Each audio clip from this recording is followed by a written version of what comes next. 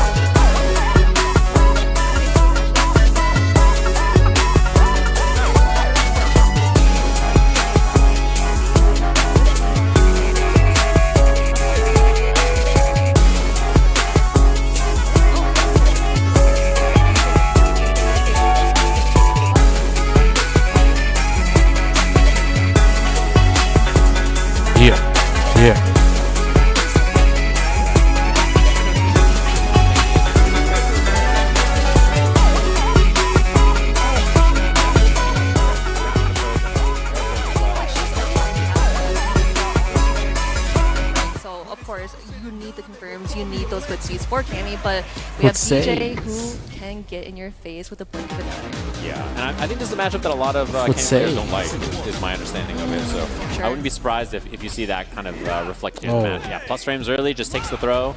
Already first to initiate, which is something that can be scary sometimes if you're afraid of dive kicks, but we just haven't seen that yet, and yeah, late dive kick gets clipped by the double air slasher there. Yeah, that's actually really sick because Fandroid didn't want to go for the answer because he thought that it might have whiffed, so the fireball was really nice, but Bravery getting that punish here, caught the backdash, but onto the other side. I'm not entirely sure if you wanted that. Yeah, Bravery tried a meaty crouching heavy punch and the backdash happened, and they both kind of whiffed and got the best of that scramble. Punish counter dive kick, you always get a combo there, which is really nice.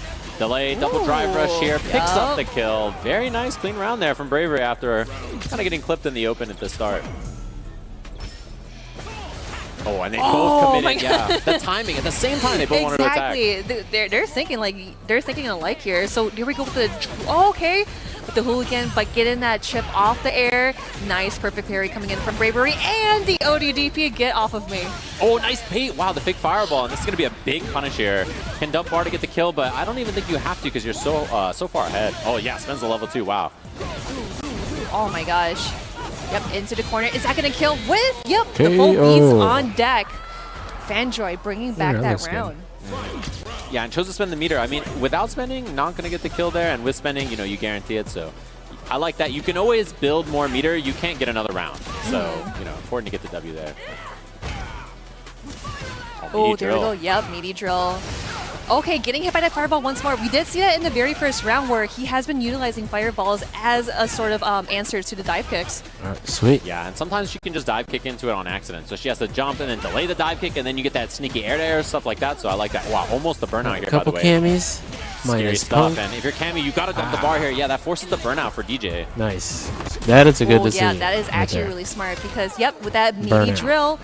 Now you have a better chance. Fandroid keeping his defense, does not want Bravery in. Oh, nice confirm. In with that spy. Okay, here we go.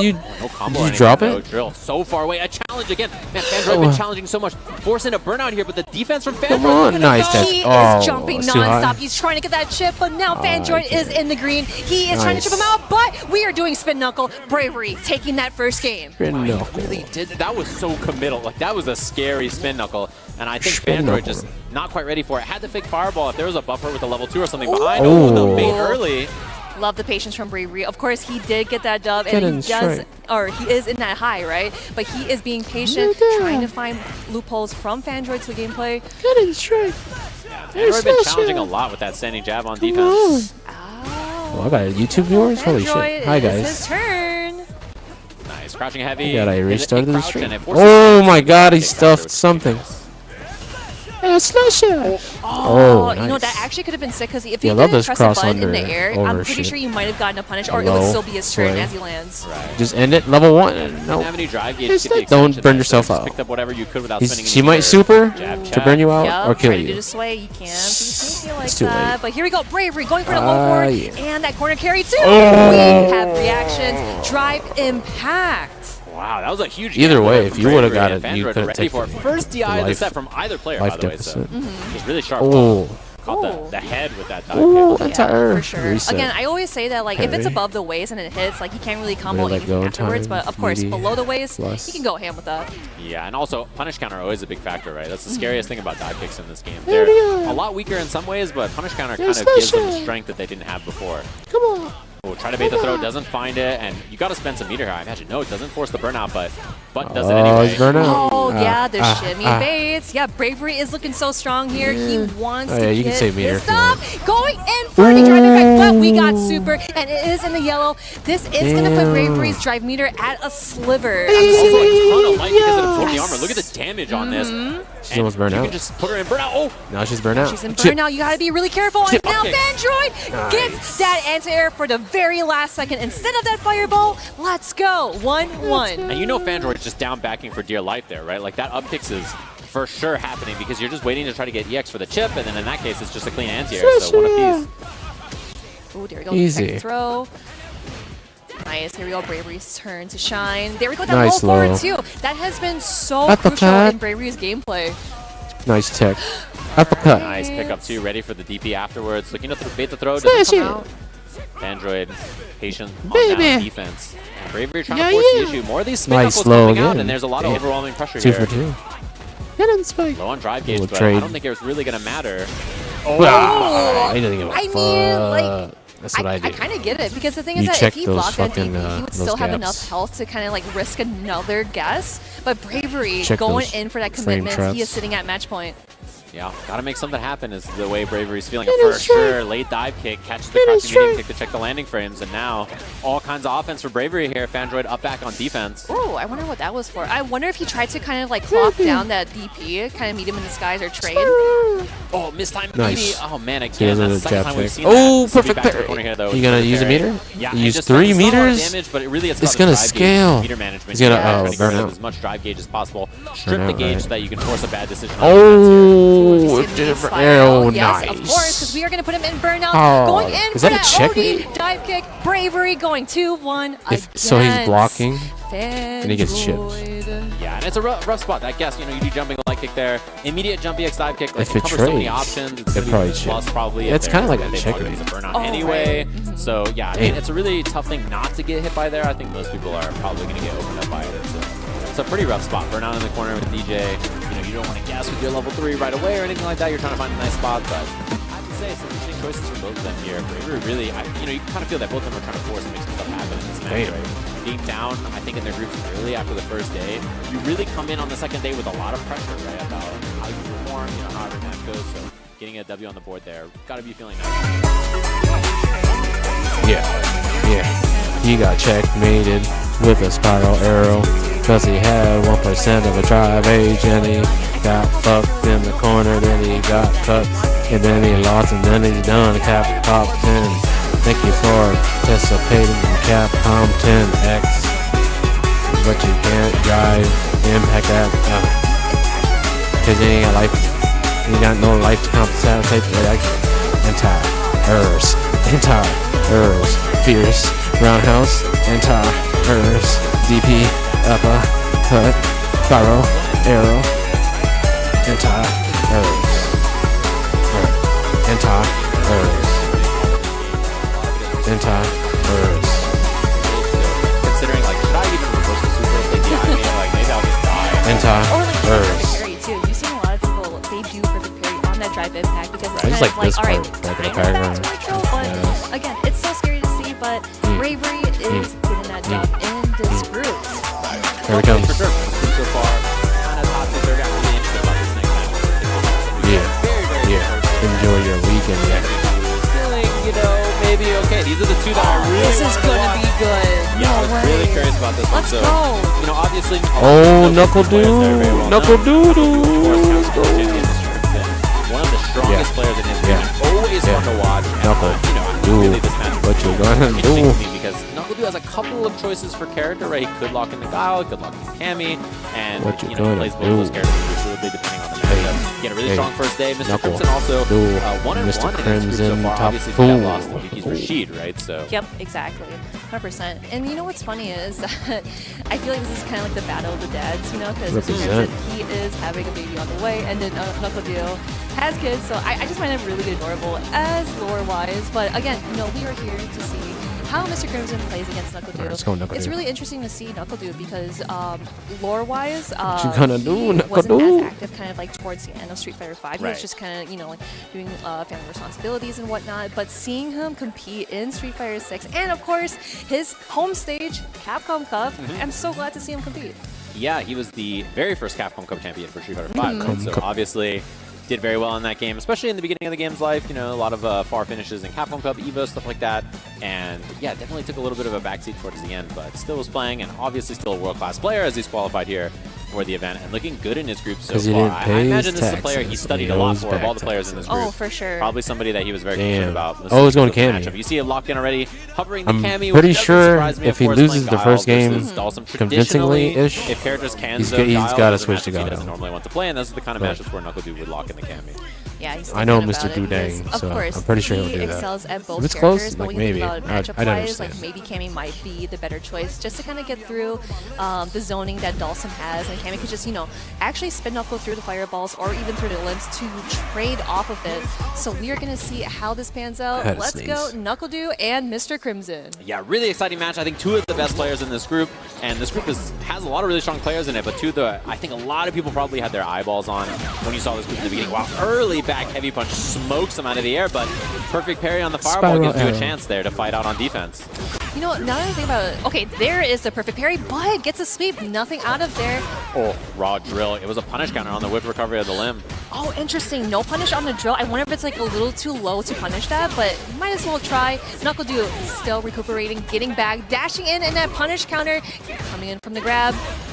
And smothering pressure so far. Yeah, especially in the first round before Dhalsim has level 2. His wake-up options are not as scary. You will definitely see wake-up level 2s, wake-up level 3s as the set goes on. Punish counter throw. It's going to be a chance for Crimson to run some offense and just takes the meaty back head. Oh, dive kick. It's like he read the grab coming in from Mr. Crimson. Oh, going to be a why did he drop the combo? As that very first round, too. It happens. I like the choice from Crimson to take out of the corner. And yeah, he has... You going to use level 3? Kick and then setups into whatever after. Try to burn him out and get your own meter back. Cancel that move as well. Oh, why would you burn yourself out, NuckleDu? Don't do that. Don't NuckleDu that. You want to utilize those resources and not let them shit on my own homies. I don't give a fuck. Very expensive, though. Don't NuckleDu that, bro. You're kind of already thinking like, well, if I lose this now you're fucked. Huge resource advantage in the next one. Oh my god, you level 3. Oh, okay, save the last hit. Okay.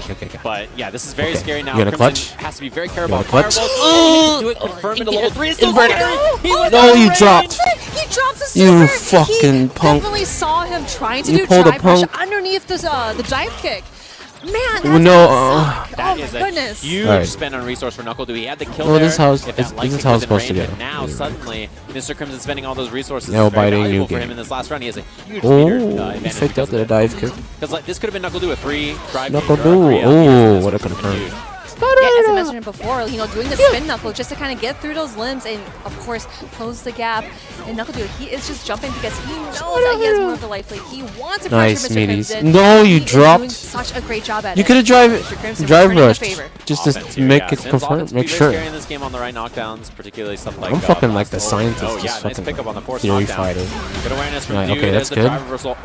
Dude, just fucking spiral arrow him or something. Now it's too late. Okay.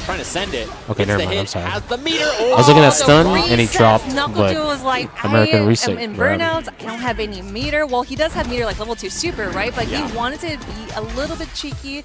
And again, I know I sound like a broken record, but with that health advantage too, it's like you're able to risk anything. It's like, oh, if he blocks it or if he reads it right, I am going to eat a lot of damage, but I'll still be alive though. A couple of things I want to point out real quick too. He went back to character select, by the way. He hit character select very fast, and I would love, if production has that replay, I would love to see his face on that drop because he won the round and he looked more upset than Crimson. No, for sure. It was a scramble. Yeah, definitely not feeling so good. I mean, it sucks to win that way and be like, oh god, like I'm just dropping all kinds of stuff. He had 2 major drops in that. So trying to clean things up here. Double back heavy kick on the standing Dhalsim. Big confirm on that. Oh, nice back dash. Really good read. Yes, Mr. Crimson. He Switch wants to get out sides. there desperately. Oh, tries to do a normal just to catch the dive kick, but that is not going to work out so well because those dive kicks are so fast. Here we go. Wow. Knuckle Dude trying to close out that Nice. first round with the Use super the one. That's what I would do. Get that kill. Yeah, I like it. I like not being greedy there. I think spending that resource is really valuable, particularly to close out that first round. It's when Dawson's the weakest. His defensive options are not the best. It's a good time to smother before he gets a chance to establish on defense. Although so far, I have to say, Crimson's anti-airs have been really good. It's been the other angles where Dew has been tricky on approach so far that have really caused him. Nice try. Reversal has been so successful on Mr. Crimson's side. You know, we've been seeing it so many times. I think we only seen it once, and no, actually no, they were all perfect. I'm just thinking like maybe if he did kind of like just throw it out there and then we'll get a punish counter off of it. Oh, yeah, immediately so far. Nice bait right there. One of the first times we've seen that back heavy punch no-go, and maybe shies him off the anti-air there. Oh, that was nice. Mr. Crimson that's some shit. In for that's the tight. Super. That is going to be a lot he of tried damage. Trip guard, the as fucking teleport keeping Knuckle Dude with the out spiral of his arrow. vicinity. Heavy spiral arrow, but trying to find an opening. missed space just slightly. I think EX might have got it. Oh, no, but we are out of there. Okay, so you do that. Yeah, Drive rush Crimson to chooses to go off a bit on his own, and that heavy kick was very important. That snipe really keeping him alive there. If Dew made it in, spike. no drive gauge on Dawson, that was going to be a spooky spot. Wow, big, you know, he kind of risked it at the start of the round just to see what he's doing. Nice. Bad whiff from Crimson. You could have side switched, but fuck it. Yeah. Just kind of jump over and get a big punish and kind of push him back into the corner on the other side. Nope. Yeah, there it is. Oh my gosh, dude. I'm just going to say, like, that pressure. You level 3, you're dead. Yeah, it doesn't matter. You got to do like 10 reads. He's just dead, so that's one. Kind of takes advantage of it. Pressure here. And yes, sir. Let's go Knuckle Dude. Just needs one. Those fireballs are scary with that Cammy level 3 on deck. Okay, yeah. Yeah, I'm very surprised I didn't see a spin knuckle through the fireball too, because Dew has been doing most of them, and they've been good. Oh, okay, with the trade. Mr. Crimson at peril. Anything? There we go with the drive effect, but we block those because he knows that he doesn't have a lot of health. He's now dead. He is in burnout. This is not looking good. Knuckle Dew going 2-0 after that fierce. Yeah, not a lot of room for Crimson to wiggle. You know, he's low on health, he's low on drive gauge. I mean, that spot was pretty rough. It's funny because Dew, I don't really think of his Cammy as like a slow footsie Cammy. Sure. But you notice as soon as like the life was that low, he really slowed down. It was like, okay, I just need one opportunity. I'm going to slow things down here, keep it tight, make sure that I don't give away anything silly. After having a couple of scary drops, especially in the first game, he really cleaned it up. Yeah, and you know, like with those drops too, like Knuckle Dew, like he definitely kept his health up there too. You know, as I always say, like having that health management, you're just like, okay, what options do I have here? Yeah, with that whip super and then going in for that grab, which is super nice. It's like, no, that shouldn't be enough. I don't want to do anything. I'll play some 5. Look at his face here on the drop that he has in the corner. Like, reset, just the throw. Like, he's not happy. He's shaking his head like, I mean, I'll take it, but that is kind of frustrating. Sometimes it kind of reminds you of like, oh, how did I win fights? Dude. Shit's so good now.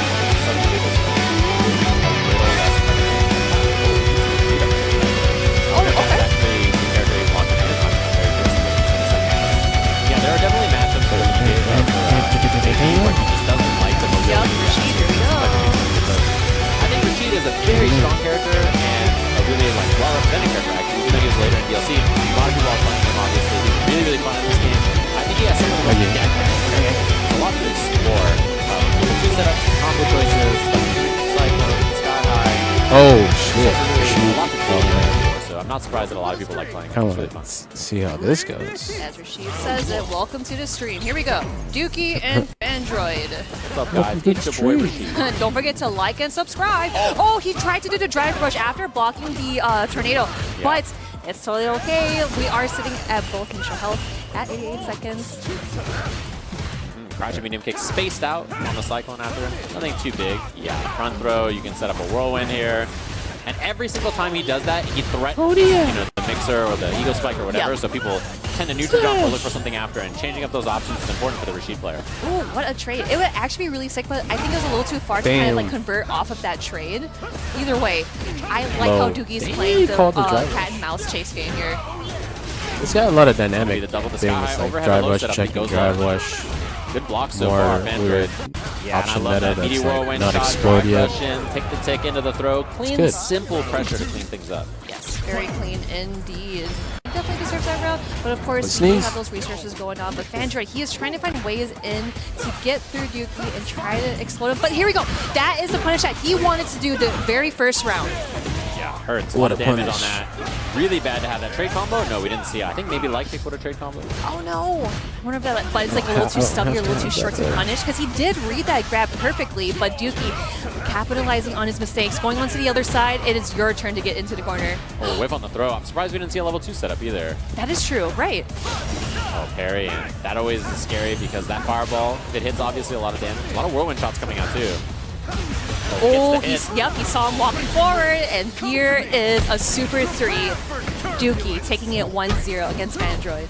Yeah, Rashid's looked really good so far. I think, honestly, having a secondary character in this game can often be very important. We just saw it in the last match with Duo, obviously. Right, But, had a refresh having this, you don't have to play Rashido. JP, which is what a lot of people are going to be prepped for this tournament. A lot of people have way less Rashid matchup experience, for sure. I'm gonna sneeze. Because it's always like, for example, like Mr. Crimson, it's like, oh, how do you play against Delsum? Oh, how do you play against Rashid? Because we've been seeing so many players using Luke, using JP, etc. But again, you gotta know about these matchups too. Yeah, and of course, Fandroid should have matchup experience here. But, what to see, side swap, baits the throw last time because the throw was the option. Oh, missed time there, and Fandroid gets out with the crouching jab. Oh, I kind of like the bait too because we wanted to see maybe like an OD mixer. Fandroid just playing it slow too. I actually like that because as a DJ player, you want to just kind of like get in his face, mix it up, but he's playing it so well. All right, there's that OD mixer. Yeah, good reaction to the drive rush. Ooh, puts himself in burnout, trying to bait a throw there, and I like kind of running away, maybe threatening the level 2, then comes back in and fake out on that. Caught him sleeping. A tricky little idea when you're already in burnout because you know they're going to chase. You know, I really, really despise that mix-up because it's like, oh, is he going to just do like an empty jump and go for the lows or go for the highs? But here we go. As you mentioned before, we see that level 2 super here, but that is going to hit him, trade it off. You do not have super anymore. Yeah, I see the idea there. Oh yeah, it's not going to go through. It's just a mix-up there, catches him off guard, rolls in the front, plus frames trying to hold up, and does escape the corner, but at a cost a little bit of life. Oh, it's got to be a punish. Yeah, here we go. That big punish. Now Fandroid, it is his turn to shine. Hey. Whip back, heavy kick again. Oh, yeah, here we go. Sure. We called that before, too, but like he did a very short normal that it didn't work out. It didn't connect, right? This is where Fandroid is shining. He is learning from his mistakes from the previous rounds. Yeah, in a bad spot. Dookie love. Doesn't even have level 2. Oh, Sky High gets him out. Oh, no! He gets hit. Sky High. Some good damage. And, of course, that corner carry, you got to block that overhead. Dookie going 2-0 against Fandroid. Yeah, and, you know, the first time he showed that mix-up, he did go low, and it was blocked, so I kind of Sorry, I was messed with the immediately doing microphone overhead, a lot, like, but okay, did you I'll be see right it last back. I'll be time? next Do you know minute. the I'll be mix-up? here for the Right, next just match. send it with it, so well played there. Very, very clean. I'm loving the Rashid play. I think it's a very solid pick. He's a definitely a character you know that he's put a lot of practice in. For sure. Yeah, it's just like especially with AJ, it's like, oh, here it goes. But with these replays here, you know, in the very first round, yeah, with that overhead, he really has so many mix-ups where you have to kind of think about it. But again, with that mental stack too, it's kind of hard to see how she's going and like how fast he is too. I really like how Dookie's utilizing his more of the grabs, pushing him out, and with that big punish manager was able to kind of light at the end. Very scary. Again, consider very combo there. Didn't see it. I think the punch trade was very long. Didn't happen there. Obviously, stuff on stage very different than when you're playing it in training mode or at home or something crazy. Yeah, I like what we're seeing from Fandroid. I think definitely looking more comfortable as we went on. Yeah, that was a mistake. again, it's like, oh, like, where is he going? I gotta look out for the normals. And again, it's with that mental side too, because that's what she is really good at. And see, with that low to trade off that workout so well for you, realize that too. Yeah, and then cartwheel into the corner. Man, I am just so glad that that's a lot of people will set up again. He gives that very often. Just the hit, and then he has to go right against sky high. Lands, he's going to be immediately overhead. That's a meaty. I can come off and do that from low, so we can introduce that there already. So, no, again, like, it was super fun to see that super strong. I've seen all the players but this match here, so I believe we have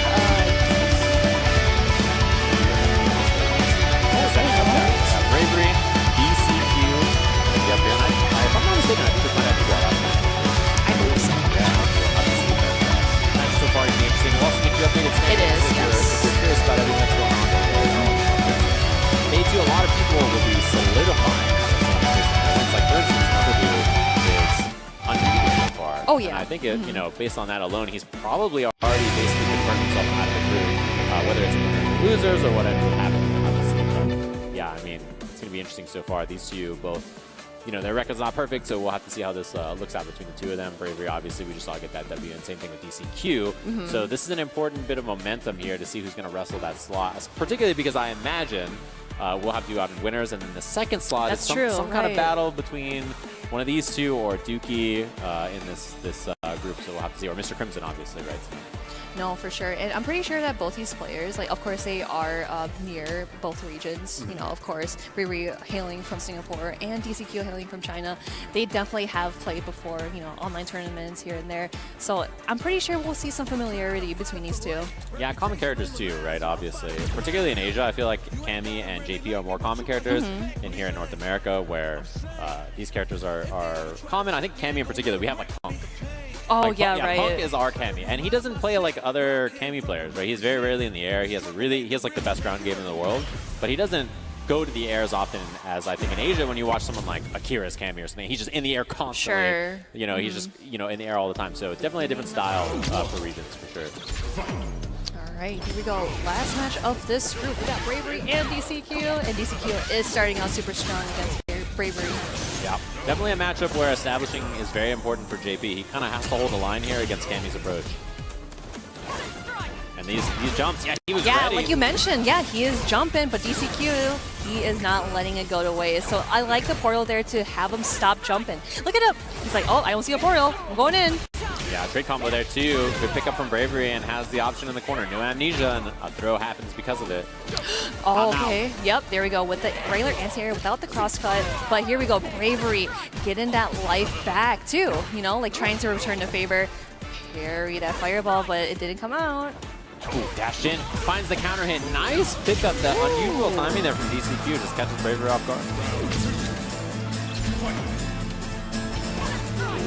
Wow, double jump immediately. Jump, dive kick, jump, dive kick. Last time it was like regular jump, then dive kick. Yeah. So trying to throw things off. I mean, it all says his name, right? Bravery. Like, he is doing those jump-ins and trying to play with DCQ's mind games here. Right. Yeah, going in for the grab. You just gotta shimmy it out. And the patience, too, jumping out of the corner. DCQ, that is so smart. Had a chance there for a pickup. Oh, this is scary. Burnout Cammy. Yeah, I love the choice. DCQ obviously going to force, right? Because of the burnout. I'm gonna do a couple like this. Touch of the portal. Just commenting. Goes low with the ghost. Yeah, that is actually really true because now that they are sitting at mutual health, but Bravery is in the red, of course. He is in burnout. He has to guess, grabs the overhead. DCQ is also in burnout. Nice Here we hit. go. Bravery taking that round. Just gotta start chipping and do whatever you gotta do. He's like, oh my goodness. Yeah, I mean, that round is a huge win because DCQ spent so much bar on it and Bravery I just want to make survived this more fun. in a pretty tough position, honestly. So this is a big W now. Tons of resources for Cammy, and JP sitting on 2 meters. He will build a 3 by the end of this round, depending on how he chooses to spend. But Nice anti-air. Ooh, okay. Just trying to go for a parry just to see if he gets a parry off of normal. Trick again. Ooh. Tricky. Just lands that raw sweep. Amnesia gets some space. It catches the low. This is going to be big. There will be level 3 at the end of this, too, which I imagine we'll see dumped here. Ooh, just imagine from that amnesia, too. You're like, oh, what happened to my health? Yeah, you try to walk back or backdash or something, and that crouching medium kick checks you. all that damage off of that, which is huge. Oh, wow, wake up, dash forward throw says, no, I don't want to be here anymore. Oh, there we go. The Oh, check wait. DCQ going for that first match against Bravery. JP Yeah, that was actually really wins. fun because, as you mentioned before, Bravery just doing a bunch of dive kicks, and then compared to Funk, right, he doesn't go in the air or doing a whole lot of stuff, just mostly footsie base. But Bravery, he really wants to get in, especially against JP, right? You don't want him to have that light lead or just like the spatial awareness that he has. I mean, honestly, who wants to walk at a zoner, right? If you have tools to get around it, I mean, obviously they're very useful for a reason, right? Oh, Air throw. totally missed the dive Wow. kick there. But here we go. Dive With kick. the second one, it worked out like a charm. Oh, spin knuckle. Nice. There we go, DCQ with that I like the punish. Cammy play though. Oh, and a lot of drive gauge. What a with parry and then portal right for fucking on top Although of it it. gets a bit of it back there. Jesus Christ. Nice check. Oh, nice check. Here we go. Nice Bravery check, just yeah. getting Oh, spot, but backdash DCQ to definitely dude, I need a backed backdash away more. from the grab, That shit and was we like are back to not square that good in one. 4 or 5. Oh, no anti-air at all. Yeah. Oh! Yep, he's Like, been you can reading meaty, it. but at He's least been it grabbing juggles. Just Oh, one more hit you coming in didn't- from DCQ, okay, but yeah, he take it. blocked that ODDP. He Gonna say, you saw just it coulda from a just mile finished away. that. Match points. People, when you start, Yeah, DCQ, I Alright. have to say, looking fantastic. the one thing about the new game Jab check. that the Swings meta him up, keeps it nice and safe. will move A lot forward, of the resources evolution gone of the for Bravery's meta. drive gauge already. is we need to And finish our DCQ gotta fucking take advantage. I plates. imagine we'll see We need some to kind of finish movement our pretty soon fucking here. plates, guys. Level 2 maybe coming. We got 3 sticks of butter. Opening, no, We got this 3 is meters of very- fucking EX. Ugh, this is looking ugly. Bravery cannot find an opening here at all. Spike's gonna hit. Oh, Yeah, nice level 3 jump. is available. Some of That you was actually motherfucking super characters smart that are because top DCQ tier are definitely could've okay in answered, but He burnout. saw his portal about to combust and going into the Let's put it all together. For the level Just- 3 super. we haven't gotten the- Now, like, the we gotta prime wait and see synergy what of this Bravery game has in yet. store. We're gonna see those That dive takes kicks. about, Yes, like, we 2 to are. 3 years We're to gonna see a develop. punish with that fierce. But Nice. still, Yeah, DCQ was looking for the air throw again. this No is go on that, refreshing. so we see a punish counter on the landing. Close enough to get the Oh, punish. you're That dead. should be Like, the 5 kill. was Very okay. nicely played. That was DCQ fun, cleans things up 2-0. fundamentally, just it like was that. just fucked. Did you see he did like a little kick like, huh, that'll be enough. Yeah, just a little toe tap. It's Little because breezy. of like a game decision choice to make it Little breezy button. 50-50 But more very well played, I have to offensive say. and less I mean, DCQ defensive. looked really sharp in The both game sets wasn't gonna today. last that long from the beginning. And that's how you want to So be Street playing Fighter coming 5, into yeah, it day lasted 2, 5 day years. 3, I'll give it because, that. You know, obviously the first day, a lot of things can happen. You can take some losses, be nervous, that kind of stuff. I say Street Fighter 5 lasted 5 years. And then after that, it just became ass and then just fun, but still the same bullshit. I think Street Fighter 5 probably has the best character roster for Street Fighter. Nostalgic, like World Warrior, original classic wise. Minus Fei Long, of course. Like Rose. I like the Alex, of course. What else is it? Who else is a good character? Fucking Oro. Oro's fucking dope. Ryu, see, that's when you know a game is bad. When Ryu sucked. And Chun was good. They nerfed her too soon, maybe, because her air legs were like way different. I think she used to be able to do spinning bird kick in the air as well. Let me put on their commentary as well. Just to Prepare for every situation let me Exactly. So I do want to take a look at the scoreboard real quick here, though. Because But in this group so far, this game is good. It's refreshing. Options. You need good defensive right? options. Like undefeated. Yes. It's still fast. The corner is so scary now. 3-1. The corner is so scary now. Even if you're not burnout, the inception of getting drive impact just enough is enough to make you break and get fucked. And notice no one is drive impacting the corner that much. 3-0 for Knuckle Dew obviously has not played. There's not a lot of drive impacting the corners that much right now. Very few. And most of them have been getting checked. Maybe like 1 or 2. I don't even say 3, maybe 2. Drive impact got hit in the corner, and they couldn't drive impact back. They even tried. They tried, but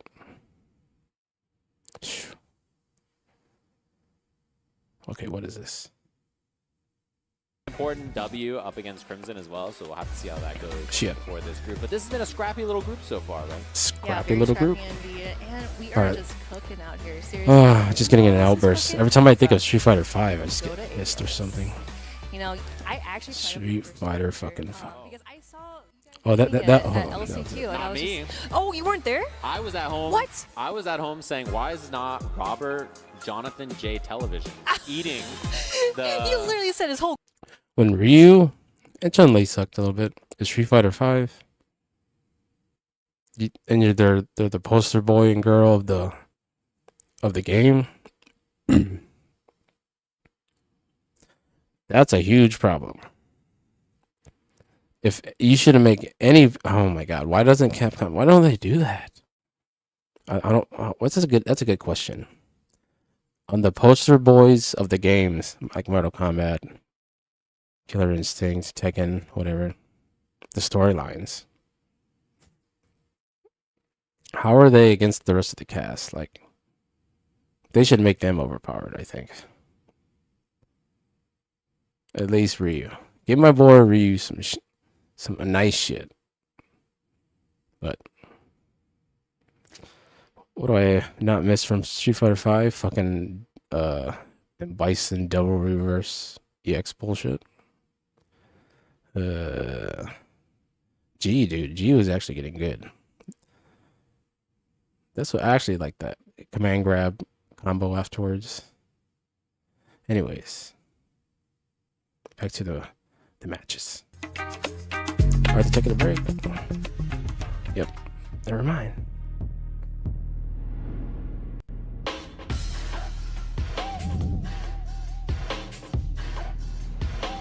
I gotta switch it so quick. Yeah. Fuck it, I'll just do that. Yeah.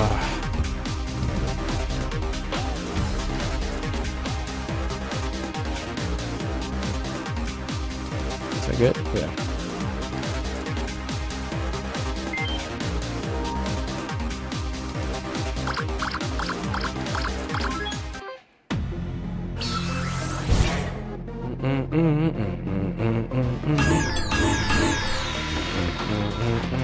Meta build. Meta build. Smoky Wolf 5 rounds. Do you have to wait? How long do we have to wait? That's the question. Oh. Don't radio. Yes. Skip him. Yeah, let's go.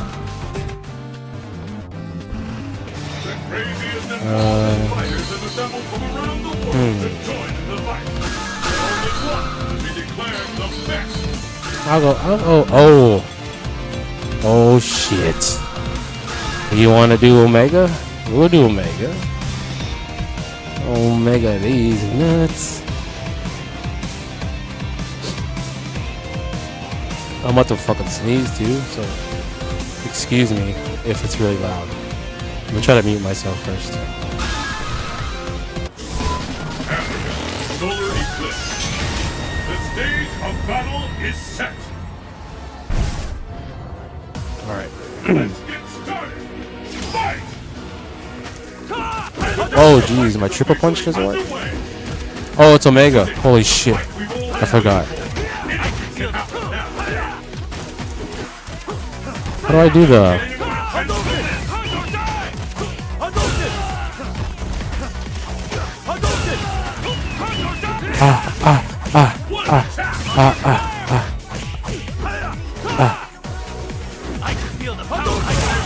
I'll take the trades. I don't care. It's like I got a fireball, bro. No!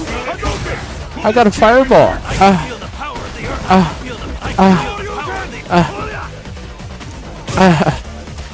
Uh-oh, he gave up. He gave up. That's fine. Ladies and gentlemen, the ultimate Street Fighter! And the battle continues. Fight! Does it? I want to EX grab. Oh shit. What's next? No. It looks like this no stopping this one. Turn it all around. Unleash the power. There we go. Whee! Hiya!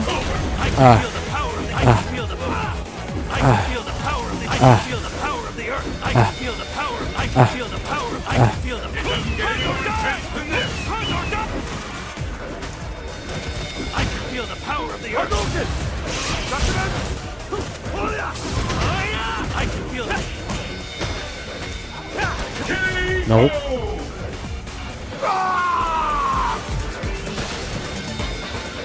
Let's keep it up. Fight! My name's David back here This fighter is in the zone. Oh! Yeah. Yeah. Will rise. Let's see what goes down.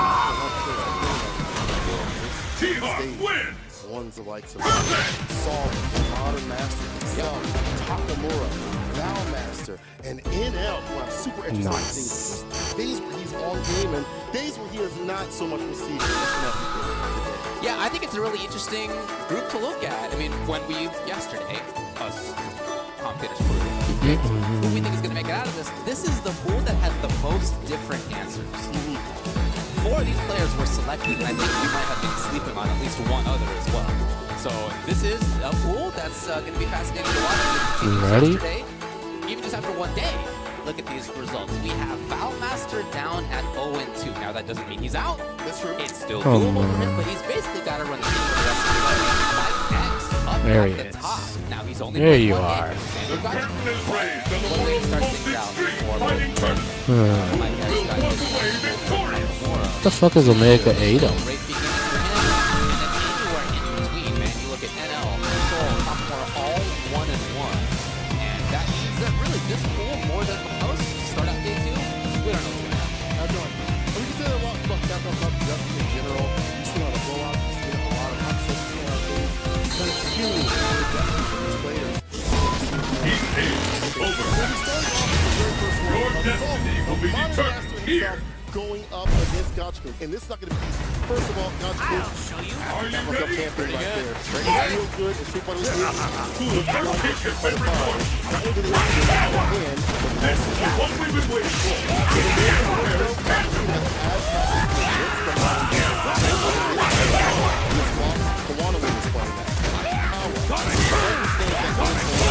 You ready? Never played a modern player like him. Hey.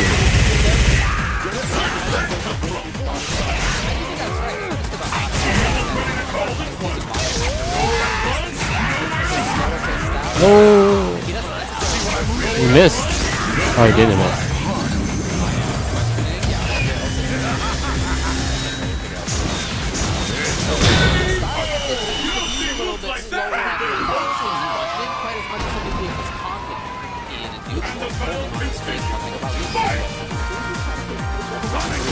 If you would like to, you can play that style.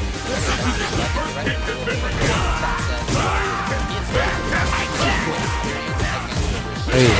Okay.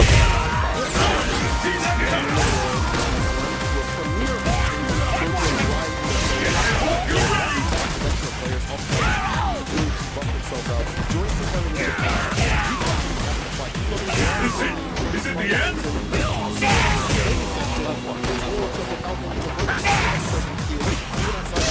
Nope. Singapore, third place, Blue Respawn, second place, FAB Cup qualifier, first KO Cup. Yeah, he's had a pretty decent season for himself. Yeah, pretty good. We're getting into this thing now, game 2 out of 3. Of course, again today, as it's been all along in the groups. So style works out. Gotcha initiating immediately walk up throw. It's the punch Shit. counter on the parry. The overhead for the attack comes inside of solving. All right, again, keeping his eye on the counter hit. Have that a couple of times so far. What do you got? Question is, how much is he going to press here? He has backed off sometimes yesterday at least, and that is the same idea here. He can do so. Mention the reactions that he can do. Being able to have the jump out certain interactions and things like that. DPs, the fireballs, easy to react to. It is. But a lot of things are coming through for the side of Gotcha. You see driver crushing light kick, fireballs every so often, anti is right there. The pressure from Gachikun is relentless right now. Soul got back to where he was comfortable. Look at this, building important drive meter back too, not just about the combo.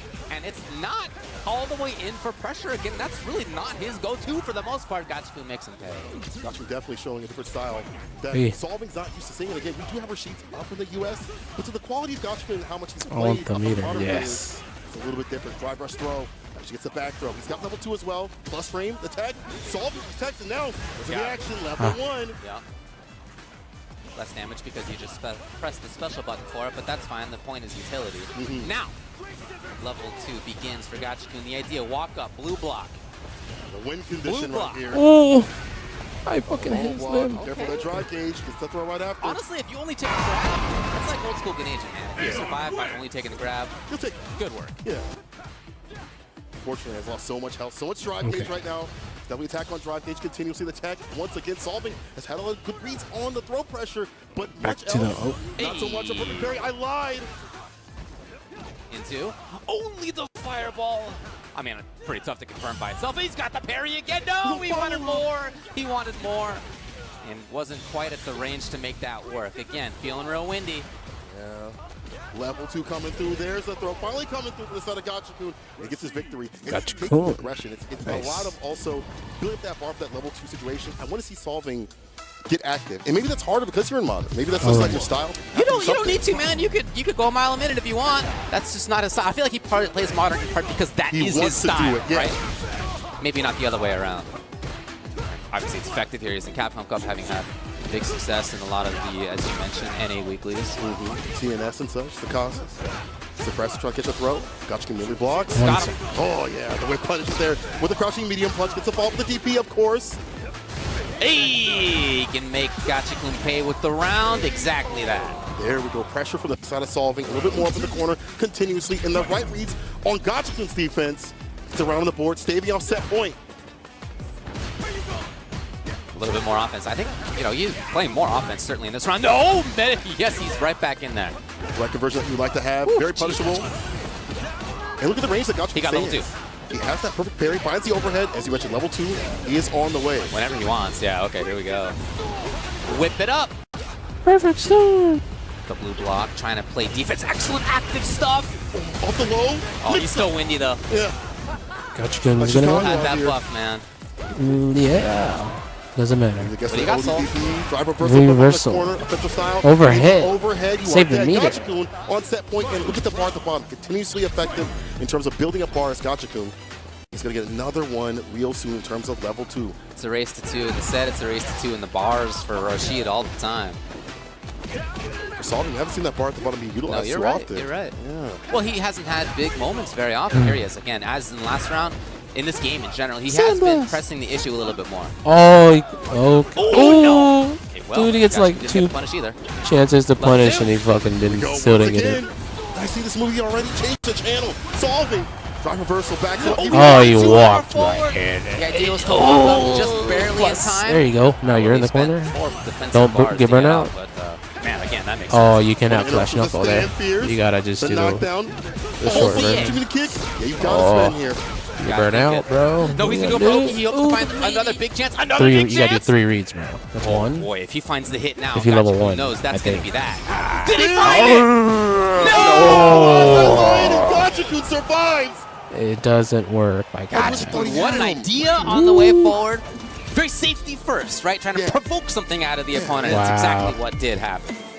Preventative help. A block then keeps Apple away, and Gachikun moves on 2-0. Again, he understands how to fight modern. And in reverse, how to fight Rashid his caliber.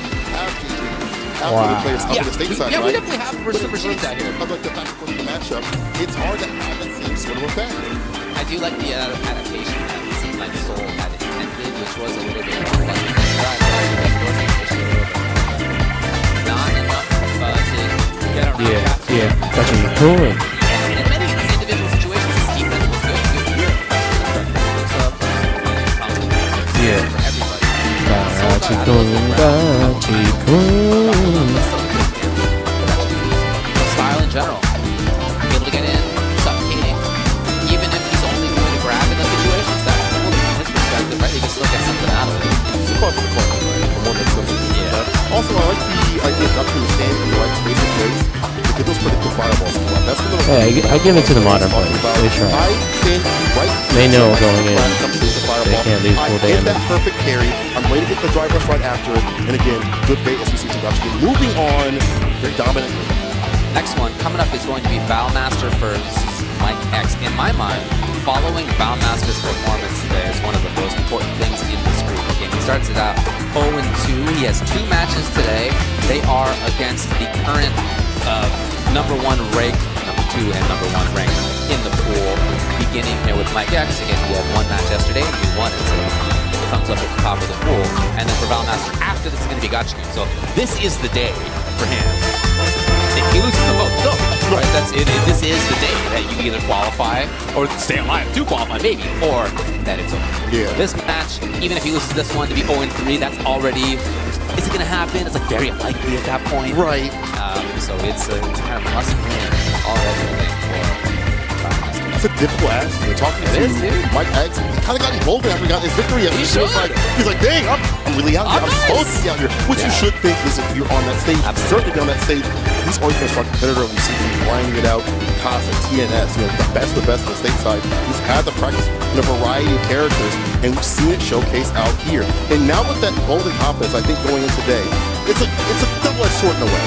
You have people looking at you now that, hey, you're a threat. I got to worry about you now because like you're actually on form. But in reverse, though, he knows it should be. He has the data to be like, yo, I won my first game at CapCom Cup.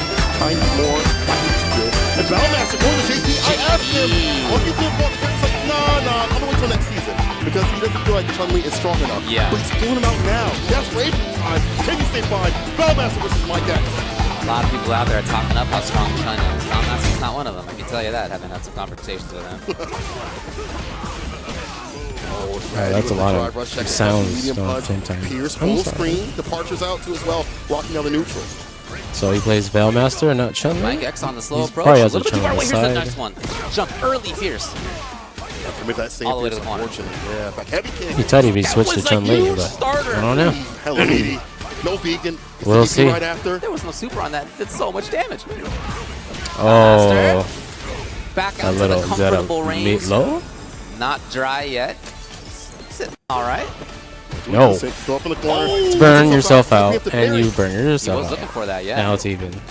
Jump early, You Fierce actually guys, whiffed this time. why? Valmaster again back to the comfortable spot. Here. Oh, nice. Yes. Yeah. Level 1 to get it done. Just Mike use your Davis fucking above meter, the bro. kill. Level The perfect 1s. Level 1 boys. Tried to call out Please. the Level movement 1 by Mike, and boys. unfortunately for him, he was wrong. But again, I love the movement by Mike, jumping well. Here. Also from Valmaster backing up to get these whip punishes, deal with the drive rush as well. Yeah. Jump Fierce, the blast button, apocalyptic. He beat a cane down there. He really did. That's one of the best anti-airs. I know. Fierce. You're kidding me? Oh my god, defense into offense right away by Mike. Scheming in the corner. Drive What are you rush, doing? medium punch plus, burns him out with a great sequence. But What? Super level 3 right Wow. just like that. How much damage Back is and build up this? some bar. Not all the way though for the side of Valmaster. 45? 30? I mean, he was in Yeah, a tough 30. spot. Yeah. Like 20, 25, So 30. it totally makes sense to spend the whole thing, Yeah, but like he is 30. back! Ugh. Back against the wall, more like. Use that And fucking Mike is meter. gonna Yeah, end it just real quick. use it. Maybe? Right over to Memphis, you don't. Mike X might make Uh-oh. Valmaster switch. I was gonna say, you could have done one right loop, now, I'm but gonna ask you. Yeah. Hard question on you. Yeah. either way. Do you switch? That's what's I like do. awesome about the game, Valmaster has and his also own thoughts frustrating about his main in character, Chun-Li. the part of the growing This is a pains match of that I learning. know lots of Chun-Li's, not just Valmaster, don't like. Right, yeah. So I understand trying to move away from it, but Yeah, that just Chun-Li. didn't go how he was Chun-Li hoping for. boys. So I do think it makes a lot of sense to go back to this. Stand. A lot of confidence now on Mike X's side. He's actually the only person in this pool who has not been in Capcom Cup before. Right. So for him to have 1-0 in day one and then Nice try, get Rush at least a Tech. game, maybe the dub versus Valmaster, huge confident boost. Nice reaction, but couldn't It's some of these races put, where you know fireball's gonna didn't come use through. drive rush. React Nice to EX Cody out though. with attention There you go. kicks. The fireball locking down the neutral. But the thing is, Luke can bait the entire time. The Hazanchu's fine. Let's go, Chun. Back into the Just, dude, you got a 4-0. Yeah. 4-0 boys. Mike X in the corner. He looks so much more comfortable. Oh, what a Anti-airs are trip there, guard. the neutral's Anti-air there. His defense was there combo as well, even jab stronger. check into combo. Everything looks better. Quick extension. Jump here, You swift. level 1? Master. Oh, you got it. Yeah, Gonna I would make level 1. Mike pay with the round. I would level 1 as well. Can't be saying character ain't good when you're looking like this. Woo. And some of this is just confidence in the match. You probably played a lot more than you played JP for a month and a half, and you understand. But at this level, at this competition, you have to have something that you're comfortable with, no matter what the matchup is, bad or good. I definitely agree with that. Mike now stuck in the corner pretty fast. Valmaster not overly intent about holding on to that. It's all right. Walk back. Oh no! Mistake right to cover. EX. Go for a fireball. Got a deep D. Up kick. Valmaster makes him pay. And it's on the approach again for him. Oh, it did work. He tried to anti too. The jump is coming Could be through half though. life if he wants it to be. Okay, well, still pretty good anyway. One of the best wake-up options in the game. The punish counter follow-up has that level 2. Level He's gonna spin it 3? right now for the pickup. Oh, level 2. To put this man down. Extension. Dead. End of the round right there. No, Oh, he didn't do the other one. He did the Mike short. scheming. Why did Yellow he do the health short bar version? stays on deck. He- He can't get hit dude. at all, but he Just also go fucking for it. If not, you get an American reset. He already You, gets a kill if you get level, hit dude, right you get here. C8. I swear to fuck. Oh my fucking god. You got fucking C8. You better fucking not drop it. Yeah, let's go. Mike X. Why would you fucking just do the 2 air hits? Each do 3. You pay for it. It is match point. Mike Why X would you on the fucking strength not of do an the 3 incredible comeback hits? at the end. Big You're damage fucking to ass, him. bro. He did find it, so struggle now You for fucking Valmaster garbage to stay top alive. players right If now. he loses this round, honestly, Yeah? CapCom You're Cup might be over. nervous. Oh, You're human. Might be right. Valmaster. Fucking Back Christ. on the bay. Back on the switch to Chun-Li. Back on the switch of Chun-Li. Sandblast. Corner carry setups. But can You better Finally fucking confirms. close this shit now. Trade has on the corner. Nice interruption with the crouch. And just fucking shake that off. back And you to got neutral, meters, does not so. overpress. Feels confident Look, here. I think use switches 1 great. He just meter had an to save example drive of that. rush meter. But It's all worth. the way back Oh to the my wall. gosh. In I'm just saying trouble it's under worth the it. crepes. Back into the wall. The drive impact. Oh, yes. yeah. I love the That's X. an amazing reaction. Let's go. Oh, yeah. You see that with the anti, seen that with the DP reaction. That's gotta be Again, nerfed. anything that could come through. But still, you're caught up in the corner. You just gotta play a Mike X little bit will slower against punish Luke, and then you put go this with man punish down. that Drive impact. crouching Stand medium there. punch. Oh, use the meter. I think it's gonna be. You get it? barring a Yeah, drop. I'd use the meter. Mike X. 2-0 Damn. over I'm sorry, Valmaster. James Not Chen, only but there goes was he your Valmaster 2-0 pick. over his win yesterday with Takamura, but 2-0 again versus Valmaster. What an incredible start Wow. to CapCom Cup for Mike Wow, X and a heartbreak for Valmaster again. It is tough to imagine going 0-3 and then making it out of the pool. I gotta wonder what would have happened if we started with Chun-Li. If he had just had the confidence with that character, I understand how he feels about that character, but the JP didn't look ready. Mike X has so much JP practice in the States. You got Banana Kin, you got Brian F, you got many JP players that give you that practice. Hell, you go on right to any point, you're gonna get JP practice. So he understands that matchup at a high level. Valmaster, what would have happened if he would have just What the been fuck? confident with the Chun-Li, but also confident in his game plan to stay solid with that character. He walked himself into the corner so continuously, which we'll see real soon here. But I want to get to that point because it felt like he kind of gave that room away to Mike X, just let him dog walk him up in the corner. It did feel like that, yeah. Now, I mean, there were moments when Mike X had to make big comebacks. We'll take a look at that in this next game. Certainly, Valmaster, here we go. Big life lead, right? It's not like he was playing badly the whole time. Right. He certainly had great stretches in neutral and in offense. Here was a nice chance, right? Look at this again. He's got the round. He's got a big life lead. It was not a blow up in terms of how it actually went, even though it says 2-0 in the results. Yeah, definitely not, but Finally found his way in. Overhead worked out. That has been working all week, actually. Overhead low mix-up after a release drive rush. Yeah, a little reset situations have been really important.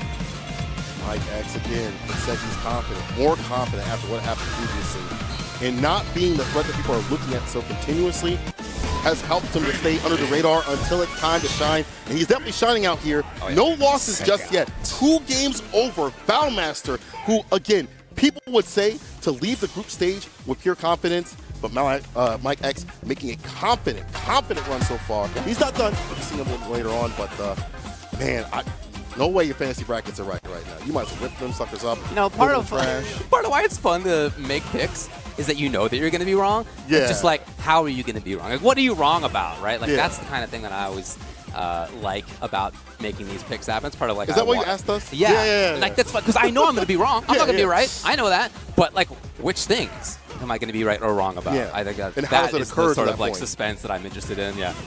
So obviously I'm wrong about this group so far. So am I. I'll admit to. I'll be with you, and I bet all of you two are as well, unless you were in Canada and have seen him play continuously, or have had to face him in some battles over tournaments. Or I mean, we've seen strength from him for sure. Like, he definitely has looked good. Although he hasn't traveled in the same way that some of the other players have. Right. But when it comes to his matches so far, his big tournaments so far, you know, he looked good in Canada West when he won World Warrior there. Like, he definitely looked very strong in doing Very so. dominant. And as you mentioned, we've seen him in the NA weeklies. He's looked strong there too.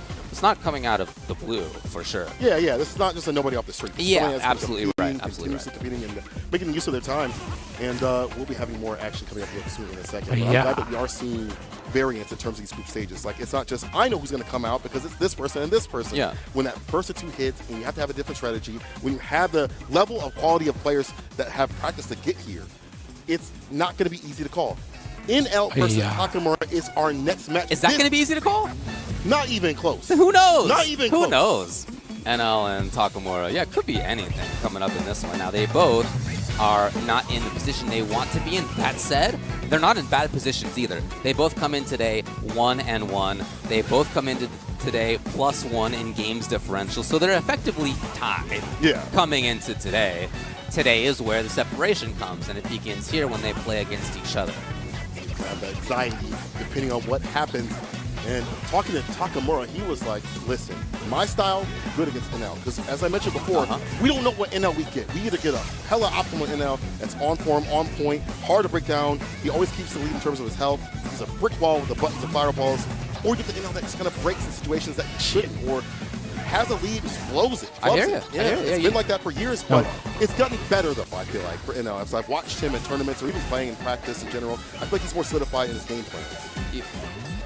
But you never know. You never know. And in his season, he did show that. So, like, 25th at Gamers 8, right? A lot of people were there. Yeah. Not a lot of people were there, I should say. But he he was was like quality. Yeah, that's what I mean. Very, very strong players. But 25th is not that great in that context. However, he got 33rd at EVO, and that sounds like it's not too far off. That means that you're in the top 0.5%, literally, of EVO finalists or of EVO players. Run of EVO for Street Fighter 6. Exactly. Well. Yeah. So there are definitely times when he looks amazing. He got 17th CPT Major Singapore. He also won CPT Asia East, which is how he's here, the online version, and that had a ton of killers in it. So, yeah, I'm with you. Hard to say. And for Takamura, you know, some of his results as well, a little bit here and there. Gamers 8 was 9th place. That's really strong in that context. Europe West, he won for World Warrior, but he got 193rd at EVO. So you just, you don't know. They both have incredible skill. Their ceilings are very high. Right. Are they going to reach it? Now's the time. Millie sitting right in front of you. Drive rush throw. It's how we start the party off. Takamura's crazy. NL. Oh, no. NL is really good, though. Oh, a little too close. The Amazing Asians. Oh, that's what I'm talking about. He didn't even spend the drive on that, you know? No safety involved. Welcome to Atlanta where the corner is square. Yeah, I love it. On the side switch. Got outside the corner. Oh, watch your feet. That's a drive rush. The stab. Show you again. That crouching medium kick. Nice The tech. low sword. Mile away. Different area codes. Nice reversal jab. Caught him coming in. Got the counter hit. The GP. One more hit will be it. They'll be banking on it. He's in burnout, but it's still one touch. I do. He's really trying to hold on to this corner. Don't let the sketch around. There's a fireball. Poke play coming through from the side of Takamura. First round to him.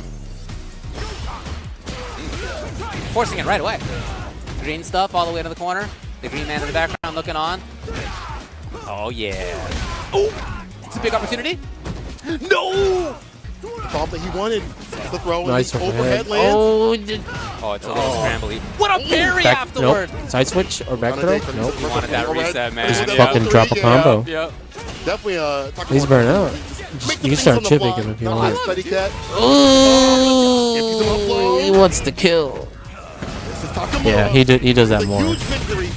Asian players more often want to save it for the kill. Aggressive style.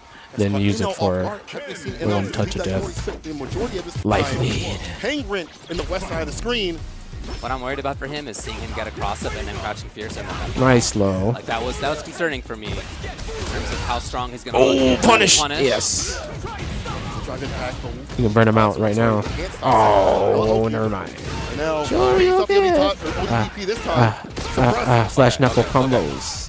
Alright, excellent work. Yeah, making a count. Important to see. Punish. And he's All right right, too. okay. He's got the blue block. Now punish. Is he you gonna hunting use for the the meter? kill on this? Oh, No, you don't need to baby. use it. It's gonna win. Here you go. Doesn't even need to. The fireball gets it done. Pretty You good. don't need it. The most uppercut out of NL to get those back heavy kicks to double as much damage as possible. So even in this first game and a half, we've seen what we're talking about. He's a guy who did crouching fierce for nothing, and then in that round he had 2 sick conversions. Getting a lot more active, a lot more aggressive too as well. Got him. Yep. No cancel on that. You're in trouble. Heavy fireball to keep that safe and solid. Come on the back foot now. What a reverse of what we've seen thus far. The charge up the drive. No cancel. He did have it. Didn't do the no with the prodigy in the level 3. Oh boy. Challenge, and NL finds it. Okay, so staying alive. Now again, as we mentioned coming into this He's thing, dead. they were 1-1 in matches. They were 1-1. +1 in games. So they were tied. Right now they're still tied. They've played 2 games. They're tied. They're still tied. They're still tied. It all comes down to this. Game to game, NL Takamura. The switch up though, the interruption coming from NL with that crashing punch, catching the green slime. So up the corner with the heavy knuckle. Reversal jab, leg up, Takamura gets a deep drive rush in, gets a jab. And once again, Takamura going for these jab, like for the pressure after the drive rush, set the throw right after, I'm assuming. A little bit of variance afterwards, but we'll see if NL will react with like fireballs, crush medium punch again, stop the drive rush. And happening. Yes. NL finding it. Unfortunately, didn't get the timing right. Back to neutral. Neither one overextending. Slowly, NL backing himself up though. About to walk into the bushes. No, he's trying to get out. Yeah. Trying to leave. That's with the crouching medium punch. Bless button. Great starter right there. It's got the bar at the bottom.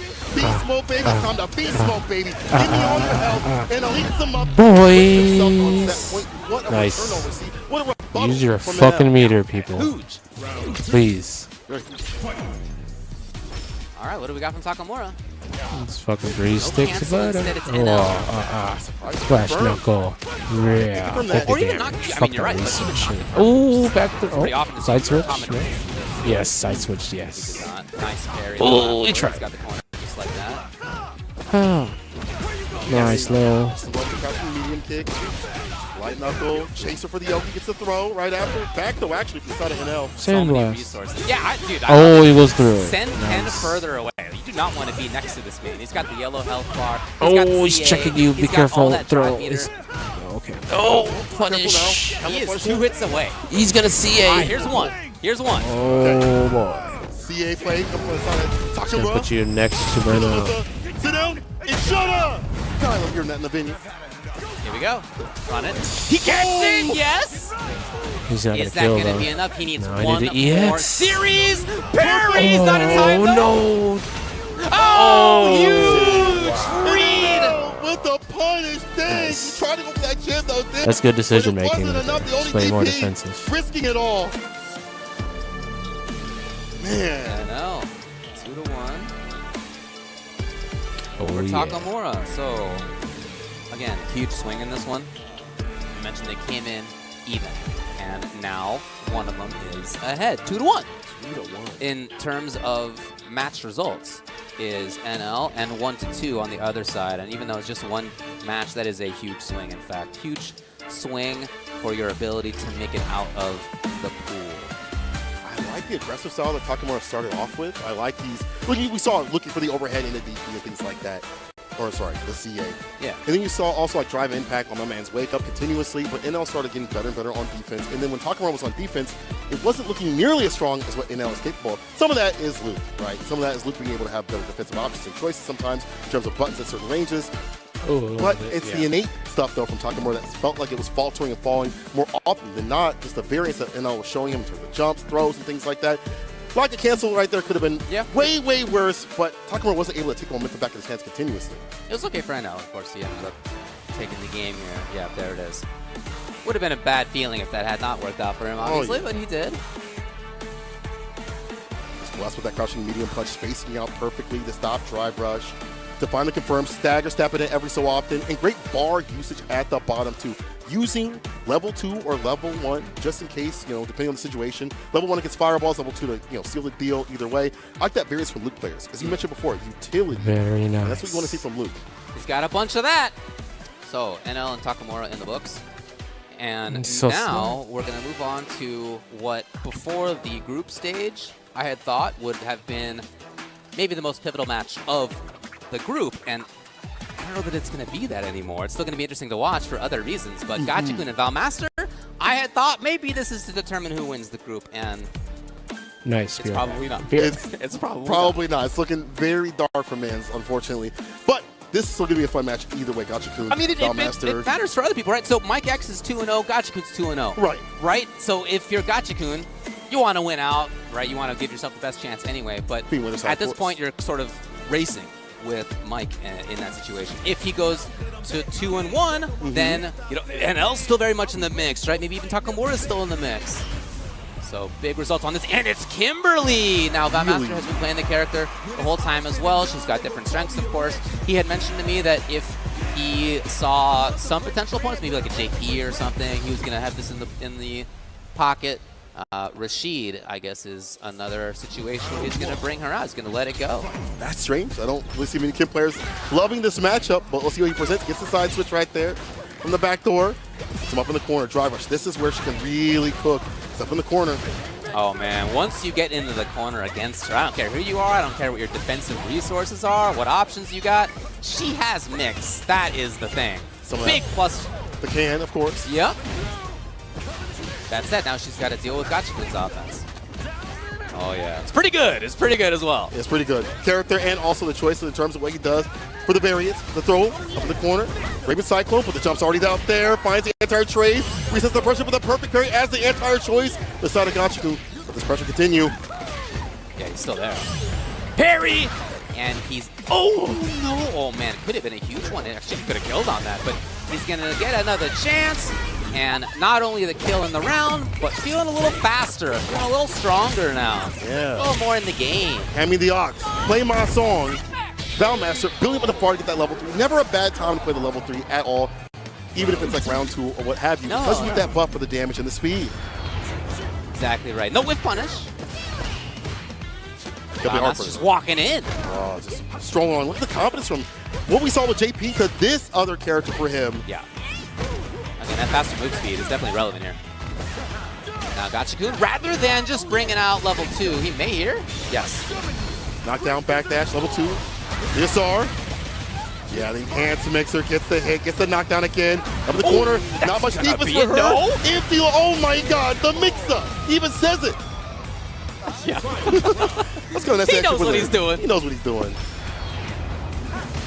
All evened out. Gachikun working on another bar too as well for level 2. Out of here. Okay, it's a nice opening now for Valmaster. Just like that, almost into the corner. He's worried about wake up. Another chance. What do you got? What do you got?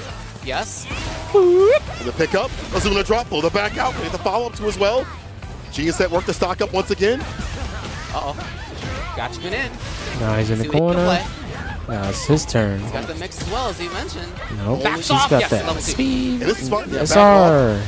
Safe and solid. In terms of defense, the only thing Yes, she really has is sir. super hella slowly overhead. Nice double overhead. Christening the cranium. Into Be able to get that EX OD extension. follow-up too as Combo well. to set Pressure's up not over. into jump, then the anti-air low. Oh my god, you can trip guard, anti-air, fierce low. That's the shit. That's how you, that's the evolution.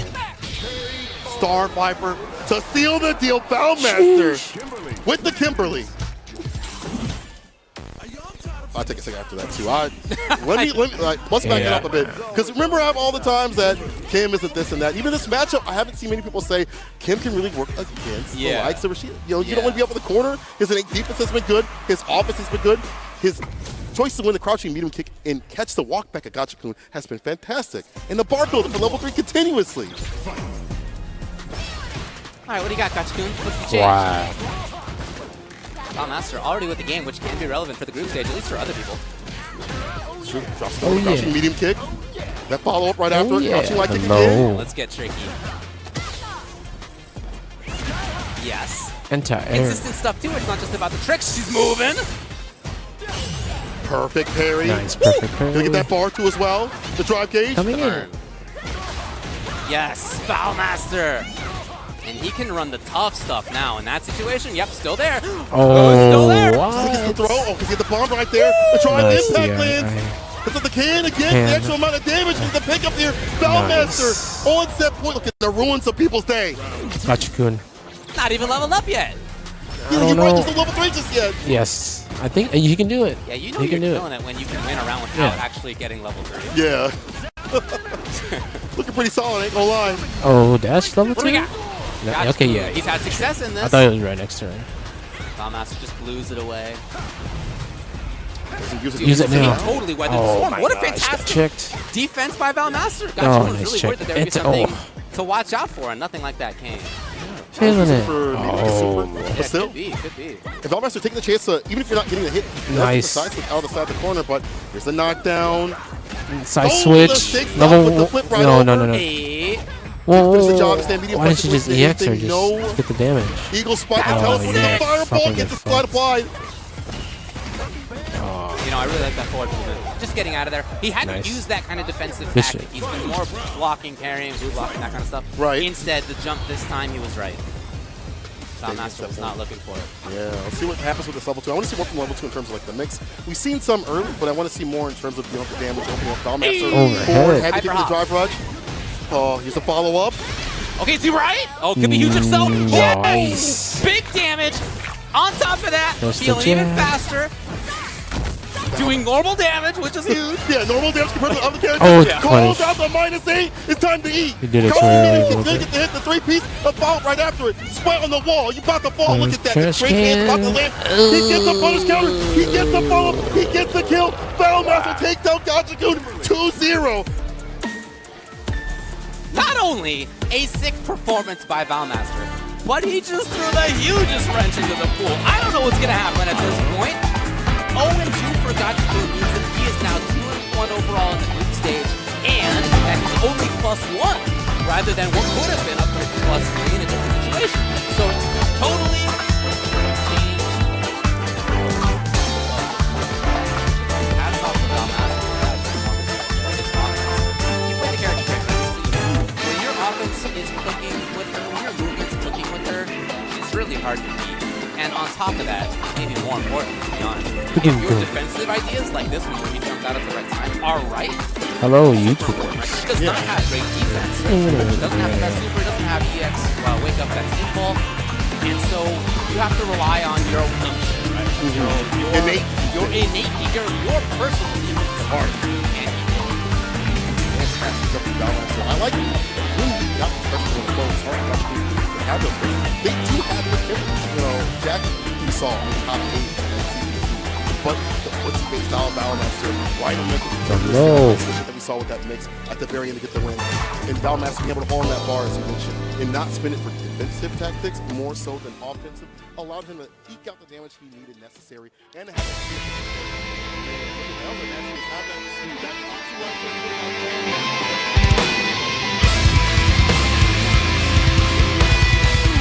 Yeah.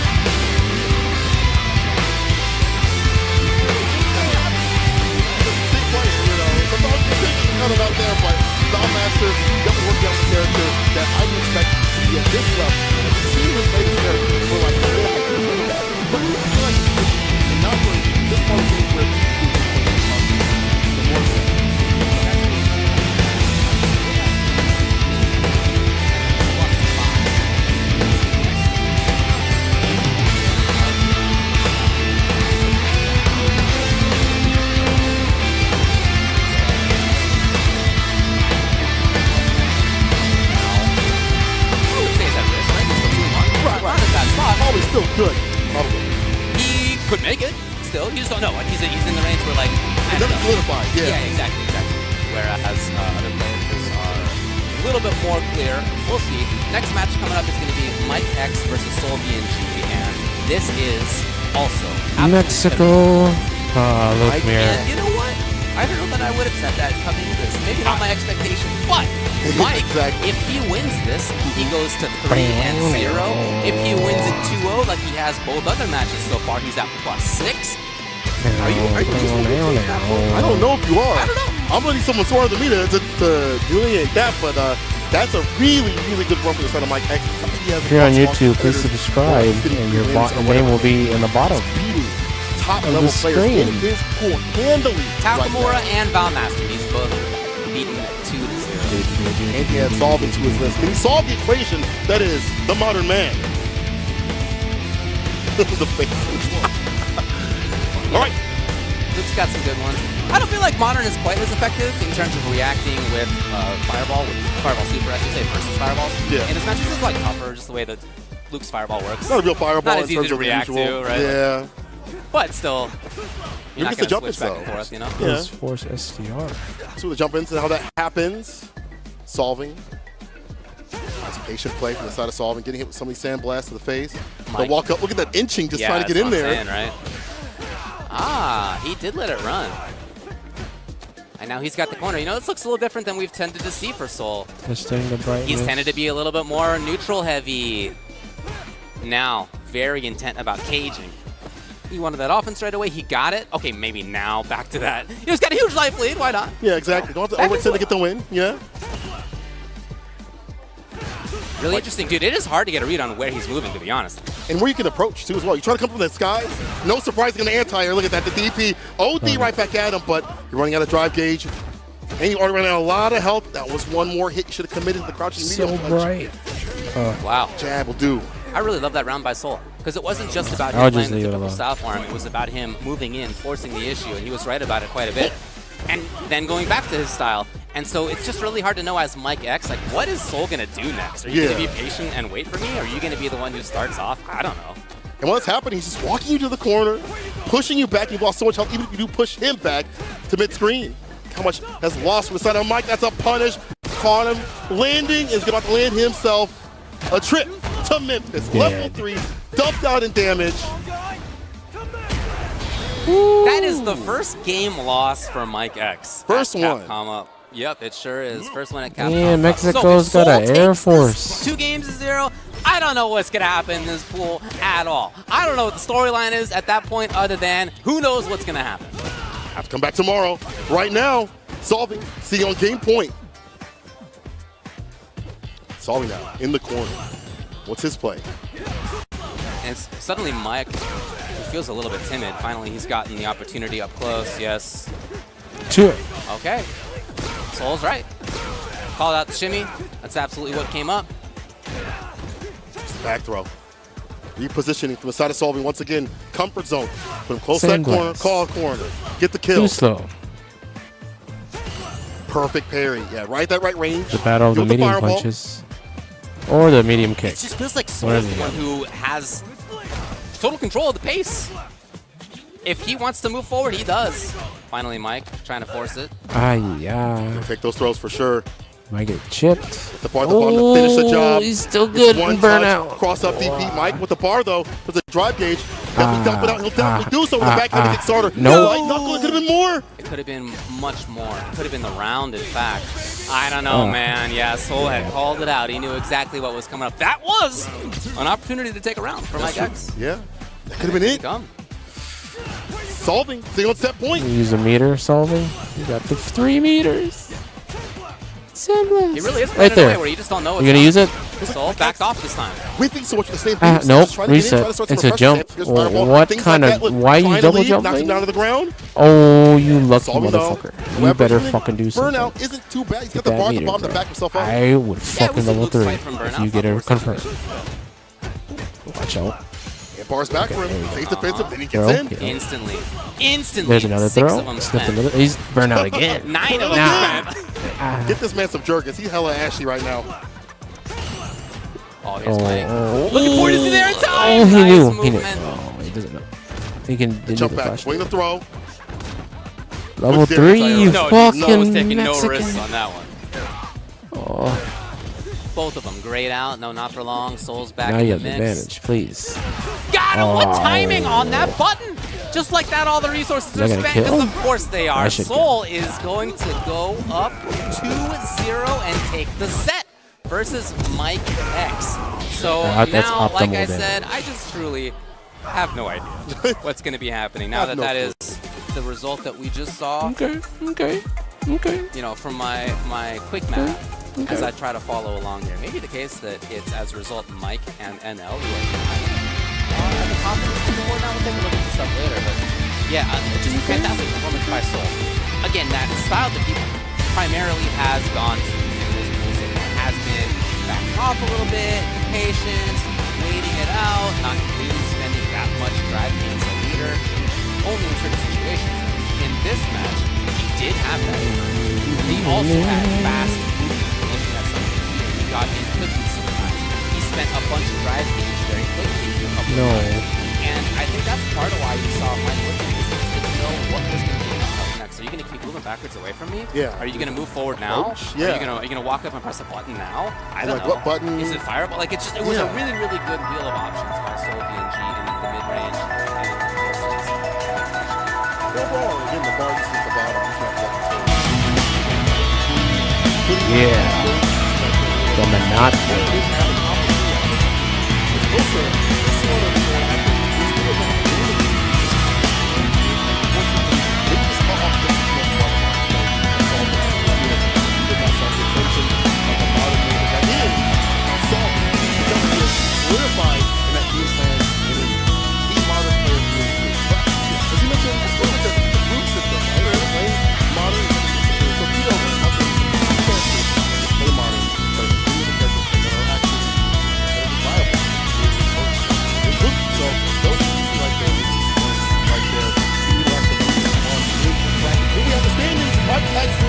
Along with but one modern one classic.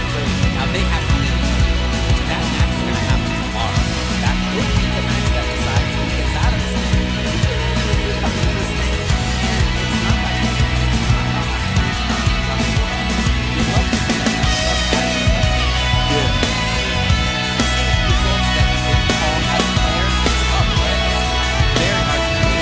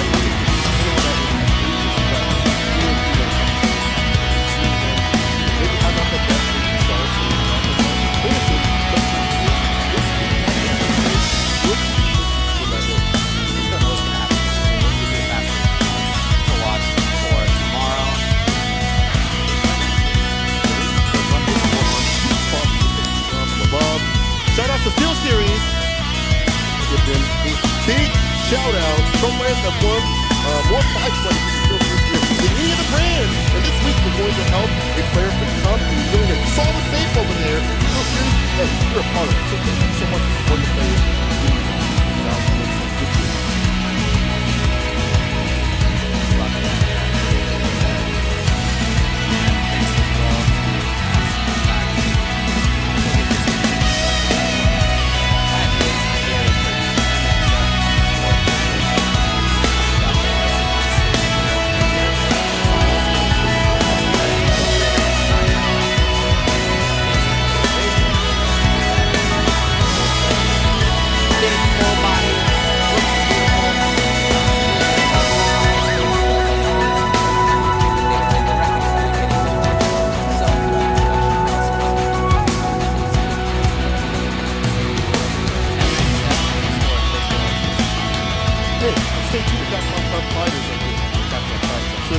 You have more full play coming up after this break.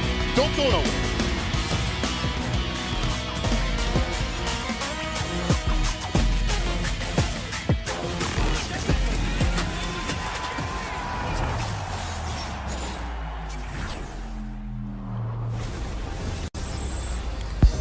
Red Bull Kumite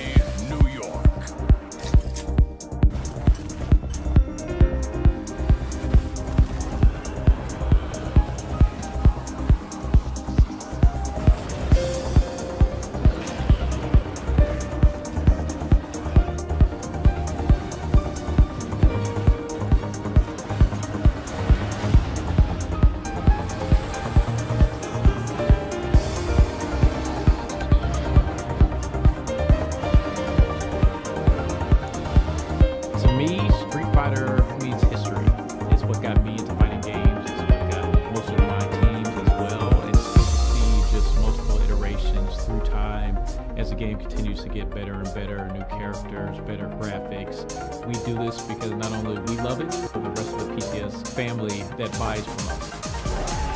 PCS really started getting into the stacking on Street Fighter back in 2007. We continued to grow and expand our Street Fighter offerings on everything from kind of my baby or my favorite fitness line that we have coming out.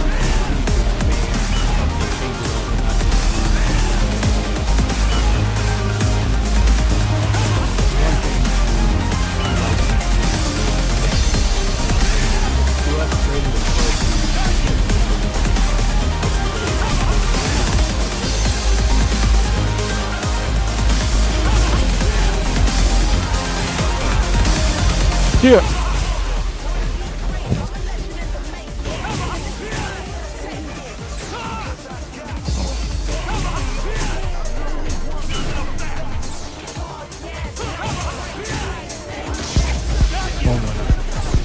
Nothing.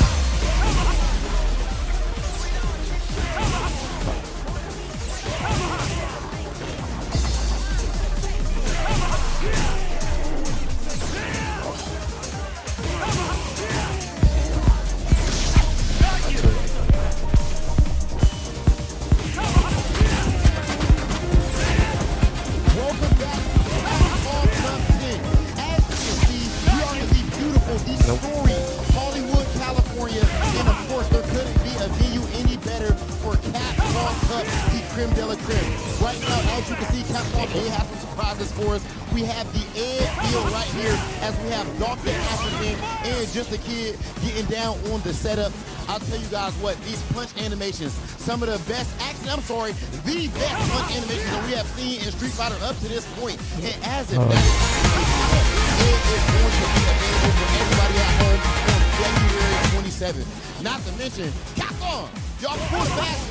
You told us no fun, didn't put that tweet out, and then all of a sudden you got a little secret sneak deal with some patch notes. JP got done. We love it. It's a beautiful thing to see. Ladies and gentlemen, only here at CapCom Cup you get early access to Ed.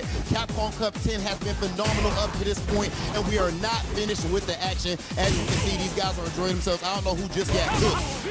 Who won? Which one of y'all won? Okay, Just a Kid. You down on bets and you're down on matches right now. It's looking a little rough for you. Ladies and gentlemen, we're going to go ahead and send things over to Tasty Steve and Ring. Shout outs to the boy Hollywood, Rob TV, and I'm actually really happy that Capcom decided to bless us with a little bit of the end. I know when the trailer dropped, everybody was losing their mind because of the animation. And even seeing it here with my own eyes, I'm actually still impressed because there's a lot to talk about. And we got to play this. So thank you guys for staying tuned and staying attentive to the action that's happening here at Capcom Cup 10. Because man, it's about to get greasy. Ren, just a pleasure once again to be on the mic, but you know what it is, my brother. Talk to you. Indeed, brother. We are here. Group E, the group of the DJs, right? Indeed, we already see how we get down. Xian and Fudo both 2-0, both with a +3 game differential, so they're going to be battling it out for hopefully that first place spot. Snake Eyes down there at 0-1. Samuel coming out with a nice showing 1-0, and then of course Kamikaze 0-2 and Mirkin 0-2. But still, look at the upset brackets, and perhaps go on a 3-game run to turn things around. Yeah, look at what's happening. Obviously, every player has to play 4 matches. Only 2 make it out of the group. You can see that it's highlighted winners and losers. At the end of it right now, these are the 2 that will be making out on the winners and the losers side. However, Jen and Fudo both have 2 more games to play. Samuel has 3 games left to play. Kamikaze only has 2 games left to play. That means he can mess up somebody else's time. Snake Eyes still has 3 games to play. And Mirkin still has 2 games to play. But that also puts him at the bottom of the group. Yeah, the word on the street was that he could actually fight DJ a little bit, but we haven't seen that so far. Of course, Snake Eyes only got 1 shot at the DJs. We'll see how it goes. And it was against, as David pointed out yesterday, one of the players that actually has some Zangief experience, right? That's the unfortunate draw about Snake Eyes, is the fact that he's going up against people that have fought Azn that actually have some high-level deep experience. That's not easy to find, but those players do have it. But let's get into our first match, shall we? Which is going to be Xian versus Samuel, one that I'm very much looking forward to. Gaming Gladiator Zone right here. Xian, always the mad scientist. I think you like to call him one of the scientists of fighting games, right? Not only just Street Fighter. This man knows how to pick apart every single game he plays. And that's one of the reasons I'm calling him the scientist, man. He will definitely hit the lab, put on the coat, pull out the clipboard, and then he reports his findings to the internet. So he basically tells you everything you need to know about any game, any character he's playing. And a lot of times he puts that to the test in real life, in tournament, especially in some of these situations. But Samuel definitely trying to put a stop to it. And before we move on from that point about Xian, I love the fact that Versus Vortex actually quote tweeted that this was his favorite DJ combo. He made that tweet in like the beginning of February or middle of February, and he actually pulled it off earlier there, I believe yesterday. So really cool to see. Shout outs to Versus Vortex. But here we go. Let's go. Xian versus Samuel. DJ versus DeLuke.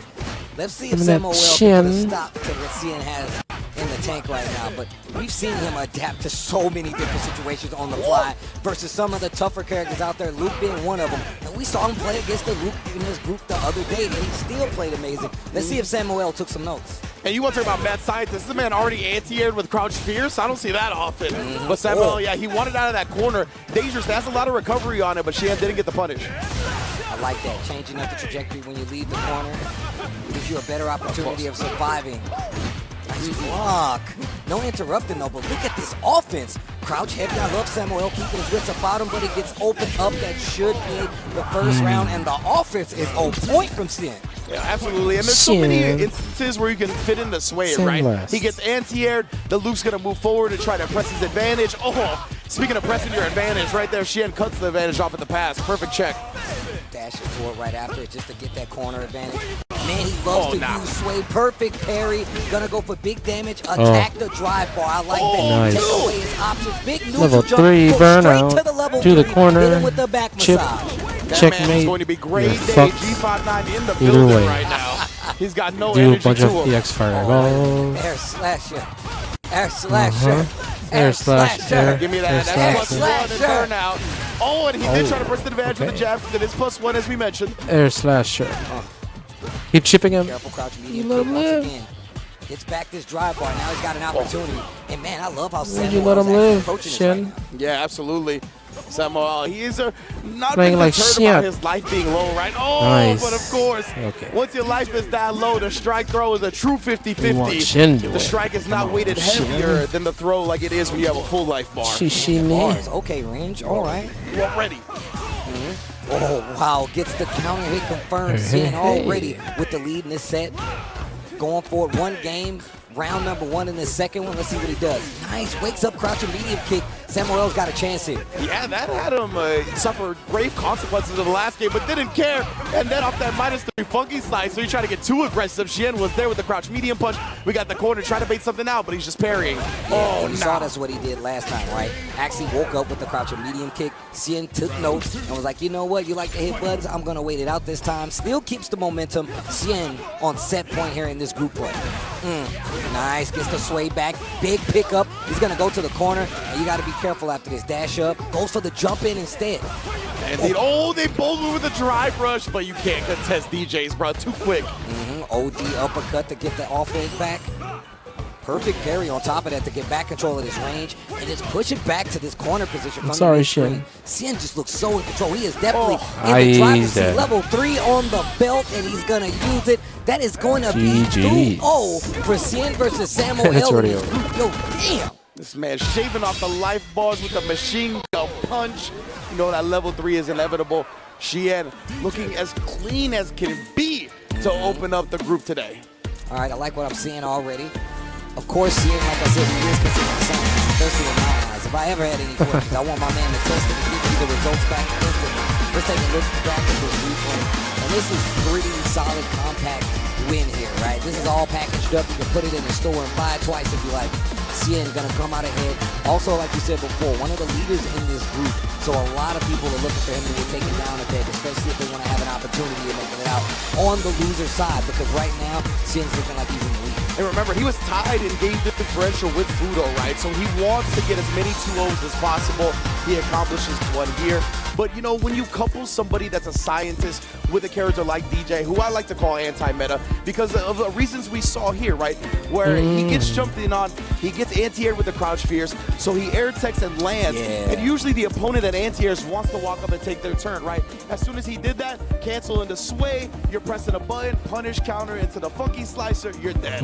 So good at stuff like that. Yeah, I mean, and this is what I like to see, though. And in all honesty, he has already fought a loop. We've seen how he already kind of deals with it. Frame traps have to be squeaky clean. And I think Samuel actually took that into account and was able to play a little more rain in this instance. I mean, he woke up with a crouching and actually found the hit, got a little bit momentum back. But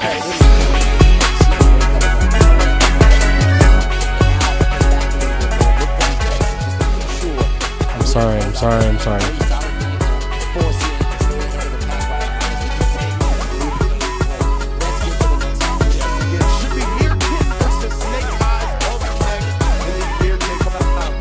Snake Eyes! Let's go, Snake Eyes! Snake Eyes. I'ma fuck you up while I'm disguised. Cause I despise your wise. Cause I'm wisdom in the eyes of the masses. And you ain't ready cause I'm a kid. Your asses. Hey, hey, hey, hey, hey.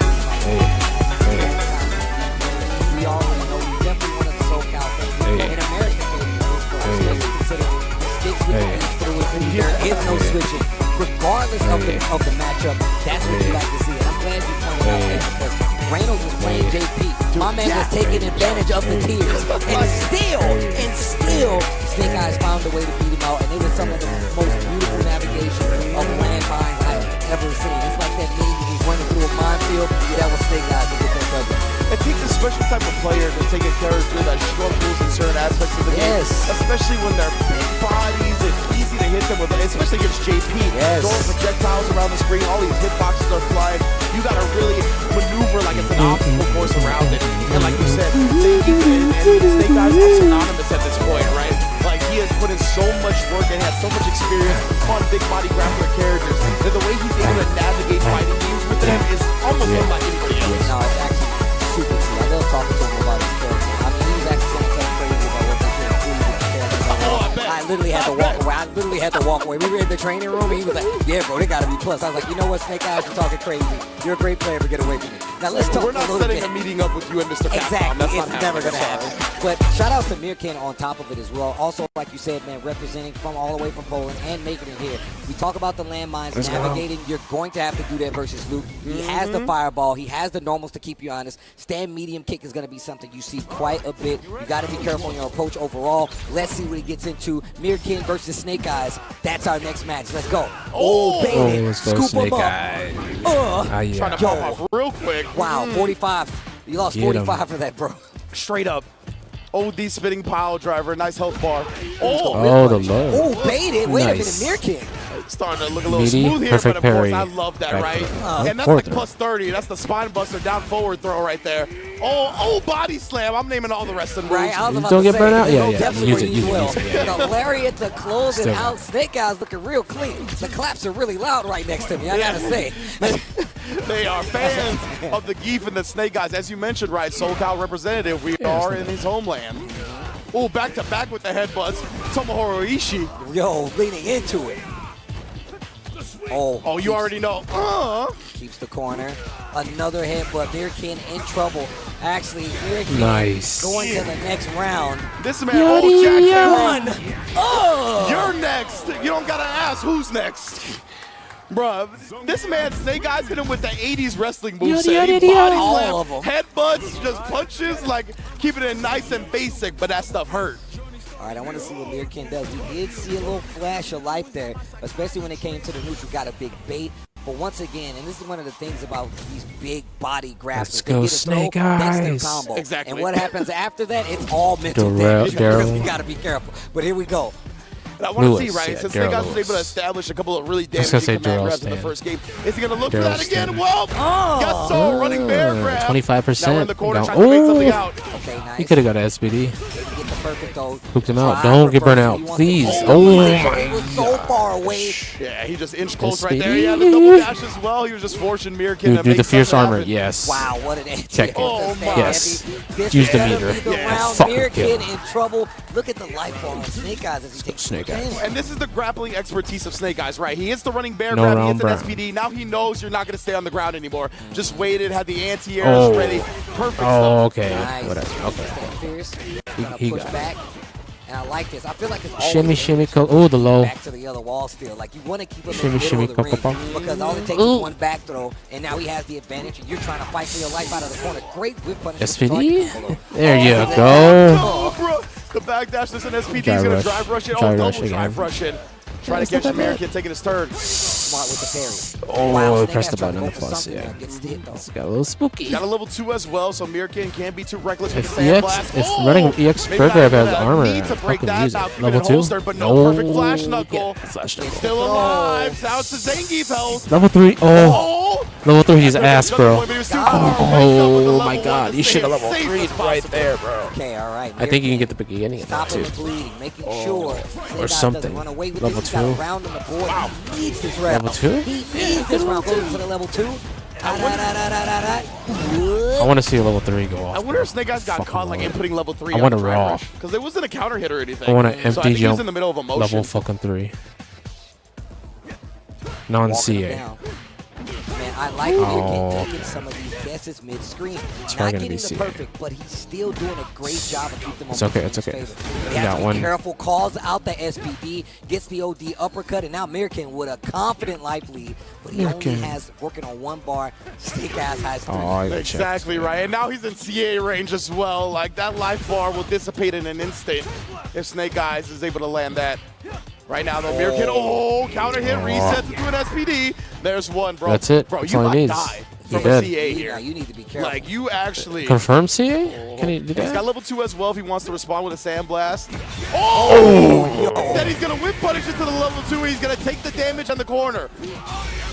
Oh, give me the that. double, the double 3-bar power combo. bomb. How he That's scoops good. him Yeah. back That's up. a little bit better. No Oh my fear, god. The OD doesn't kill him off, though. Grab, and yeah. a spine It's better than buster. a No fear from Mirkin. EX SPD, One of yeah. his own to tie up the set.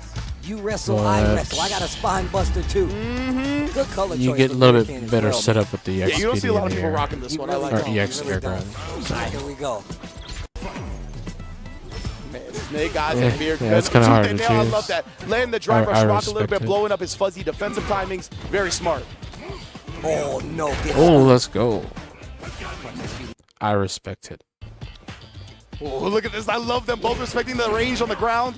Stand light kick to try to contest that walk forward, but you gotta be careful. You got one stuffed. too. Drive rush and the lariat to get the Fucking knockdown. goddamn And we're getting Pillsbury closer and Doughboy. closer to a place you don't Pillsbury want to be versus Doughboy the stuff. side corner. Nice. And Mirkin, I feel like he Drive could rush. be a little bit more comfortable throwing sandblast without the level Hey. 2, but he hasn't really gone to that yet. There, he's trying to make Sandblast. something out with the He's sandblast. gonna fucking miss. Oh, Yeah. yes. My goodness, Snake Eyes. The cancels. OD running bear The grab. We resets. have set point. Man, you see the waves that hit the ground after you get hit by that running paragraph. Stand like it once again. Oh, trying nice. to find a way in. It's going to be the crouch grab. Damn. SPD, man. Oh, It's free yo. damage. You'll get decked. It's only one bar. Just preventing him from inching forward for free. I love it. That guy's just walked into the corner. Nice He tried take. the back throw. That was a good idea, but great defense. Nice frame trap Chest right there. slaps. Straight up, Eddie There's a Kingston. turtle frame trap right there. Plus frames. Oh, you missed the confirms, pulled but he got back on that him real shit. quick. Body Fucking grab. slam. Oh, the I clothesline. didn't even know he could do I that. forgot about the clothesline. Perfect. How did he do that? Oh my god. Definitely did not know that People know he existed. can Dash do that. I didn't know he SPD. could do that. And I'm Oh good. I've my never seen that gosh. before. Was that because The Rock's going to be at WrestleMania again? Oh Like, my or like God. what's happening? Either way, Snake is taking it, and that's what the crowd wanted to see for sure. Man, I can't believe it. I really didn't know he had the people elbow extension. I was like, what? We just saw the body slam just raw. Yeah, In the last game. I was like, okay. Bam, see, look, no elbow drop No extension. elbow drop, bro. That was definitely the bloodline. The tribal chief called for that to be patched in. Respect, Roman. Oh, man. But yeah, man, Snake Eyes just doing a great job, Damn. right? Really overwhelming his opponent. And the thing with Geef is you always want to cut the streak off, right? So as long as he can get you in the Damage. corner, then he nullifies a lot of what he's bad at in terms of Street Fighter 6. Yes, and, man, I love these that little reset, sneak in bro. of the You OD gotta check command him. grabs, just, Yeah, you if he can wants an tell this man is a EXDP, grappler you player fucking through and jab or Veteran like when it cancel comes to normal into scooping people EX up, running bear grab. putting them to Or even bed, running bear grab actually and hitting any them kind of down. SPD command And on grab top in of that, general. the In general. spacing on top of it. But I want to like show some love to Mir. Yes, it absolutely. takes a lot Right. to say, you know what, I'm going to hit stand like it. I'm going to hit crouching medium punch in Like, this scenario. grappler, especially when you like grappler characters, we need to do some resets just to check them a little bit. You know what I mean? You know what I mean?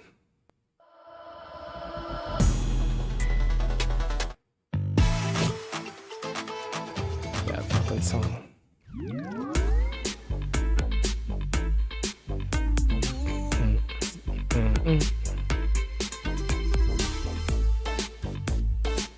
Is this a good one? Yeah.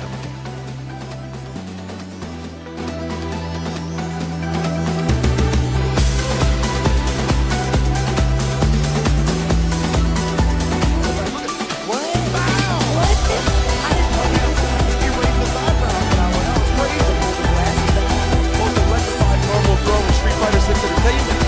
But yo, that was definitely some 6 numbers Snake Eyes as well done. Here can as well. So glad he's able to qualify for CapCom Cup. You can see he's only going to be improving from here. He's got a couple more games to go, if I'm not mistaken. But next up, we're going to have the DJs on display once again. Let me get that Namikaze versus Fudo. Fudo, another player that we've already been talking about. We've seen it with DJ. I mean, I believe DJ versus Namikaze. Oh. Fudo should win on paper. For sure. Also known to be one of the most calculated players out there. With Goin, Fudo with is so subject cute. matter. He's so cute. Styles, I feel like he's all about controlling things. He's all about making sure you respect the spot. And even if you don't, you can make the case. But let's talk about the fact that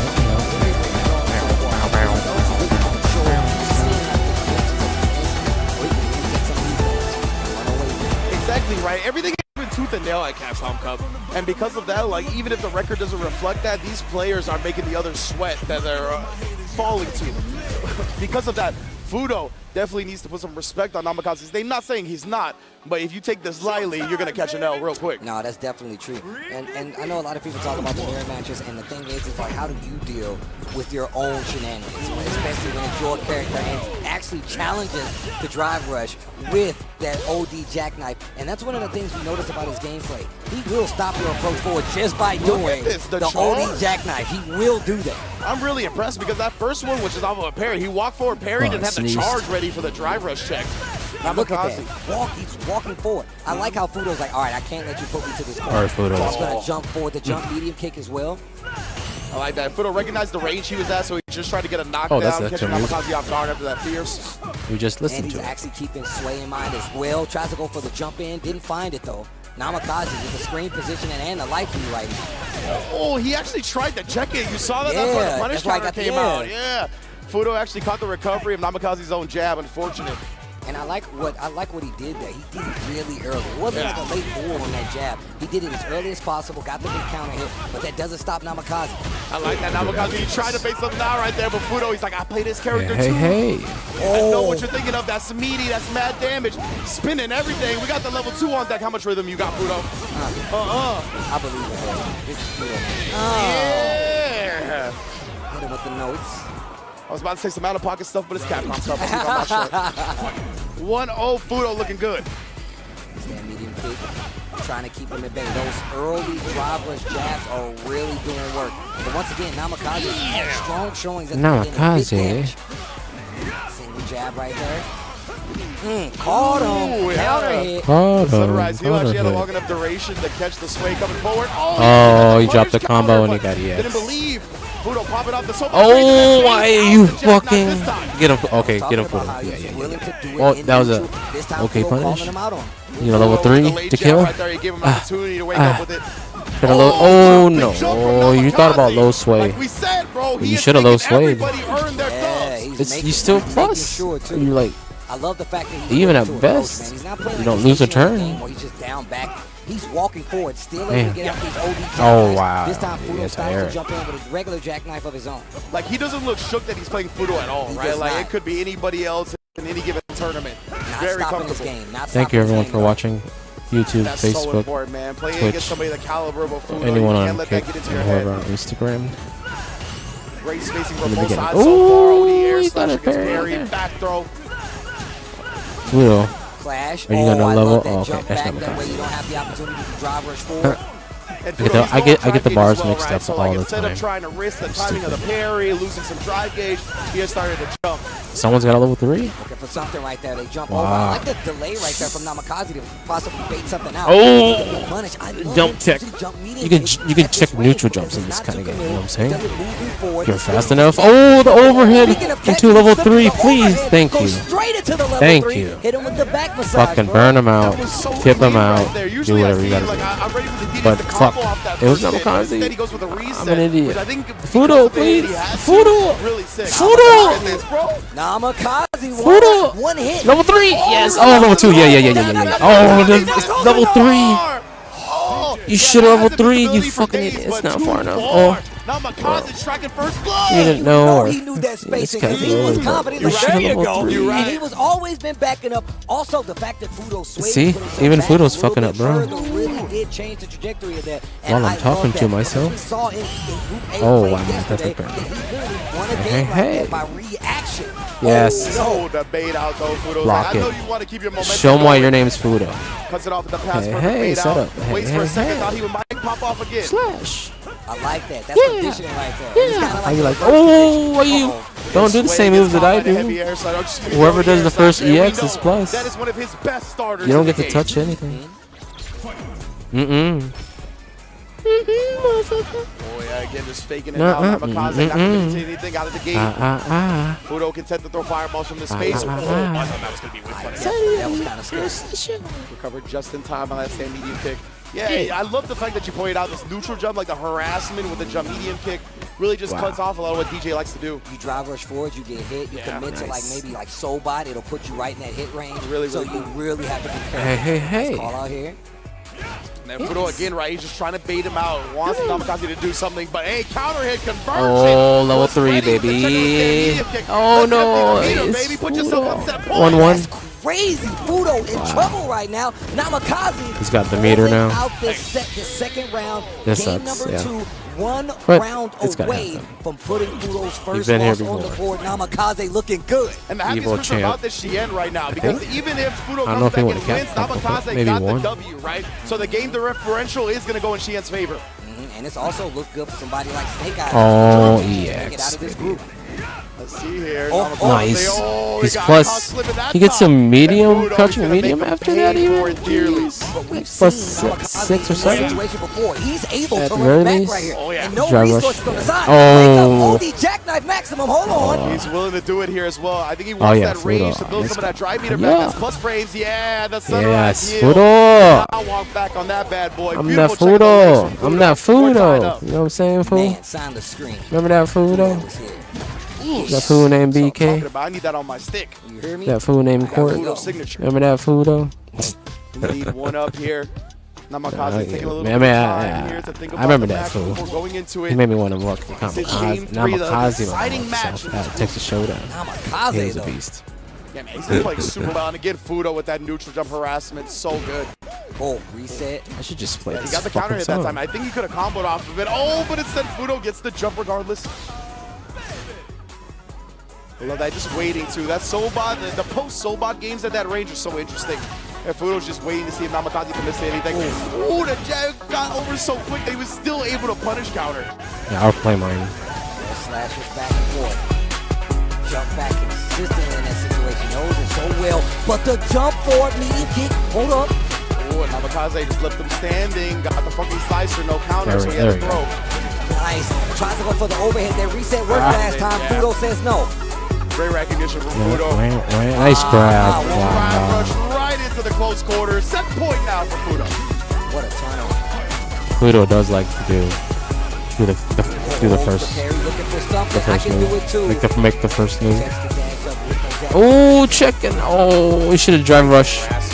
If something is too far, you drive rush and get the plus frames. And extended hitboxes and hurt boxes. Namikaze wants the corner and he's got level 2? You gotta be careful if you're because it's getting dangerously close. Oh, did you spin that? No. You spin that. Hit him with the back massage. Keep Don't the burn him corner out. As well. Oh man, Don't burn him Fudo's in out. trouble. But he's got 3 bars. He's not gonna have many drives though. Oh, he's still alive. Bet on his drive gauge, though, This and one. he Oh, just now he's lost shit. it and Fuck. gets burnt out for it. That was the bet Fudo was willing to take. Drive him. Oh, That's gonna be the set. You need to Namikaze- consolidate it. Oh, excuse me, Oh, we're good though. Yes, we're I good. know. So I do it final round right now. most of the Namikaze time. definitely Just has the fucking cancel it either way. opportunity It's still to gonna steal work. this one from Fudo. Ahead of myself. Getting too hype out here. People forget about how much everything is cancelable in options. Namikaze definitely having a lot of confidence. It gives you. Oh, no, it's plus. Or Strong right now. even at best. Text steal Oh, the goes. knee. It's the big jump in. Yes, sir. Recovery to stand medium kick. Yes, sir. Ava. Lots of respect on Oh, the dry side. rush. Still Right, that's hard to cheating check. with that medium kick as well. Alright, Fudo, you got a level 3, bro? You gonna save it? You're an Asian? You gonna save it? Okay, no, you're not. You're smart. You're smart. With a stand medium kick. Namikaze has been going for that time and time again, right? We've seen him combo off the counter hit. You're Fudo smart. shuts it down.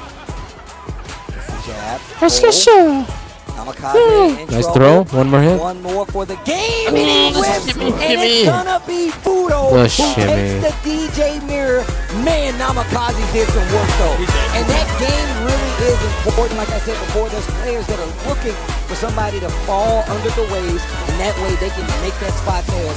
Snake Eye is definitely one of them. Namikaze in one of these situations where it is looking like he might not make it out, but still, he can still play party foul. Now, Namikaze definitely got like 1 or 2 OD jackknives, but for the most part, I loved it. I Yes. love the OD jackknives. I love at the end that he actually holstered it a little bit, right? But Fudo's recognition of that moment was what led him to victory, right? He saw that Namikaze was willing to block it out in this last round, started throwing him a little bit, threw him to the point just where good at the this. next throw was going to be lethal, and that's when he made it out. That's when he finally attacked, right? Namikaze, that was a valiant effort for sure. Fudo, though, he's just too good at conditioning people over the course of a set.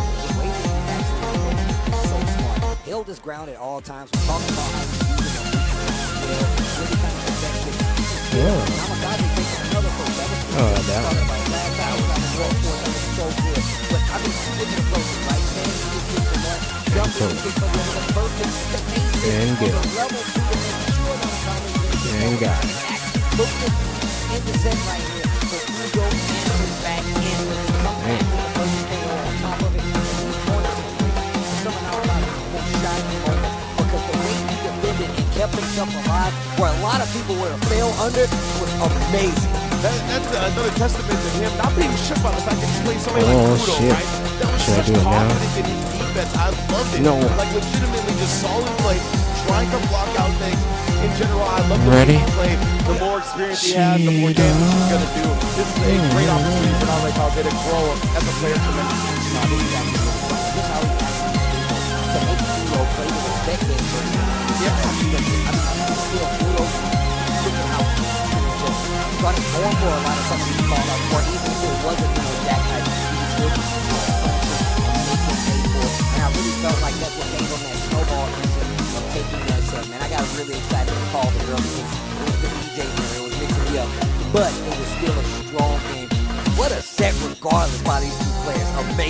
that was awesome, man. And yeah, like I said, Snake Eyes definitely going to be happy about that one because at least Fudo lost the game. Chien, the game differential is going to go in his favor now as well. But we still got some groups to play out, of course. So the next match, we're getting to Samuel versus Mirkin. Let's see who comes out on top of this one. Samuel, I believe, already has some on the board, right? So he's looking to gather as many as possible. And Mirkin in here as well. We're going to play spoiler with the loot. Yeah, we're going to see what happens. Double win right now. We have the DJ how we got the leads. Yep. Mirkin going up against Samuel. Let's see what happens. Oh, man, that last set was crazy. Yeah, most definitely. Samuel, of course, qualifying out of Spain, if I'm not mistaken. Got a huge battle here between the two groups. See who comes out on top. But yeah, it's another mirror match. So Luke can be played in a variety of ways, though, right? You can see the rush down. You can kind of stand back, establish a lead, play that sandblast game. I want to see how they approach this mirror. Well, I'm going to tell you right now, we've already seen where Mirkin's not afraid in a lot of instances. He does a great job of kind of keeping you at bay, but not against Samuel, who's kind of mixing up these drive rushes and using a lot of sandblast. Speaking of whip punishers, Mirkin fighting back. Both of them got their first hit by drive rushing a sandblast. Like the first one was interrupted and the second one got whiff punished. It was pretty interesting so far. Double stand mediums. Mirkin gets back up to this corner. I love that people are starting to use regular dash more now too, right? We were so obsessed with drive rushing at the beginning of the game, but dash has its place in this game. Yeah, I feel like that's what happens. Nice whiff punish. Like, you gotta understand the meta. It kind of develops. Oh, he missed the flash knuckle. Ooh, all just goes with the sweep. Might have been an execution error, but he'll still take the advantage. Level 1 maybe? If you do something to level 1? Oh, oh, nice trade. Oh, you trade him burnout. Wow, what the fuck? My jump. Oh, Mirkin in what a burnout trade. and just jumps back It's fine. away from He'll that take danger that zone. trade. Especially that crouch medium kick. Samuel, he didn't get Plus. too thirsty, right? Sometimes you see people trying to really rush you down from the burnout. Nah, put watch themselves your in a risky feet. position, but Mirkin You does gotta not. watch your fucking Sending the feet. drive rush Come throw on. into the drive rush cancel. I'm telling you, it's a popular end-round gambit. Yeah. Come on, And it's funny guys. that you said that because it makes me feel like he should have kind of went in on this instance. He had the burnout, but obviously, you know, these higher level players, they're looking for that. They want you to overextend, put yourself in even in greater danger. It's a fine line to balance, right? Like trying to get aggressive and chase that down, but to not be linear about it, to not be predictable about it, because then, yeah, the player's just going to counter it outright. And especially Mirkin is like, the know they have the same tools at favorite? their disposal. Favor? So it's really about whose game plan is going to go inactive first. And Samuel getting the knockdown. I like the wake up flash knuckle though. It actually pulled him out of the crouch medium. I guess range. according That is to the definitely paper. one of the little spacing tricks that Luke has. According to the paperwork. Empty it out, yes sir. My Level runs. 3, time to go to work. Oh, Favorite. The favorite. wow. Big damage. The favorite. I said the favorite. You already know, bro. Memphis Music Day. Your ears are ringing. Lots of respect being played right now. What do we start? Still, Drive Samuel rushing, fighting his way out of the trade corner. Crouch heavy combos, punch gets the spine buster. and This is still doable. He figure has that full out. CA. Buzz frame, watch your That's why feet. Mirkin He's didn't wanna blocking his DI feet. that flash Yes. knuckle, right? That CA would have been coming. And I think he would have honestly died. Because it would have been like a kind of an unscaled CA because of the absorption from the armor. Ooh, but right now, Mirkin picking his spots perfectly. 1-0. I can't clap on the mic. Man, just two different styles right here going to bat. Mirkin definitely taking up on the offense side, but really kind of like pushing the envelope, whereas Samuel really trying to like, he's kind of hesitating, looking for a spot. And Mirkin doesn't have many gaps in his gameplay for Samuel to get his game started. And you're seeing how that's playing out. Exactly right. Samuel, I mean, he's playing a style that benefits a been game of streaming intel, right? So maybe he'll for- make some adjustments because, as you said, he's just kind of waiting, only been trying to 2 figure out how Mirkin wants hours. to approach. Holy right now, Mirkin has shit. just been looking so comfortable. I thought it was like 4 hours. Nice catches the backdash with the crouch medium. Gets the perfect knuckle this time, I'm too. trying to get to That 4 was hours. Impressive to me, which is so Something like that. surprising because that pulls his hurt box so far back. I can't believe it actually got hit. Crouch medium. Okay, wait a minute. Screen control in favor of Samuel. Catches the drive rush from Mirkin. Samuel. Now Mirkin in burnout. Gonna And spend taking the the rest lead. of his drive to get this round in game number 2. Samuel. I didn't know this was your corner, bro. I'll get out of your territory, my man. I didn't know. Move somewhere else. Mirkin, though. Finding again that sandblast. I mean, he might have perfect What a parried it. I kinda meaty. missed it at the beginning, but either way, we're in the Meaty's still corner now. good.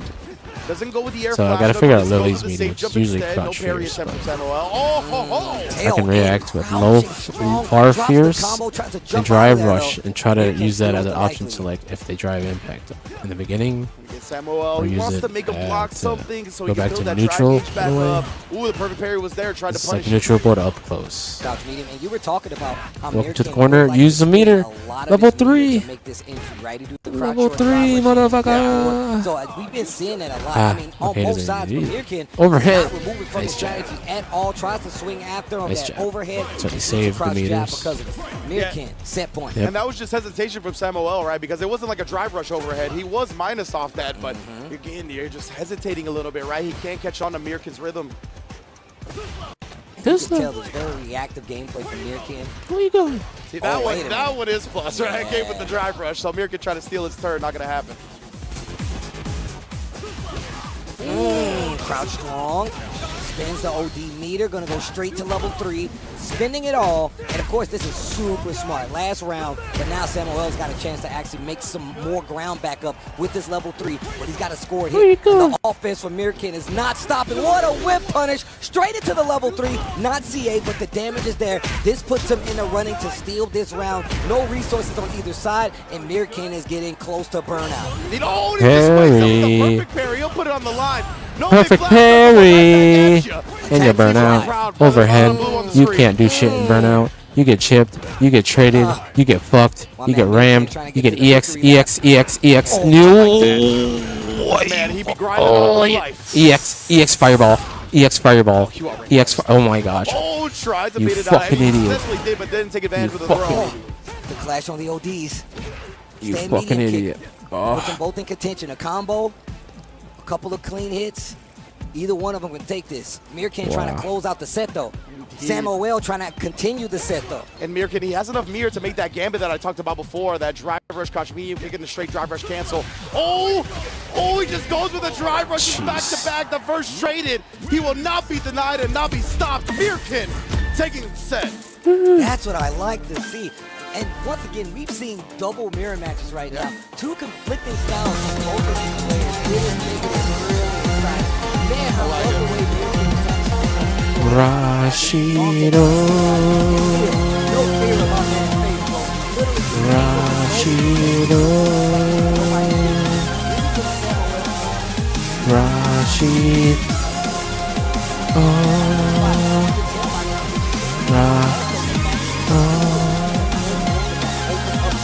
kind of gave you the idea like, okay, now I'm going to start in the forward. Now I'm going to start kind of staggering my jabs, mixing in the throws, and that's really what kind of opened up that Mirkin play. And it really felt like the experience factor was a big difference here, right? You see that SML in front of Mirkin's name.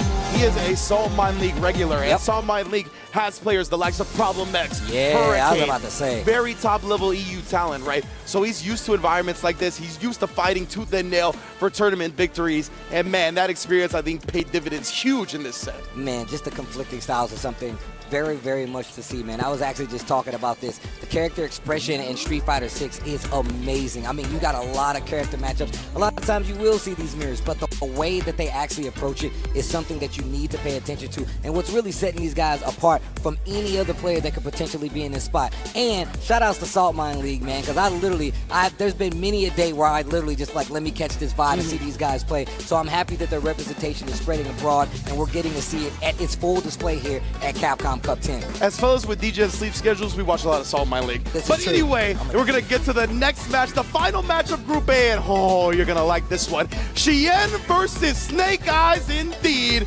Zangief versus DJ, the crowd already applauding just with the fight card on the screen. Two of the fan favorites going to be going head to head. Now let's see. Once again, we were talking about this. I said this yesterday, but literally we were in the training room with the players. My man was trying to make sure nobody else saw him play, specifically Fudo, right? But I feel like this also prepares him for this matchup as well. He's already done his due diligence fighting DJs, and now he's got one more, possibly the DJ, if you ask me. The era DJ Deadpool is about to come to a close, and only two players are going to make it out here. Chien looking like he's at the top of that group, and we had a very, very close call for Fudo, who is down the game, and the 2-0 here. I would love to see the standings if Snake Eyes can get that far. Exactly right. I definitely am very excited to take a look at how the standings all played out after this last match, because this is the last match of the group here. Two of the titans of the group against Snake Eyes on the Zangief. Already picked up a W today, so he's got momentum, but so has Xian, right? And Xian did it once again in a way to separate himself from Fudo, where he 2-0'd, so he has that game differential lead, but he's going to want to keep it by any means necessary, and that's going to be tough going up against Snake Eyes. All right, here we go. Look at that. Last match, Group A is about to commence. Snake Eyes versus Xian. Let's go. Indeed. We got me and Steve hit the gamer lean on this one. Yeah, right? I'm like moving forward just to commentate the match. Closer to the pixels. Stand medium just to keep him at bay. Tries to go for the sweep. You really need to be careful of that range versus Xian, because he will go for it. DDT. Straight up. Trying to put the chop on him as well, and there it is. The sway. Going to be such a pesky thing to deal with for Zangief. She had already been looking to establish it after the medium kick, but reset into SBD, and look at how much gain that puts back on the clock for Snake Eyes. He's in there with a great look at an OD SBD right now. Would do wonders. Gets the Larry, wants the guess. Drive rush. Oh, yeah. Gets the take throw. Oh, wait a minute. He's that going to work? Really close to death, but he's in burnout. And you see the driver scored. He knows the chip is there. So he tries to stop it full parry. That is not a good look for Snake Eyes, because you know Xian's going to be optimal. Shout outs to my boy Yipes and Lee Chung while I'm at it. That's most def. Eyes open all day, every day. Hey. Those are my big brothers right there, bro. All love, all day. Oh. Nice They got each right. I like that idea a lot, right? Funky Slicer is -3 on blocks, so you can catch DJs kind of sitting there for a second, but not Xian, bro. Stays one step ahead. Stops the drive rush. This offense gets scooped up, the counter hit, and now he's got a full drive bar to actually contend with. Xian not working with much, but he slows down the pace to try to get some back.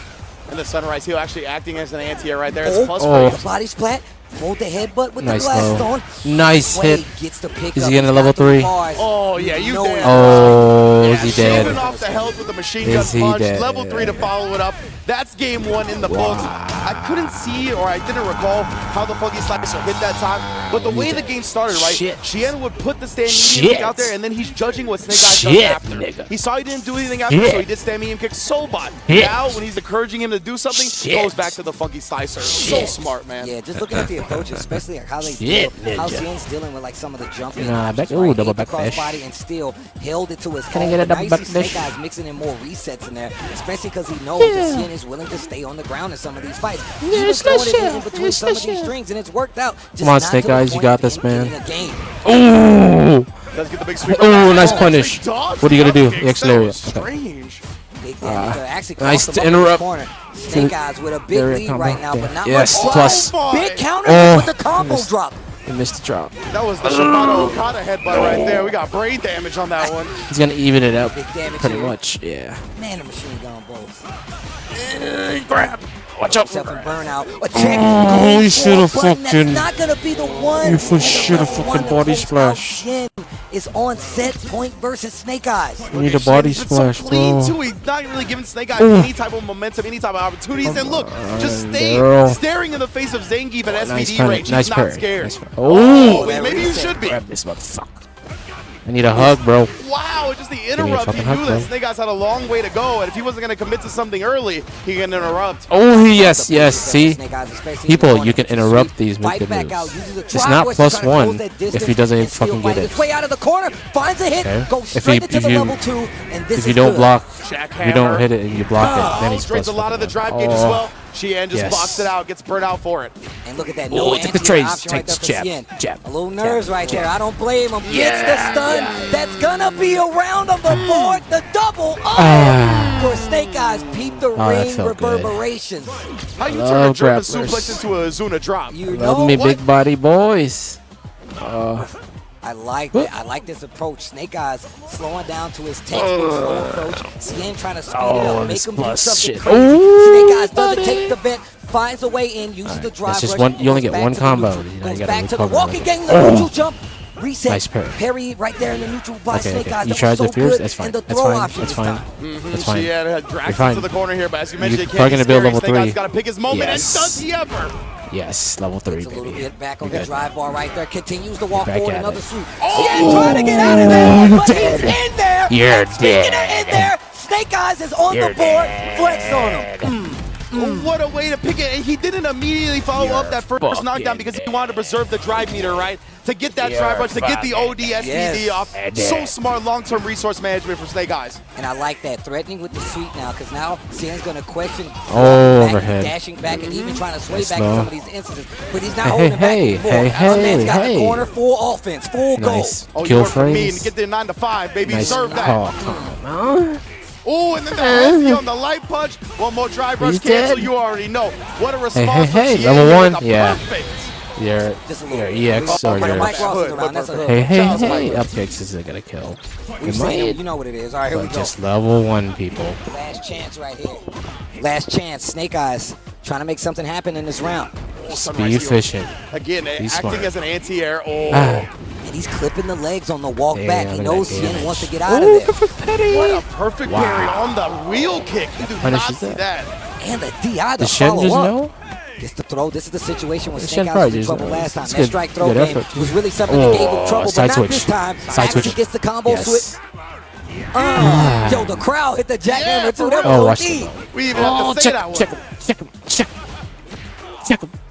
Dude, light kick. Slow pace. Light kick. Slow and steady. Standing like... Oh, yeah, we're done. There we go. Machine gun The chop 2014 to force the final round. all over again. As if he chips him last round. As a geef, bro. Guys walking up. On the Look at how much timer, bravery he's I'm got. gonna Jumps flip into my the shit. lariat. Cien looking I'm like gonna he's losing flip a little my nerve shit. now. That's an uncharacteristic jump by him. Gets opened up Equal low, but no 2014 combo this all time from Snake over Eyes. again. Oh, he's got a The level Lariat 3. is slow in this game, man. He's got some really Overhead successful block. anti-airs just with immediate reactions. And look at the Snake Eyes just closing the Snake gap. tits. Like if you ever. X running. Let's go. Wait a minute, and the corner's there. Doing the danger zone. Oh, this time he did stand medium kick and drive rush after. Cut the stand fierce. What manipulation from Cien is gonna build some drive gauge back from him, but more importantly, train still that got Snake meter. Eyes. Oh, wow. Neutral jump. They trade. Wow. I was looking for a throw. Punish. Level 2, we can Nope, fight all back plus. with it. The It's all chip plus, is brother. tough, though. Keep The blocking, side brother. still +1. Oh, you the can't block DI. anymore. What a series from Cien. Oh, he's this gonna kill. might do it Yeah. if Cien He's got level doesn't 1. drop the combo. And that's going to be it. Snake Eyes goes down. Cien gets the last game needed. And what a set between these two. Man, Damn that was it. nerve-wracking. Yeah, that was so sick. I man. love Shen. I love the I have way my money on Cien Shen. is really good at abusing his opponent in burnout, right? Yes. We saw OD block strings over and over again. I believe those were plus frames. And then the funky slicer is normally -3, but of course in burnout that means it's +1. Yep. We saw Zangief try to take his turn. Snake Eyes tried to press the button, got counter hit, and then that was all she wrote for Cien. What is I'm gonna this? tell you right now, Snake Eyes definitely got to play his game, but it was so late in the set that it really made it so Cien was gonna be the victor here. But you saw it start to come together, right? Whether the crouch Oh, yeah, that's shorts a good one. or just the fact that he was able to keep him at bay long enough to get his game started, or even the resets to go straight for SPD. And we saw the damage difference, and we saw how it built up to where Cien was getting a lot more afraid. The sweep started Cody, happening, and then a big cross up and Street Fighter 5.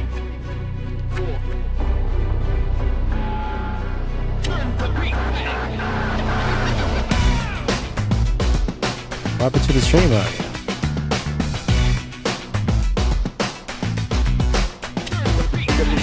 There it is. Just carrying They're Snake Eyes back. to the corner, but for everything that happened, Snake Eyes really made him sweat and was just a couple of decisions away from taking the set himself. no, you could definitely tell that it was starting to happen. Whoa, the crowd hit the jackhammer. And That was sick. and the jackhammer, it was so sick. Oh, but like I said before, this is really what you saw start to come a hand for Snake Eyes when he really started to play his game, giving me a little bit more meter right there. And he got so much meter off of that. And then this was such a clutch moment too, because he was at barely any drive bar. This is when he didn't follow up with that first one, right? Because you see, he built the 2 bars. Before he only had 1. If he drive rushed forward, he's going to be very much in danger of burning out. Yep. So that's why he waited. Super smart resource management. I'm gonna tell you right now, like if you go back and look at some of the Damn, that was a good one. the fact that he was so prepared It was so close. with being in burnout and He hit so far. amazing Level 1. at bay was been one of the strongest. And then he did it for the win after last game, last round. The scientist knows exactly what strings he's gonna use. He's like, oh, I got you in burnout. Looks like we're gonna take you all the way to the corner. I'm gonna mix it up. Just like- enough. I'm it gonna looks throw like some maybe, but it's $10,000 kill I'm gonna frames. keep you at bay, but even still, didn't stop the wheel. Oh, still, sneak against some of these command throws and just keeping it in their base, even if it's I would have traded. fighting right here in this scramble. This is exactly what All I'm talking plus. about. Look at how much chip And drive he lost attack. in this exchange. That is ridiculous. Good shit. Gets the stun with Good the series shit. on the DI on the end, and that's going to be all You would have the level 2 somewhere. And I love that he showed him the OD slicer first, right? He was like, all right, like, he'll show you the OD slicer. You think you can take your turn, it's still plus in the OD. And then he showed him the regular slicer. And just visually, just something as an instinct in fighting games, we think that the OD version is going to be significantly better than the regular version, right?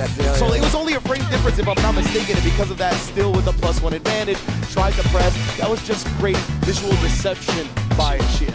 Yeah, man, he loves to play those games. That's one of the things that makes him a champion, bro. Cien is no stranger to these situations. He's been not only on a CapCom Cup stage before, he's been on an Evo stage holding it down. Champion. And if you know, then you know he's got a lot of content out there, kind of guiding the youth and all the other players and some of the likes of you out there on how to get the job done, much like you saw here. But shout outs to Snake Eyes for putting on an amazing show.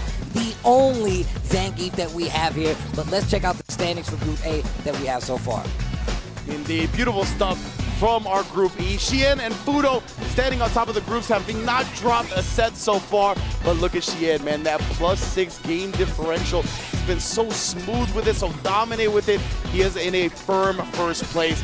Fudo, he's got a couple of chances to make something happen. And I can't remember if they played yesterday or not. Well, obviously they didn't because they both have dubs. Yeah. So their matchup is still to come, and that's going to be a big decider for how this group plays out. No, that's definitely true. You can see, once again, everybody gets those 4 games, and it's not really been working out for anybody except for Stan.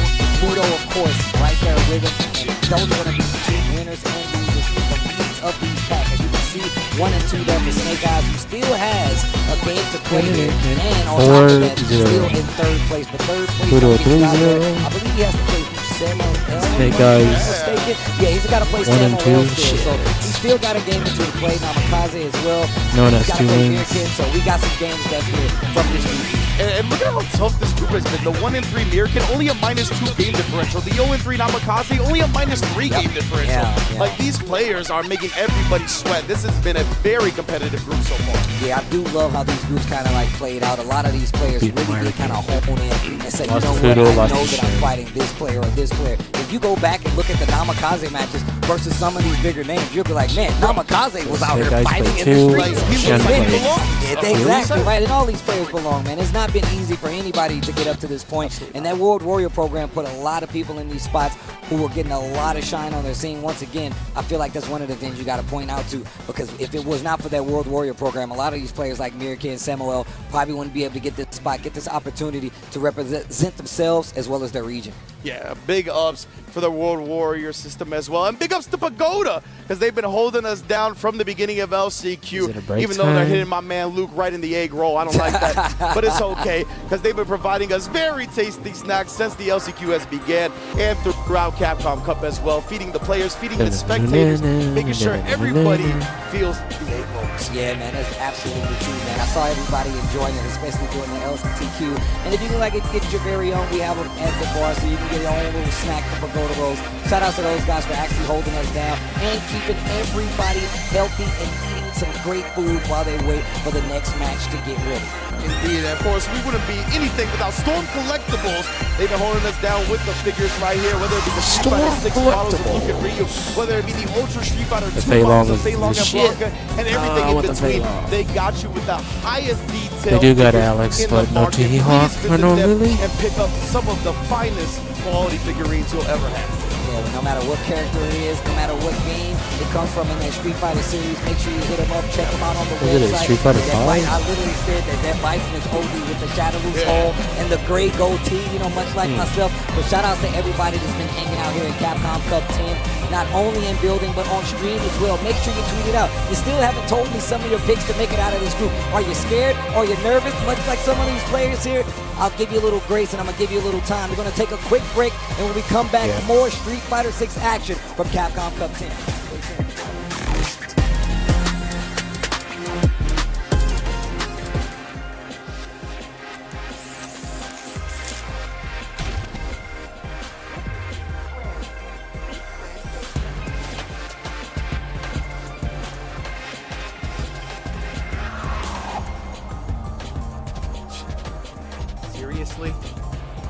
interest in whatever you're pitching. You really want me to punch a hole through you? Just who are you? You need to learn to stop pissing me off!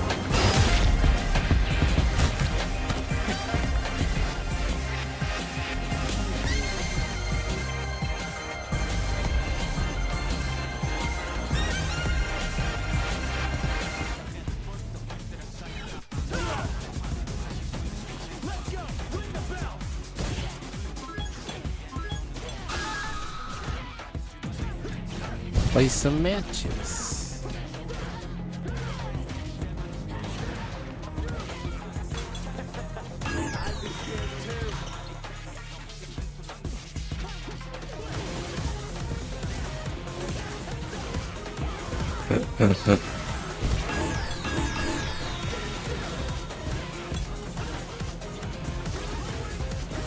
I remember both, but is this a Gokin? Or a Yun?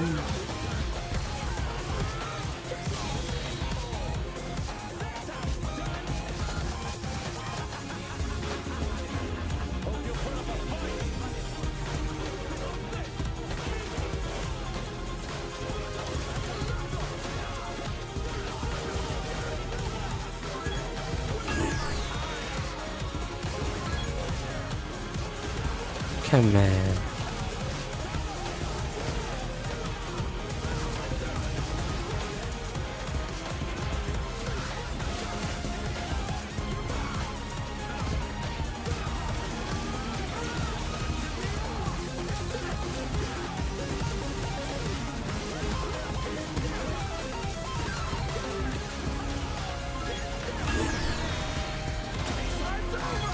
What the hell?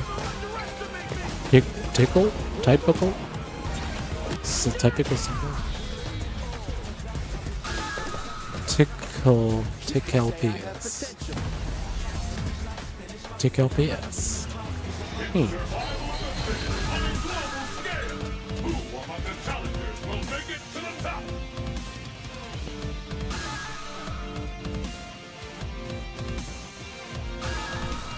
Tickle my ass.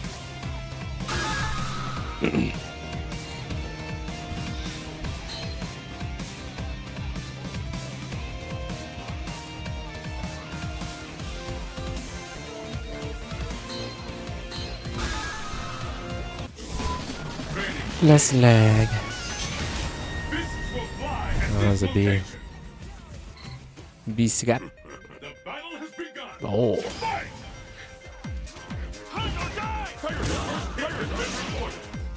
The fight is underway. Which of these two challenges will walk away in champion?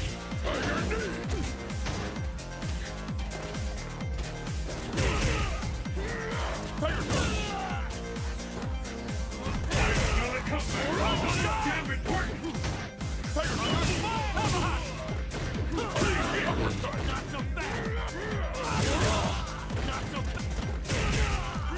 Tiger throw! Bug it.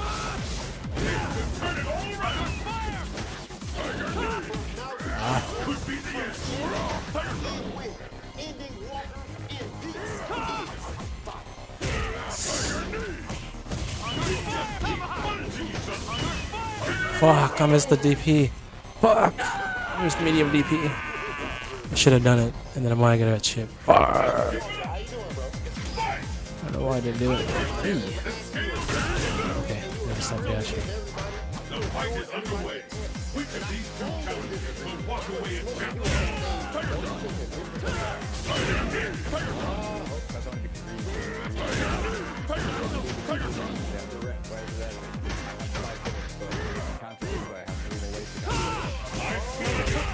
Well, this can't be important. I hope you're ready. What an attack!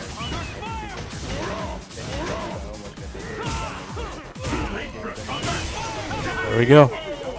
Medium DP. Just do it. I gotta ask you about your brother's compliments made out of everything. How was that watching? Ah. Not so fast. I'll determine who is the strongest once and for all. You are the youngest. How do you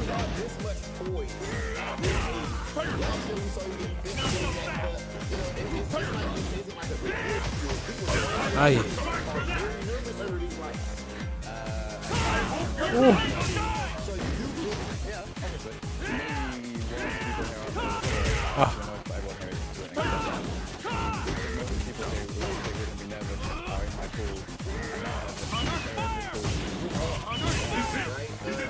Oh, fuck your roundhouse, bitch. Let's go.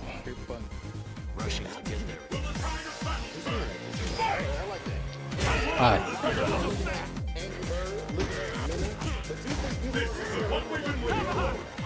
Aha.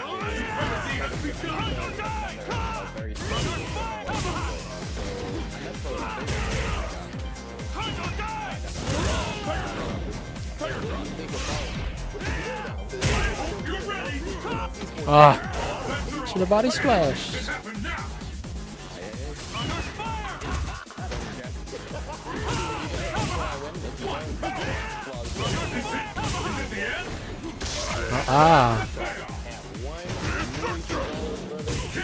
Nope.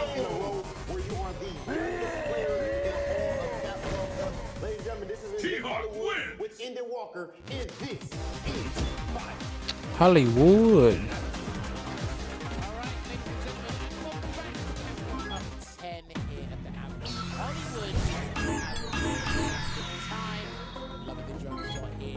Nice.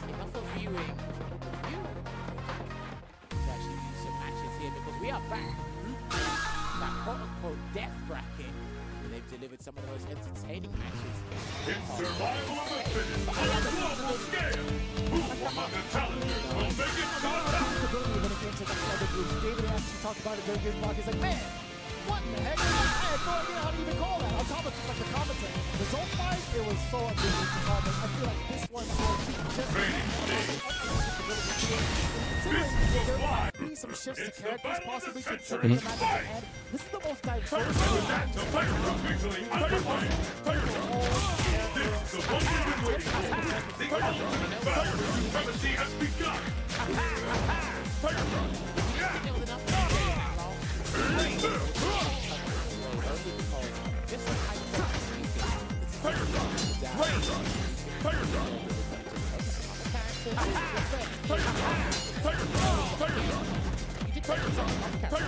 I hope you're ready.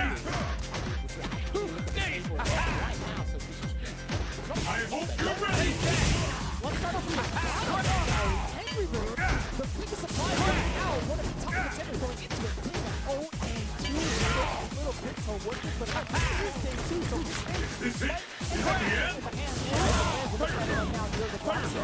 Gonna get his games as well, sitting at 0-1. Indy Walker in the same fate with a very close matchup from Mena RD. Bit of the shot, impressive 1-1 thus far. Mena RD and his brother Cabo winning at the top. Oh. Nope. He doesn't know. He doesn't know. Shit.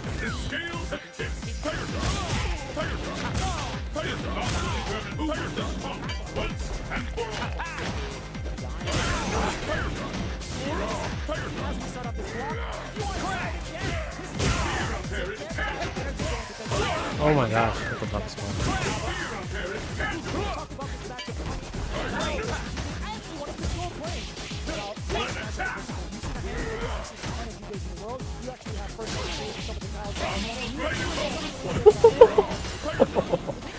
Aye. Aye.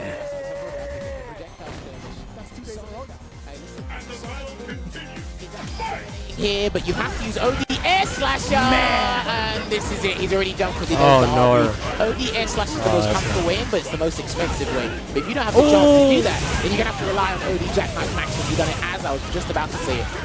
Kaba still relentless with his button choice, even on wake up with the counter jab. Oh, but he missed the rest of that. That started playing. I don't know if it was executed too late or maybe just a mishap in general. Well, he can look for a burnout here unless he wants to threaten the stun and watch out for the Sonic Hurricane. But there is the stun, and he's actually going to spend the combo early. He's going to cash out Vicious. He's going to do it. Yep. And it will be the Don't Sunrise drop Festival. that combo. He needs the wheel kick, but I don't think he's going to take the rounds. Spring kick, and it's more than enough damage. It's always surprising to see how much that thing hurts towards the end. But for it to be the last hit with that much life left, I was thoroughly surprised. With the amazing round start that Kappa had, you think there was no chance of him losing that, but it's always DJ. And there's a throw bait there. Gonna convert to the flash kick instead of shot. Oh, from this range, it's so tantalizing to want to move in. Kappa does a great job of keeping yourself at the range past the drive gauge bar, right? He's really tempting you to try to take that risk coming in either via jump, either via a drive rush forward as well. But Nero doesn't get that luxury. Look at the life lead, look at the commanding distance that Kappa has been playing. The jump in is great, though. Big punish counter. You were talking about it before, right? And DJ doesn't really jump in the majority of his matchups. Guile is one where he actually uses his longest reaching jumping attack, jump medium kick, which you've seen a couple of times now. And there's the anti-air, but it didn't get the floating state either. Oh, wow. That hit, yeah. He's in burnout. Should have put him in the corner. That's why the throw whipped Kappa. Ooh, he probably could have charged Sonic Hurricane there, but I think he lost his charge off to the Sonic Boom. He's in there. He's got to be careful as well. Cannot jump either. Can't afford to make a mistake. That could have been an instant overhead short or jab, excuse me. Oh, he tried. Oh, he did the wrong first. No way! No, the boxer could have had it going. He had dropped it off with a fake jackknife. Didn't continue on with the combo. A significant drop from Nero. And then he does a faint air slasher there. Blocks in time because Cabas has huge success with the jump-ins, but now he's going back to shut people down with that flash kick drive rushes. Now later. It's kind of scary, but it's Kaba who initiates with the jump. The sway into the low slicer, the bumpy slicer. Level 3. Level 3. This is going to be a very great establishment for Nero, the boxer, in both momentum and life lead. Life lead and even more. Has to straight away He from can try and bait something. He can try and bait something, which he tries. He tried, exactly it. Oh, there's Ice knee. And then there's a throw. You might as well do another one. And he's trying to bait something again, but Kaba's not biting. He's looking for his level 3 Kaba. See if he gets it. Could have gone. Damn! Oh, that's so tricky. You see the green, you want to go, but the fucking slicer, it definitely says no. Nero the boxer really mixing up his options on offense, and I love seeing the grounded work coming in. Just to let you know, Nero the boxer had his only one game yesterday, so I believe he does get 2 games today. He will be fighting Kaba now, and he will be fighting Angry Bird later. If he can get this win now, he might actually give Angry Bird a chance. Perfect. Sonic boom. Air slasher. No drive rushing because he's low on drive gauge, so he does the knee off instead. He's actually been going to the aerial approach a bit more than I'm used to seeing with this matchup. Stand fierce for the big damage. He might as well cash out. Maximum for the ender. And the feint, and you saw Kaba. He might have tried to jump within the throw whip immediately after. Nero, nice and easy with the crouching medium punch finish. Looking at match point already, OCV. Gentlemen. And what you're seeing is a classic example of why people are so uncomfortable playing DJ. The high damage output as well as how uncomfortable he is. Because it's like a mosquito with a huge... Oh, sweep into a flash kick. Cool. Instead of a stinger, man, it's just a fist. It's coming at you. That's something for a really scary anime. That's not sure. That would be the premise for a very scary anime. Oh, nice. Hold on a minute. Backs up here in a second. He's about to build level 2 as well. I don't think he'll use it now. He needs to preserve that super RP again. On point with these flash gates drive rush. That's actually really good. Nice. So he's gonna throw eventually. Do it again. Nice. Okay, it was just enough. I thought it was gonna be just outside of the realm of the kill. Don't worry. The interesting thing is here, Nero's had much more success via jumping, which actually is less what a trade. Not spending the drive rush, and actually doing drive rush at Kaba. The only way he's really drive rush is after an air slasher, but not even there. Jump again. Yeah. A little delay. You saw a deliberate delay from the crouching jab from Kaba, slowly trying to open up Nero. I will say, the amount of offense we saw from Nero, his defense has been pretty sturdy this round thus far. But yeah, his best approach has been jump medium, kick the knee hop. He needs to land some huge combo here so it makes it more practical, but he did catch him in the breaks. And it's so hard. I think a lot of that has to do with the conditioning from both ends, right? You're talking about that comfort factor, trying to move on in, but it's just so fast paced. And the spacing has been very medium range. It's pretty much more like 90% of a bar, 1 bar left. And it burns out. Stands right now, both slowly most of the time. Sit him down with the forward medium kick. Very high reaching blocks. Resilient on defense here. Kaba really wants this round to make it one apiece here. He's trying to bait, something. Anything of a check. Nero cannot jump. He ain't got the health for that. Oh, now more than ever. Still waiting. Oh, it's so... Overhead blocked. Yes, level 3. Level 3, we're going to spend it now. Significant amount of damage, but what happens afterwards? That's not too bad, I don't know. actually. You're risking it all. Doesn't have to worry about any CA at all, but this time Nero has to walk. He has to walk, and he doesn't walk. Oh, you thought he tried drive rush done in. He's stuck in the drive impact. He has enough meter in the tank. He goes for the OD jackknife instead of the sway extension. My man had it calculated. You know what? That was a phenomenal performance there from Nero the Boxer. Really putting the rhythm in the waves for Carbo's performance here. And to shake up things statistically in Group F. I've got to say, I thought he'd take the safe approach. When you watch how they play that matchup from start to finish, boy, was I completely wrong. I'll hold myself accountable for that one. But when you think about it as well, let me look at the highlights here. Like I said before, the way Nero the Boxer, his best success is jumping. I don't really see Down then, what's Cabo good at that was yesterday coming today, right? He was flash kicking, drive rush approaching. But you know what he did do? He flashed the red the first, which Nero probably done at that last interaction. He said, I'm going to gamble that we're not going to flash kick here, even though it's the most obvious choice to make. You see here, capitalizing against judgment of DJ's confidence. I need to work on DJ's confidence for somebody. Top tier character. To be fair, that was a lot of life making that gamble. Totally fine. Nero the Boxer. But I do agree, right? It's just a matter of getting into that space. You can see how often Kaba has actually thrown out some of the booms in that first round. But as it got a little bit closer, Nero really took advantage of that. And look at that. He's really forcing Kaba to make some of these really awkward situations because of the timing of it all. I think Nero the Boxer just understanding that Kaba's not going to go for those OD flashes. He's not going to commit to something that risky, right? So then that next layer of offense for Nero makes it in his advantage because of how mobile DJ is. The thing is, what I really have to give Nero props for is how he gained bravado in the corner. Every time he had cover track in the corner, he felt super confident. I can win this round because obviously my combo's extended, my damage output is super high. That was so risky, but it was so well placed. So here's the thing, Kaba like never flash kicked in different scenarios, right? He was always looking to flash kick a driver, so we could tell literally what he was fixating his defensive options on, not in fixating on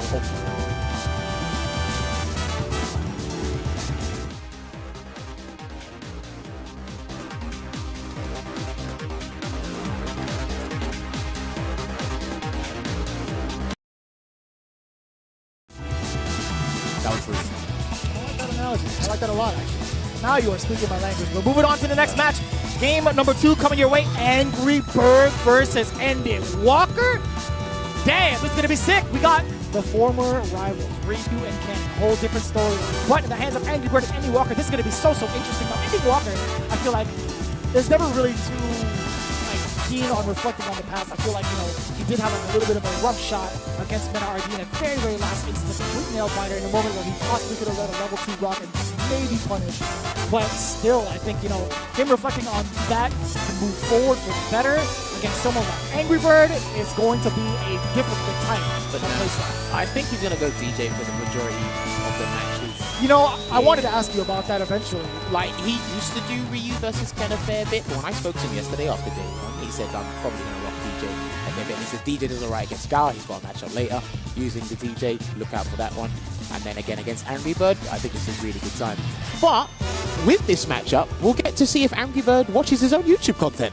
We'll get to see how he counters DJ. That's so hard to do. I'm not going to lie to you, man. Having to watch watch replays of yourself, like VODs and stuff, and listen to yourself talk. I feel like some people, it's hard to do. We used to produce YouTube content, and then when people come back to you and say, hey, bro, you didn't, at 17:06, you didn't do the count. Oh, they'll always come back to you with like the timestamps. Like, hey, Jammers, how come you excluded this?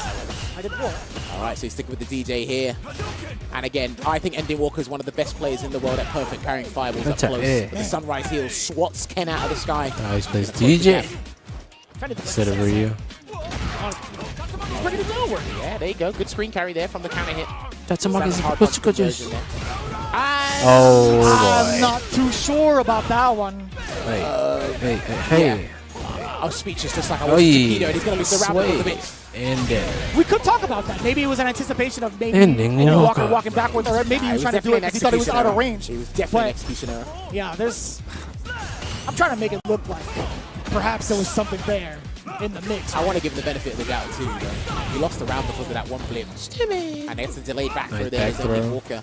And then again, with the rebuttal on the OD Shoryuken, Ending Walker's not going to do his own jackknife. Side switch. He's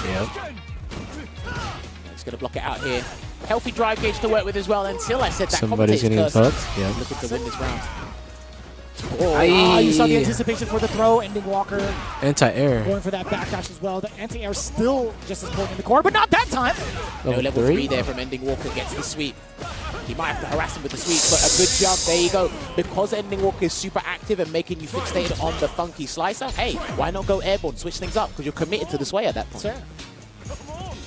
You don't have to worry about the horizontal movement coming in from DJ if you're already airborne in the skies, but Angry Bird now closer to the corner to apply that pressure. That's a punish! Yeah, I was about to say you got to watch out for the Angry Bird special with button into DI here. And he's going to take an early lead to replenish as much dry gauge as possible to work with here. What's the defensive choice? He can do Jackknife Maximum, he confirm it.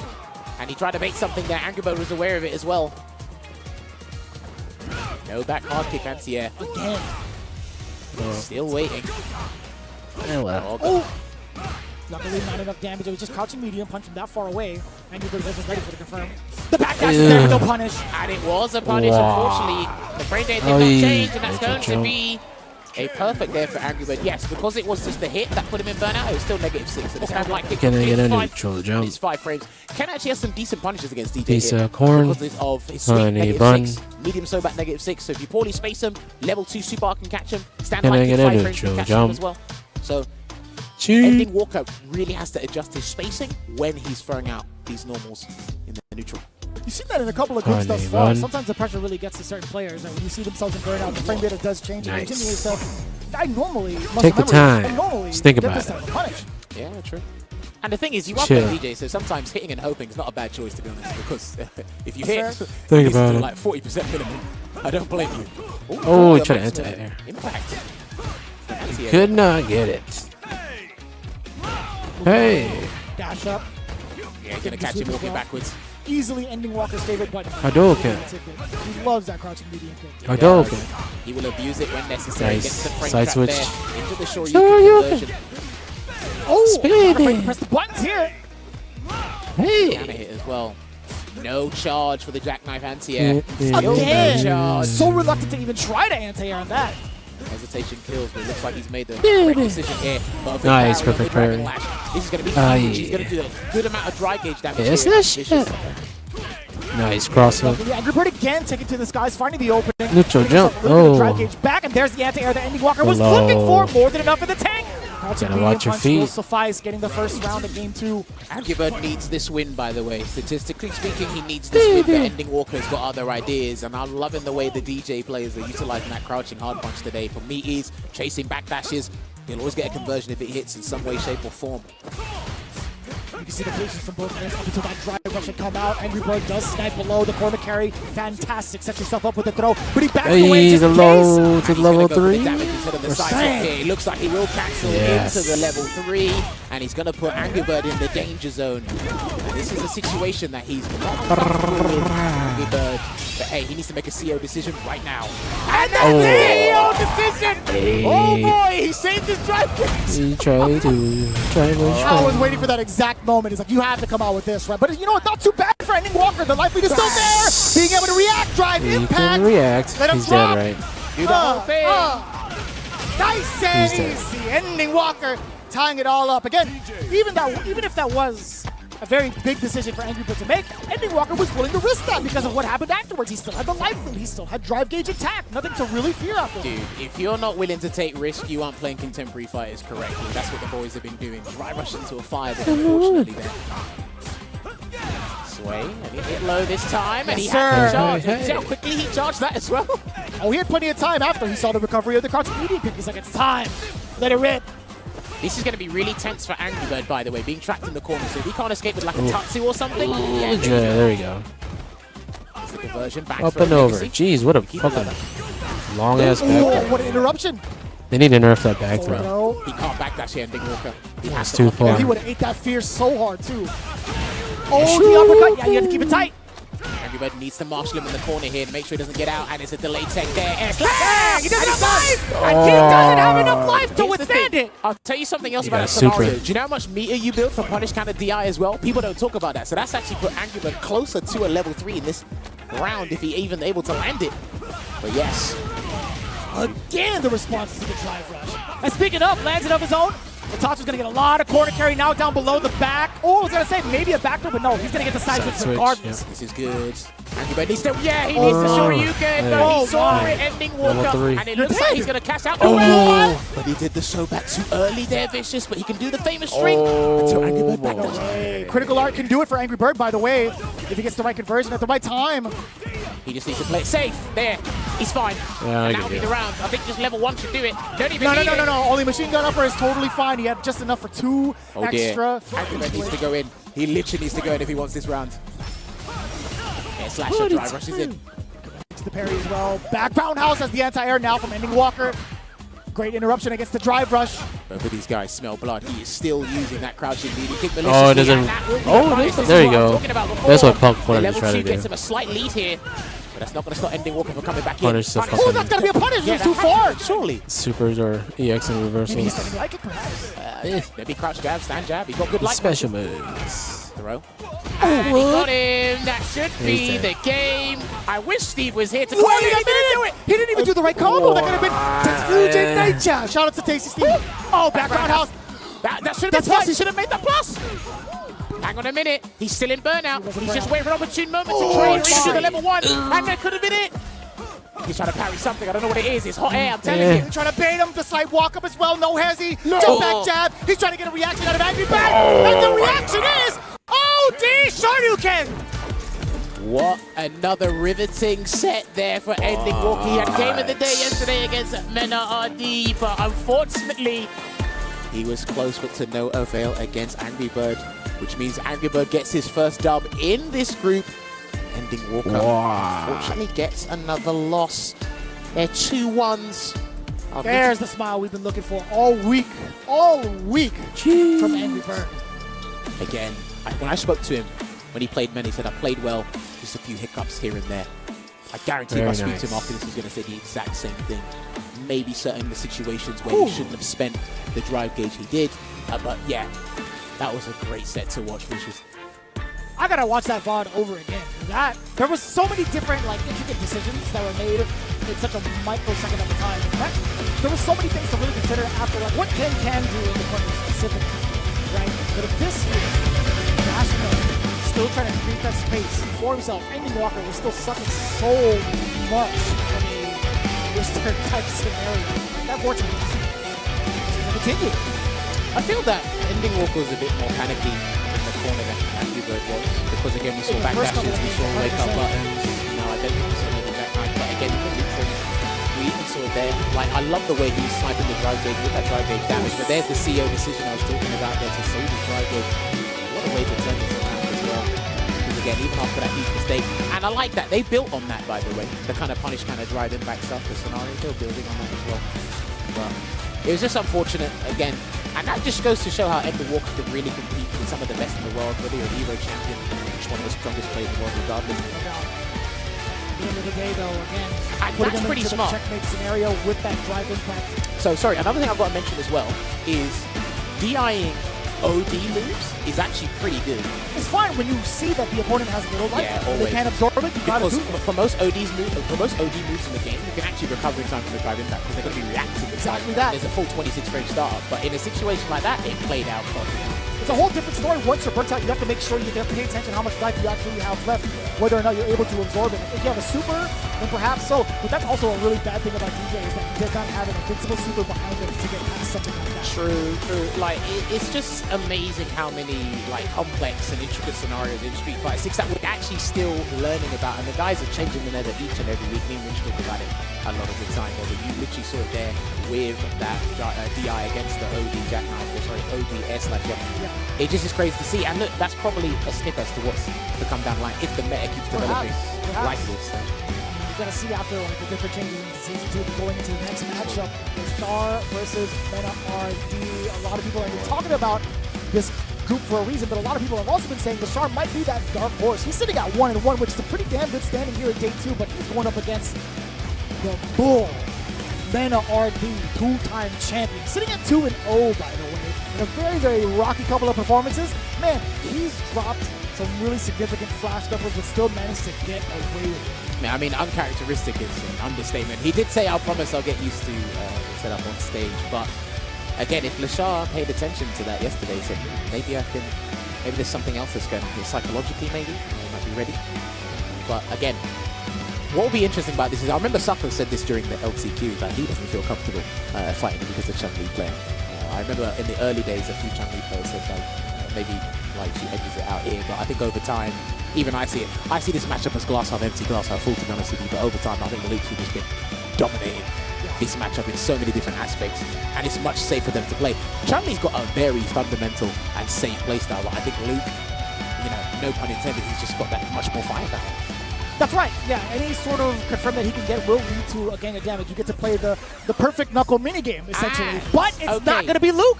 He's going in with Blanca. I had a feeling about this. Excuse me. Yeah, thank you. It's Blanca, not Blanca. All right, anyway. It's region exclusive. It's Blanca. Listen, I had a feeling he'd pick this only because of how dirty he did Valmaster at CPT France offline, and it actually worked really well. So I can actually see this being a thing. I don't know how much high-level Blanca experience Lashar actually has. I think there's a guy called Costo in Korea that uses the character, I think. Maybe. But it's going to be interesting. See how it works out. Slides in. That's free, by the way. It is. Dude, he gets it a lot further than most people think. Yeah. That slide easily going to blow up the fireballs, but... Already trapped in the corner here for the Oki. There's a throw. Now, Lashar's defensive decision-making has been good so far, so it's going to be put to real work here in a matchup like this. That was beautifully done, too. I love seeing Chun-Li players being able to convert so much off of that stand jab counter hit. It's one of her strongest tools, too. It's so quick.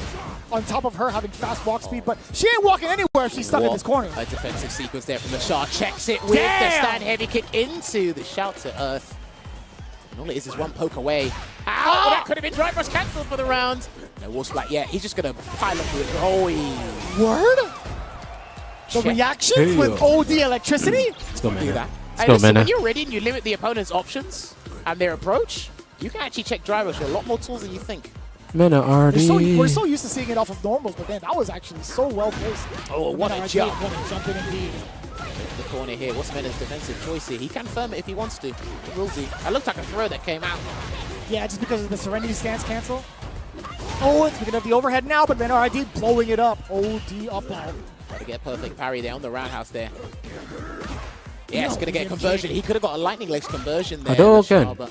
Hadouken. Nice, perfect parry. Move on in. Oh, this is huge. Is he going to go for the round? Is he going to go for gusto? No, playing it safe. No, I just played safe. Yeah, meaty. Maybe a little bit greedy, but I do like the idea of still being able to keep your bar, but you have to close it out at this point. He might regret No this, but shot. he didn't. Okay, okay. A little bit of sweat, but Lashar being able to maintain his composure and also keep a level 3 for the next match is actually so beneficial for him. But it doesn't matter when the beast I don't even know if he wants to deal with this now. He does have Tensho kicks available, and he does it. Tensho, the risk being taken. He went over the combo. to level 3. The combo Let's go. Nice and short to make sure Mena will put better. And he's not still burning. a level 2, which means nothing is going to happen to his super gaze. He so I think is? it's the free Okay, stun. so she has a good... And he knows it as well. He knows it's a free stun. That's why he's trying to run away from it. My God, Lashar! It just burns him out. Completely relentless, and that was so. I felt like that was an entire checkmate scenario. Go ahead, Jammers. I love the situation awareness from both players. Mena knew, I've got nothing, there's no hope left, it's inevitable, let's avoid the stun. Lashar said, okay, let me try one or two sequences to confirm what you're doing. Yes. And I continued with the combo. I feel like it came from like the first set of counter hits that had come out against Mena RD. That should be the biggest indicator, even if you can't necessarily see whether it hit or not. When you see that little flag come out of the side, that counter hit's like, you know, he's pressing buttons, he's scared, he knows what's coming up next, so let me just continue on that offense. You're right. You always assume that, I don't know about you, but you always assume that after the first one, you think they're going to stay feet firm planted on the ground. 100%. Because you've taken off like 100%. 30-40%. It's like, no, these guys are stubborn to high heaven. Keep doing it, man. Because, again, they want that driving back to win. Get out of the corner and then potentially try and stun you for all the resources that you've splurged on the scenario. How often have we seen people just hold up in moments where they've gotten hit initially? Precisely. And then people try to confirm that visually and then end up going for something that whiffs because they're still in recovery. That's happened so often, even in the professional stages. All right, it looks like they both had time to sit down and recollect, ruminate, but it looks like Mena is going to stick with our Brazilian beast. And again, he's got the crowds in the back. Lashar, like we said, and even the players in his group respected him to this degree as well. Lashif. Change everything up. His name is Driver to the Lashif. Serenity to bake something. Wow. Overhead. The first hit, the drive Nice back. DI, Minardi man. actually walked into it. You saw the standing light kick. Mena's gonna have to wake up with a defensive option from this point, and he has to deal with the safe jump. Whoa, he went for the air throw, the fake out the parry. And then OD to Lucky, this is all the yes. shot. Nice. The perfect Perfect. KO at match point. And he's almost at 2 bars as well. Minardi, one of the biggest things that he could have to initiate his offense is obviously the level 2. We talk about it. EX ball in the beginning of the match. Sharp. that's delayed jump there. Good backdash He might from. be able to get the damage and also the corner carry. He could, but it looks like he's going to be doing things out of reluctancy. Ooh. And there is Two a more long left. slide there, Nuka-Coke. And you've noticed that there's been no fireballs, or little to no fireballs in this round, just because of that. You make me angry indeed. He's taking straight to the corner here. Let's see if he firms it. He'll firm it this time because of his position. Yeah, he'll take this. Woo. 1 game up, 1 round up. He'll take this. DI. The amount of chip damage. He Also can't the burnout super scenario. yet. Oh my God! In reaction to the never drive, mind. let me shake your hand. And also let me hit you with some of these. Not I that, ate man. my He's words so, on that one. He's so on point. Fuck. I called He's it. so locked in. Super through a Whip punish. Whoa, DI. that! How much recovery? Huh? Oh my ground. I know. gosh. He could have done the cow crouch cancel as well. I don't know if that made the difference, but the Oh, tension I was kick how anti-air. high One I more was cancel wrong. conversion could do it for the Shah here. He'll build the level 2 into Oh. the combo he does as well. That skirt. One more conversion for the Shark. That's He lights scary. out, especially with that level 1. Watch your toes. Hey. No, try to He anti-air. just Too ate late. it. He just ate the jump in. It's too late. I think he's deciding what to do.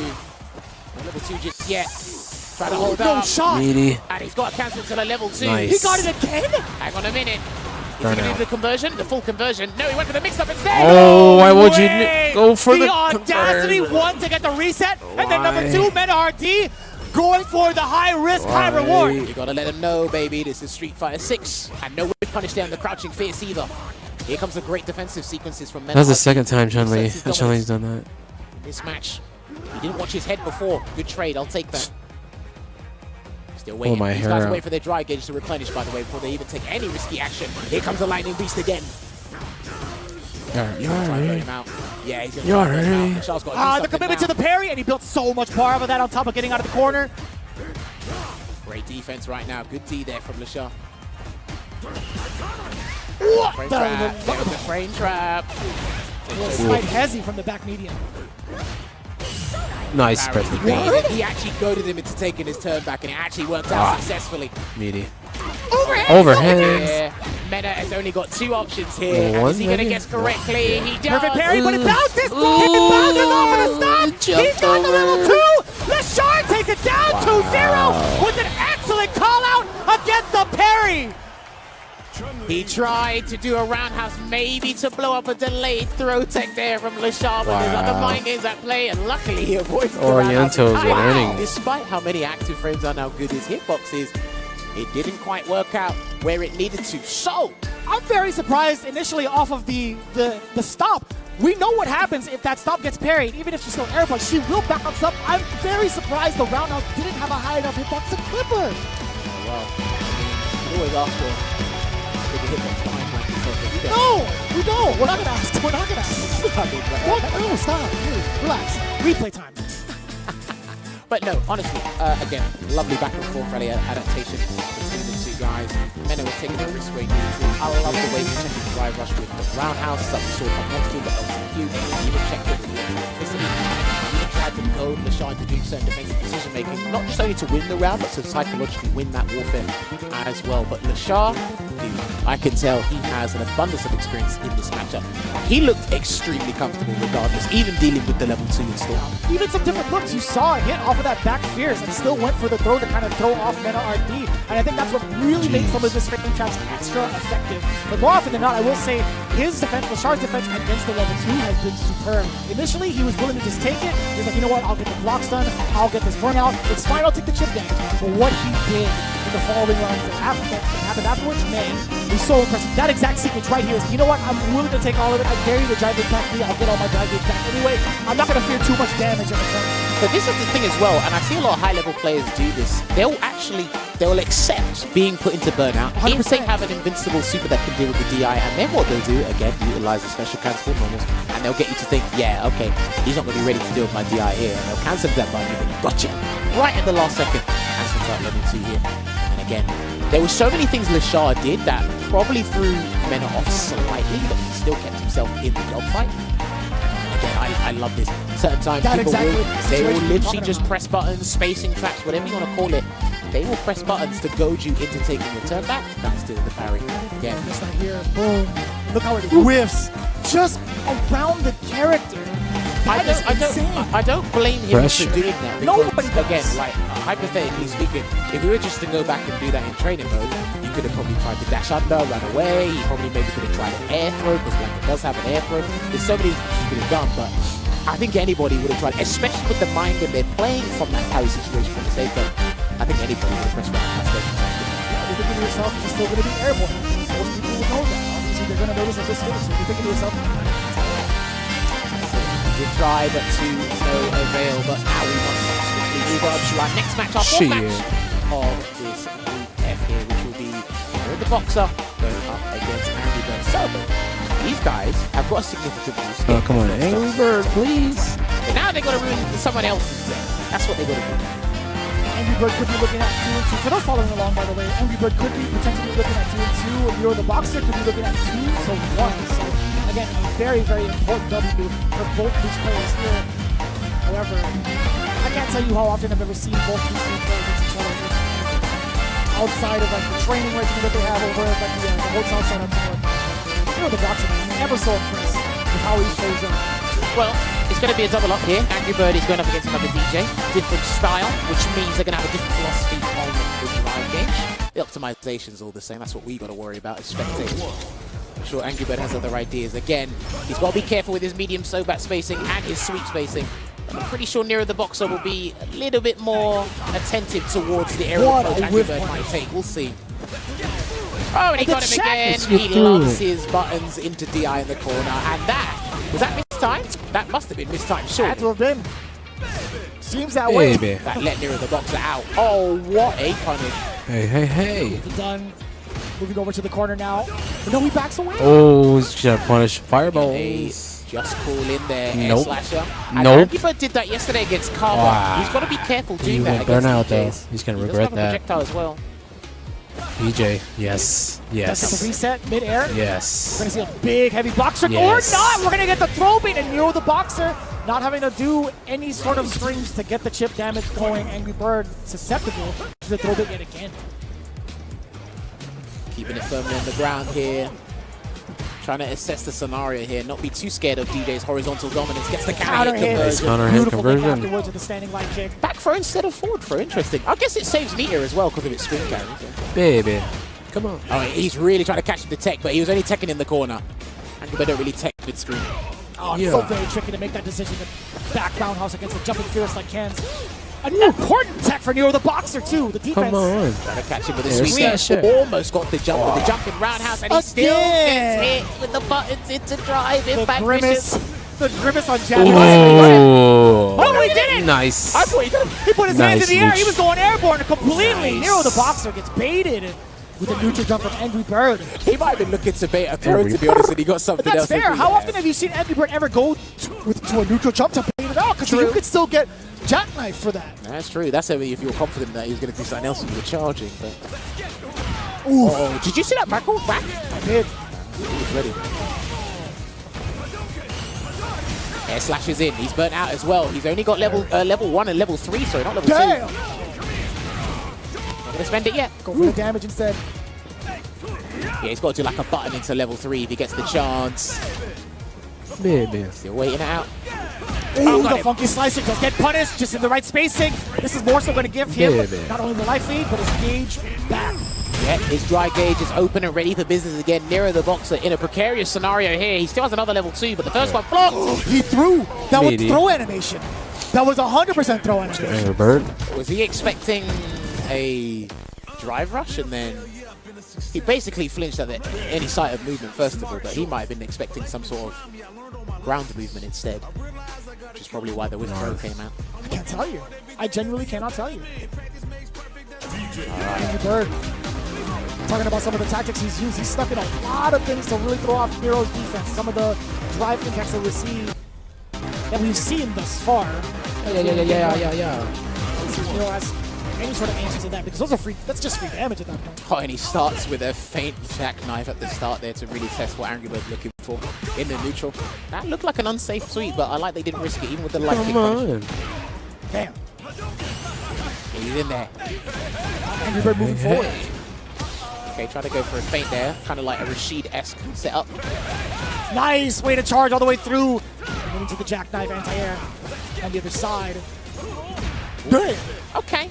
Baby. I mean, he probably should look for the knockdown instead. If he's doing that medium kick, you can depress crouch medium kick, get a better scenario there. There you go, speaking of which. Wow. Gonna get the Oki from the Trying Oki, to do so a you can, burnout. there's one Nice throw. Dash read. At least he's fucking back in neutral. Angry Bird's not flinching mid-screen. I like his defensive resilience. There's a lot of things he's not flinching towards in mid-screen. No anti-air, he hesitated. Oh! Oh! What is happening? Okay, it's a punish counter, but I think he was already commit to the target combo. Gets a grab. He might have to look to try and bait something, but he goes for the frame advantage. Back away. He's got to back away, surely.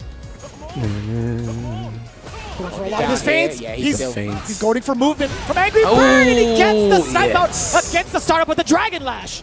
Angry Bird is literally not reacting to any of your dry rushes into the just cool. Oh! Oof, that hurt. On your dome piece. Oh, back and he still got the back throw. I think Nero tried to throw as well. We might miss time. The empty jump to make the back roundhouse anti-air whiff, and he's in another dangerous spot here, Vicious. Especially after the forward throw. One touch will do it. Angry Bird gets the punish counter after the throw. Could do it one more time for the seal. And he does it at least to tie up the rounds. Look at that match point. Angry Bird. Both characters, actually. Both players fully stocked up at level 3.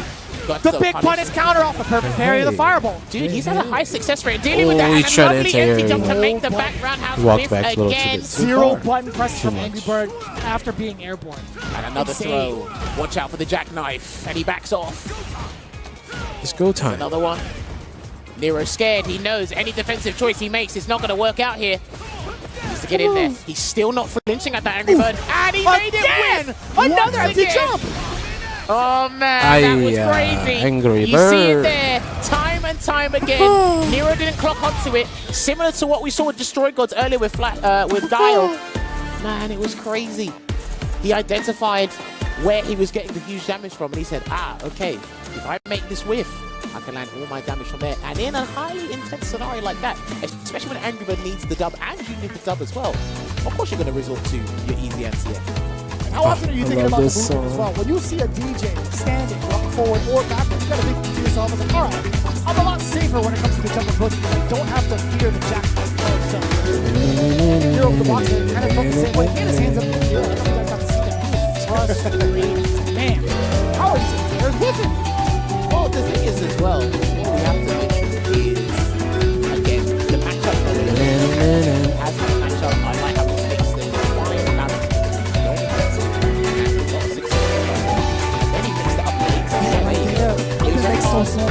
Yeah, it was very hard for Nero to keep up with it. Into something sometimes, very harsh other times, empty jump, but then it was that neutral jump. That neutral jump in the corner, it was nothing which avoided the back roundhouse, but then also there were times where he done no action and he was able to catch tap out. Boom, just like that. He was able to really snap out the boxing neutral jumps in habits all the time. It looked like he didn't have to do too much, he kept the game back. It takes so long too for her to really adapt to that kind of thing. You're so used to seeing DJ play in that pocket, hovering around the anti-air space, and if not, they're going to throw in maybe a drive, maybe a medium. The heroes go down quite a few amount of times in front. If they think they're going to stagger out and think, alright, I really need to see how much this empty jump is going to hurt him and see how he reacts to it. There's a lot of frustration. But the thing is as well, if we put it like this in layman terms, right, he was almost like a one-trick pony when it comes to offensive gameplay because, again, dry rush this way, Angry Bird wasn't fighting. And when it came to his defensive scenario, defensive tactics, he was still stuck in that one-track mindset where it's just like, okay, I've got to resort to this. Because he actually has pretty good jackknife anti-airs, but I just think it was the angle that Angry Bird was jumping and the set getting close to his victory. That was insane to deal with. But, ladies and gentlemen, that was a penultimate match. That is our final match on day 2 here for F. Oh my god. Ending Walker. Now, it does say DJ on the bottom left. I kind of wonder if that's going to be the case going up against Kaba in this battle. And it makes a lot of sense for it to happen that way. I think he'll do it. He told me that he was the right against Kaba literally done that at the start of our block, right? You know, Kaba having to find that spacing against Will the Boxer. I wonder, you know, Ending Walker, he's had the opportunity to kind of watch that pretty much progress. I'm kind of looking for the spacing. I want to see how active Kaba's going to be able to do to prevent Ending Walker from being in that little space or the knee shot. They'd have a better chance, a lot more success of connecting against a whiffed boom. But again, Kaba, I feel like when it comes to watching him play at both like the weekly scene or even like a higher stage, he could be so aggressive. He's so down to play in that mid-range game to up close. It will be a thing to look out for indeed. I really want to see Ending Walker try to be a little bit more disrespectful. I know you got to be cognizant and respectful of what your opponent does and the optimization that they're going to give if you make that mistake. But Kaba is going for the gusto. He's grabbing the ball by the horns and he's taking his opportunity as well, and he understands the risk that's entailed with this kind of playstyle as well. I'm very interested to see what happens with these two after a throw tech, because we see Kaba caught people with roundhouse into Sonic Hurricane. He was 100% on that, by the way. He was like, what, 5 for 5 yesterday? Yeah, so I'd love to see what happens after a throw tech. I want to stop. And then I want to see where Kaba flash kicks as well. Is it going to be to stop drive rush, or is he going to do it on wake up as well? Because I think he's going to have to change his defensive actions. Delayed crouch jab. Ending Walker was looking for that exact thing, and there it is. The OD flash kick ringing out. And the OD air slasher in return from Ending Walker for being that far away. He's using that immediately to close the gap, and there's the funky slice to counter hit. There you go, back fierce into the Sonic Boom there, and there it is. He caught him just about the Sonic Boom. His timing with dealing with Sonic Booms, perfect, parrying them, trying to beat to the punch with the start up. I think it's phenomenal. It's exquisite to watch it from Ending Walker. Even he's doing the same thing Nero the Boxer did. He's trying to bait the flash kick though with the sway though, so it's a little bit different. That's crouch fierce. Excellent work. That's almost guaranteed, by the way. Even a flash kick's guaranteed against a knee hop. I can see why he did it. You can see Guile kind of just standing around still, no time to charge. The punish counter is there off of the perfect parry as well. Ending Walker, I thought he was going to be just outside of range off of the empty jump. I think he'll make those micro adjustments if the chance presents itself once again. Sonic Boom. Yep. Bang! Knee hop, gets anti-ed. Again, that knee shot proving to be the biggest problem, I feel like, for Kaba in the first round. Excellent punish counter conversion. Nice. Damn, that looks beautiful. He's saving the meter for the rest of it. That's totally fine with him. He was styling with the drive gauge there, but hey, maybe he thought it was going to get the round as well. Uh-oh. He can still turn this around to Ending Walker. He gets level 3. Oh, wait You're a dead minute. here. He didn't do it. He didn't react to it. Kaba, on. he's actually dead. The critical art's going to ring out. More than enough damage. Ending Walker stealing it back with the drive with very little life left. Insane. The audacity, the balls from this man. Ending Walker. Smile for the camera. 1-0. And he goes back to character select here. Yeah, just to have a little moment of respite. Get that rest. At the same time, again, I think it happened to him yesterday as well. There's situations where, again, as spectators, that third eye, we're thinking, surely you're charging and ready to react to the DI. But again, there's so many different things you've got to think about simultaneously. It's very hard. And we thought he was going to cancel to level 3, but he didn't. He stopped the combo. Just go straight for the stun. And look, 0 on block. Ready for the rest of the Dragon's family. Alright, chases him down there, and it is a delayed jab there into the 3-piece. The throw. I've noticed that DJ players, after a button or certain spacing, they will just press crouch fierce. They'll mash it, and if it hits, it's good. It's safe on block, but that's going to be the round. A little bit of mental damage, in my opinion. Kaba not resorting to those OD flash kicks again, but to be fair, Ending Walker, he's been looking for that the entire time. I mean, did all the magic from Kaba happen yesterday? That's the question. Because, again, if Ending Walker gets the win here, that messes up Kaba's chances to have a good seeding. Oh my. That's the reaction you were looking for in the last game, right? When we started things off in the groups. Oh, that counter hit conversion from the Sobat was beautiful. Perfect parrying is, yeah, I'm telling you, he's got some of the best parry timing against Sonic Boom. Tried to do the juggling dash, didn't quite work out. Sweep again. Chase him down, he's going to look to bait this time. He delays. He's committing to the offense, though. Yeah. He has a read that he's not going to do anything, that Kaba's not going to do anything on defense, but does it matter? It's the time? No, sir. He might have to air slash his way back in if he really wants this round, but I don't know. He's building up the gauge. Yeah, he might need the level 3, and then he's in.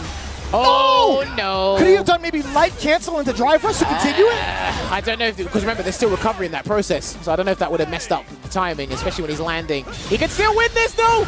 Oh! What? He did the... Oh, what? No, he took the He did it again! Kaba did it again! He must have committed to the dash, the juggling. That's surely for the projectile invincibility. That was a pure read on any Walker. That was the correct choice to make. Man, if he But he went for the throw punish instead of an actual normal to go into level 3 or any super, really. What wizardry is going on right now? Even I was bemused by what happened, but he could Wizard still... Walker. I like that name. Oh, there we go. There's a roundhouse. Looking to get out of the air. No, he's just holding parry. He thought something else was going to come vicious. Yeah, he's having execution blunders. Not now. This is the distance where Ending Walker gets to really dictate the pace. He's looking for level 2. No. No shot. No shot. That's more than enough damage, baby. There you have it. Weekend Festival going to close it out. Solid 2-0 there for Ending Walker, especially after a precarious scenario, that one we've never actually seen before. So we're definitely going to watch the archives back and watch that one. But Ending Walker gets his victory, and that means that Kaba now registers his first loss. Man, our fantasy brackets are in danger, I think. This is why they're fantasy brackets. If I'm not actual mistaken. reality. I'm glad there's something on the line for us. That's a shame, I feel like. No, but honestly, like all jokes aside, what is going on in this bracket? Dude, once we see the table, we're going to have to make those calculations on the fly. We'll figure things out here. But again, lovely back and forth. I think Kaba was still just sticking to plan A in terms of dealing with the character. Sure. I think he just had to understand and learn about Ending Walker on the fly. Because again, when you're going up against players using the same character, you've got to be prioritizing more of their playstyle than the character itself. Because there's a ceiling cap when it comes to that. Yeah, no doubt. You talk about the player style, Ending Walker. I feel like it was just so ambiguous in the approach, and even in that moment too. Kaba had 2 bars to his name prior to that drive impact ringing out. It was a matter of whether or not he was maintaining the charge. I'd imagine he was down back the whole time, but still Ending Walker being able to sneak that in, significant mental damage, especially going into this next round as well, or next game. Even after the 4th, it's like, what do? He immediately just walks back in preparation for anything that you do on Wake Up. And Kaba's been really keen on pressing a lot of buttons on Wake Up ever since the first start of this match, or groups. I think the really interesting thing for me as well is I don't think we really saw any other super outside of level 3 from Ending Walker. That's how confident he was that he can get into the corner, build the bar necessary to get the big conversions, the damage. Look, he even dropped a combo into level 3 just to stun Kaba when we were expecting him to react otherwise. But yeah. You got to be very careful with your Sonic Boom placements and then drive rushing afterwards, because guys will be looking for that check. And I've been talking about this for a little while. Some people said DJ's crouching medium punch isn't that good. I think it's actually a pretty slept on button. I think it's highly respectable. It should be highly revered anyway, only because 4 active frames, 6 or 7 frames startup, and you can actually check things very last minute with the hitbox-hurtbox ratio it has. So, and you saw it utilized there to get the kill for Ending Walker. But again, this kid's insane, man. I wish Group F just continued running, to be honest. Yeah, can we just like do this just one more time and just say it's group or day 3? I'd do it all over again if I could, but this is what the table is. And this is beautiful, because we needed a group where it was settled by day 3. We needed a group where things have to be settled by day 3. So this whole group could flip on its head tomorrow. And again, it started off with Kaba and Mena at the top of group, day 1, sorry, day 2. Lashar and Kaba are there. And again, the differential is huge. Lashar is up there with +2. Mena has the same result, but it is +0. So this is pivotal. Tomorrow is a game-changing day, if I ever do say so myself. I can't even imagine. As you take a look at the spread, do all your calculations now. In fact, screen cap this as we speak, because you never know what's going to happen here at Group F. Anything can turn topsy-turvy. Heck, I don't even know how to even call it when it comes to Lashar, Ending Walker, and Nero the Boxer, right? I think majority of the eyes have been on like Kaba, Mina RD, and Angry Bird, truthfully so, throughout the longevity of Street Fighter 6 thus far. Man, I'm really looking forward to tomorrow, just looking at this table, and I've got to look at this schedule for the match schedule here, because again, you don't want to miss this on CapCom Fighters tomorrow, because this group right here, it has to be determined by day 3. There's no expected results, because obviously some people, their fate has been signed, the contract's been signed, they're out of here. But these guys, nah, they've really got to do it. Pay attention to tomorrow. the best part is we don't have to call that action as it goes. We get to be the full-on spectators I'm a for Group F. spectator now. I'm big chillin'. Now we get to eat our popcorn as we see every single one of those matches. I'm going to rip his arm off, I feel like, because I almost did that earlier. I almost Honestly, pushed him off the box. All I'll say is thank you so much for allowing me to commentate Group F for day 1 and day 2. But day 3, I'll alleviate the pressure for myself and give it to somebody else. But hey, listen, we've had a great time up here. But then we got to give a big shout outs to our headset sponsor, SteelSeries. They've been providing all the headsets for both the Last Chance Qualifier and CapCom Cup 10. And in moments, it's the easiest way to record and share your gameplay with friends. Remember, so many pro players have won more prize money using SteelSeries gear than any other brand. And this week, they're going to help a player become a millionaire. Shout outs to SteelSeries Arctis Nova Pro. I wonder how many Nova Pros you could actually buy with $1 million.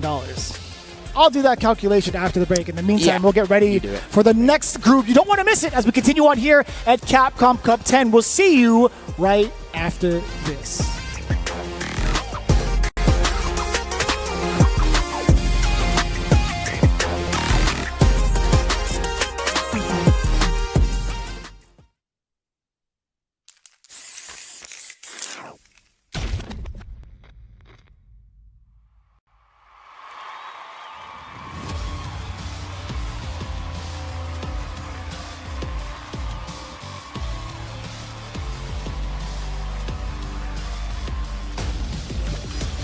Let's get it!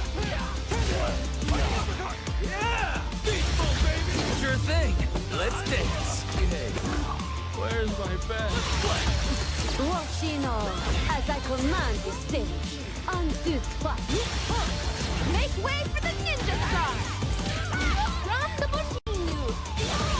I live for battle. A second helping of you. The time for battle is here. So duke it out with me? Shall we begin, men? Do you need to take a rest? Do enjoy it. I'm game if you are. Yeah! We gon' crank it up! Let's get it on! Alright! Another mission awaits. Do you plan to fight at all? Quiet! Alright, I'm ready! Your footwork's sloppy. This some kind? Behold!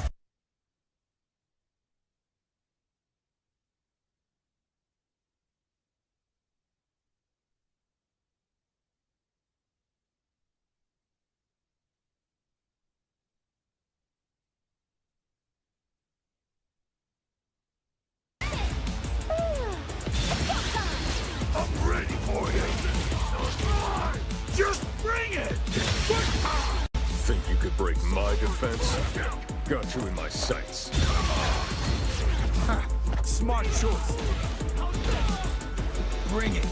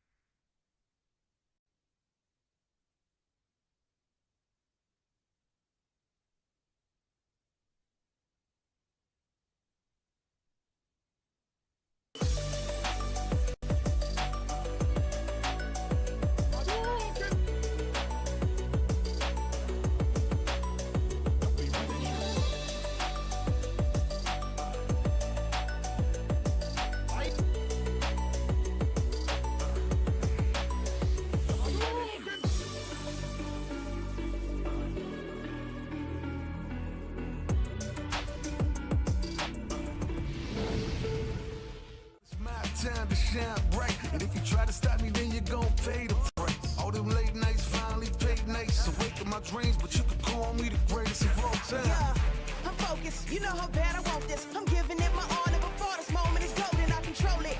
All eyes on me, I see I'm watching. Once I'm locked in, ain't no way that I'm stopping. Clocked in, it's time to put in work. Go berserk. I'm in my zone until I'm first. Believe me, when I say nobody can see me, this a product of hustle. I just make it look easy. Non-stop, you ready or not? When it's all said and done, I'ma be on the top. 3, 2, 1. I'm ahead of the game. They'll remember my name. Non-stop, you ready or not? When it's all said and done.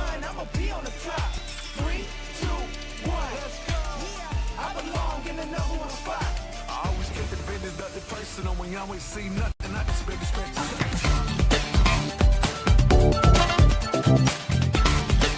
Welcome back to Capcom Cup 10.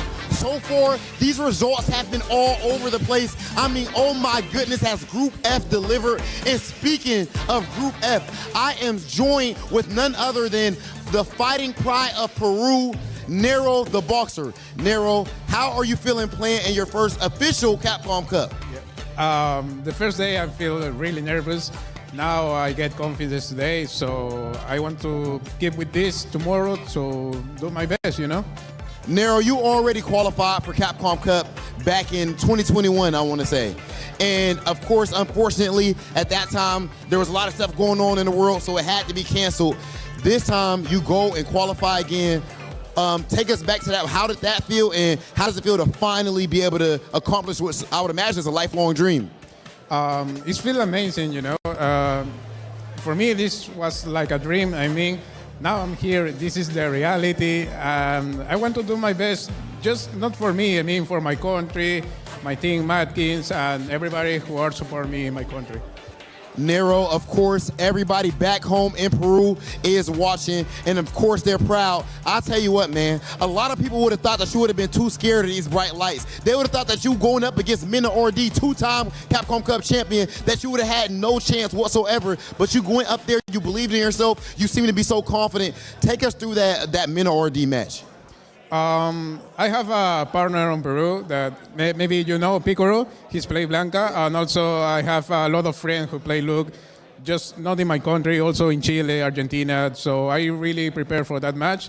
I want to do my best. Like I say on Twitter, maybe nobody know me, but I will do my best. I can kill everybody, so be careful about that. Talk, Nero the Boxer. Okay, last thing I gotta ask you.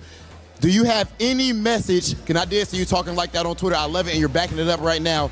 Do you have any message for everybody watching back home in Peru? Just to all the people in my country, my teams, my family, my girlfriend, thank you so much for supporting me. I will keep like this, and tomorrow I will do my best, and I hope I can pass the group, you know, and make the top 16. This right here is what Capcom Cup is all about. Capcom Cup 10 shaping up to be potentially a classic so far. And let's get into more of these action-packed matches. We're going to send it over to Marine and Seijin. Wholesome interview, right? Yeah. Actually, I watched Nero play in my very first CPT commentary, and I was just like, man, he's out here playing. Because it was especially during COVID restriction times where it was really hard to kind of get around. But it's so awesome to see Nero the Boxer here at Capcom Cup. But anyway, I am here with Mr. Seijin. What's up, you gamers? doing? Hope everybody's. I gamered before you could gamers. That's the way this Capcom Cup works. It's a bunch of gamers playing matches.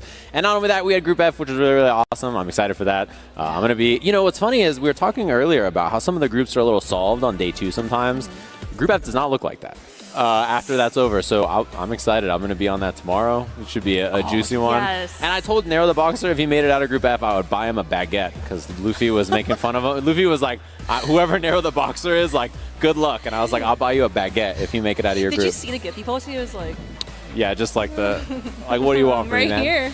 So we're going to take a look at our standings for this group. Hopefully you've been enjoying all the action so far. Group G, which I think a lot of people, you know, I love the safe image where he posted like, whew, when he saw he was not in Group Nice. F. But this group is stacked too. There's a lot of really awesome players in this group. In particular, you know, I'm really excited because it's a lot of players that when I watch them in their regions, I'm always impressed with their gameplay, right? And so to see them here get a chance against each other is really, really fun. Particularly if you're from the North American scene, a lot of you are probably familiar with Safe, right? Who's at the top of that. And then if you watch any of the awesome matches in South America, I mean, Juninho is very commonly known, right? Same thing with RainPro if you watch Asia scene. ROF for that, I mean, the image alone, I feel like it speaks a billion words. His post up there when he's stacked up on the image up there, which is really cool. And then, of course, Uma as well, who's really, really fun to watch. Awesome jury player. One of the few jury players in this bracket. Sure, definitely. So we are going to go into our next match here. So we do have RainPro and Safe. So to capitalize on where RainPro resides, he is in the UK side. Right. So like lore-wise,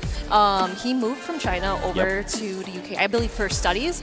But it was funny because Hot Dog mentioned like, hey, you gotta watch out for this man. You gotta watch out. And I mean, he's here. You guys let him here at Rain Pro at Capcom Cup. And then, of course, going against Safe, I've seen him play, and he's a very studious kind of a player because he actually sits down, learns the matchup, and actually knows how to play characters here and there.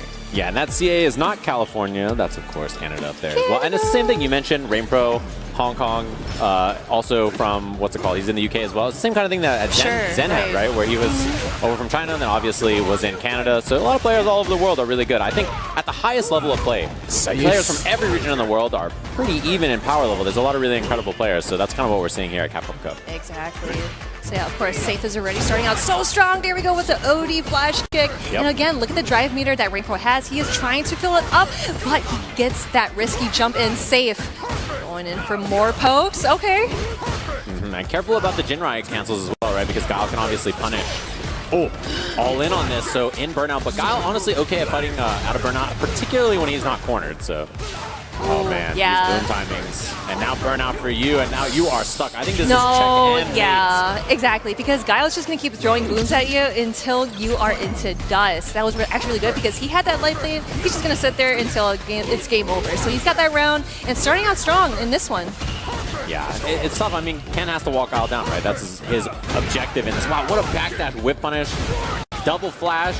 Just backs up too. I like taking that space with the back medium kick. Rain Pro is looking like a monster right now. Oh, yeah. Oh, my, help me. Please, get me out of here. Yeah, I was going to say, literally capitalize what Hot Dog said. This is Rain Pro. You do not want to mess with them. Coming over from Hong Kong to the UK, he is going to close it out 1-0 over Safe. Hong Kong. Please help. Call an ambulance, but not for me. That was a beating. That was not good. If you're Safe and you're looking at that, I think your adjustment is, I would like to play the game.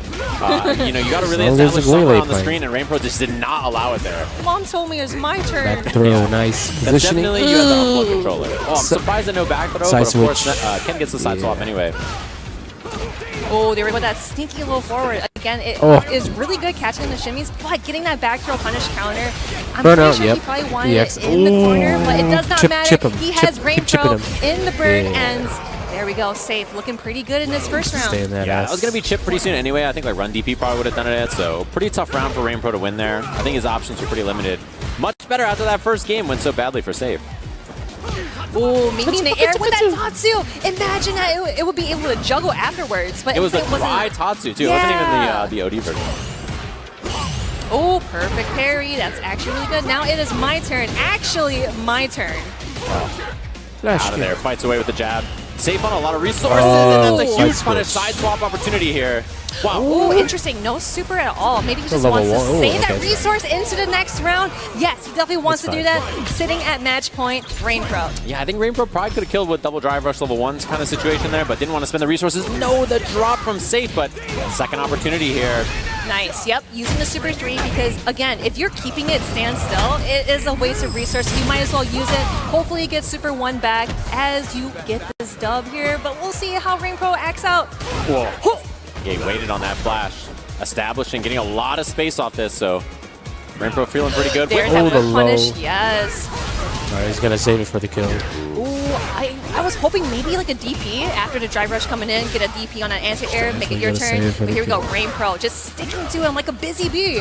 Uh-oh, this is scary now. Through the whip punish, same setup he did last time. He's going to spend the level 3 here. Yes, definitely. Oh, but it is not the combo. I wonder if it's maybe because like, you do double flash too high. Yeah. So it didn't get the blind. Amazing reactions! Rain Pro 2-0. Just like that. Very well played there, I have to say. Like, he recomposed after, you know, Safe was starting to catch his footing, right? And looking a little bit better there.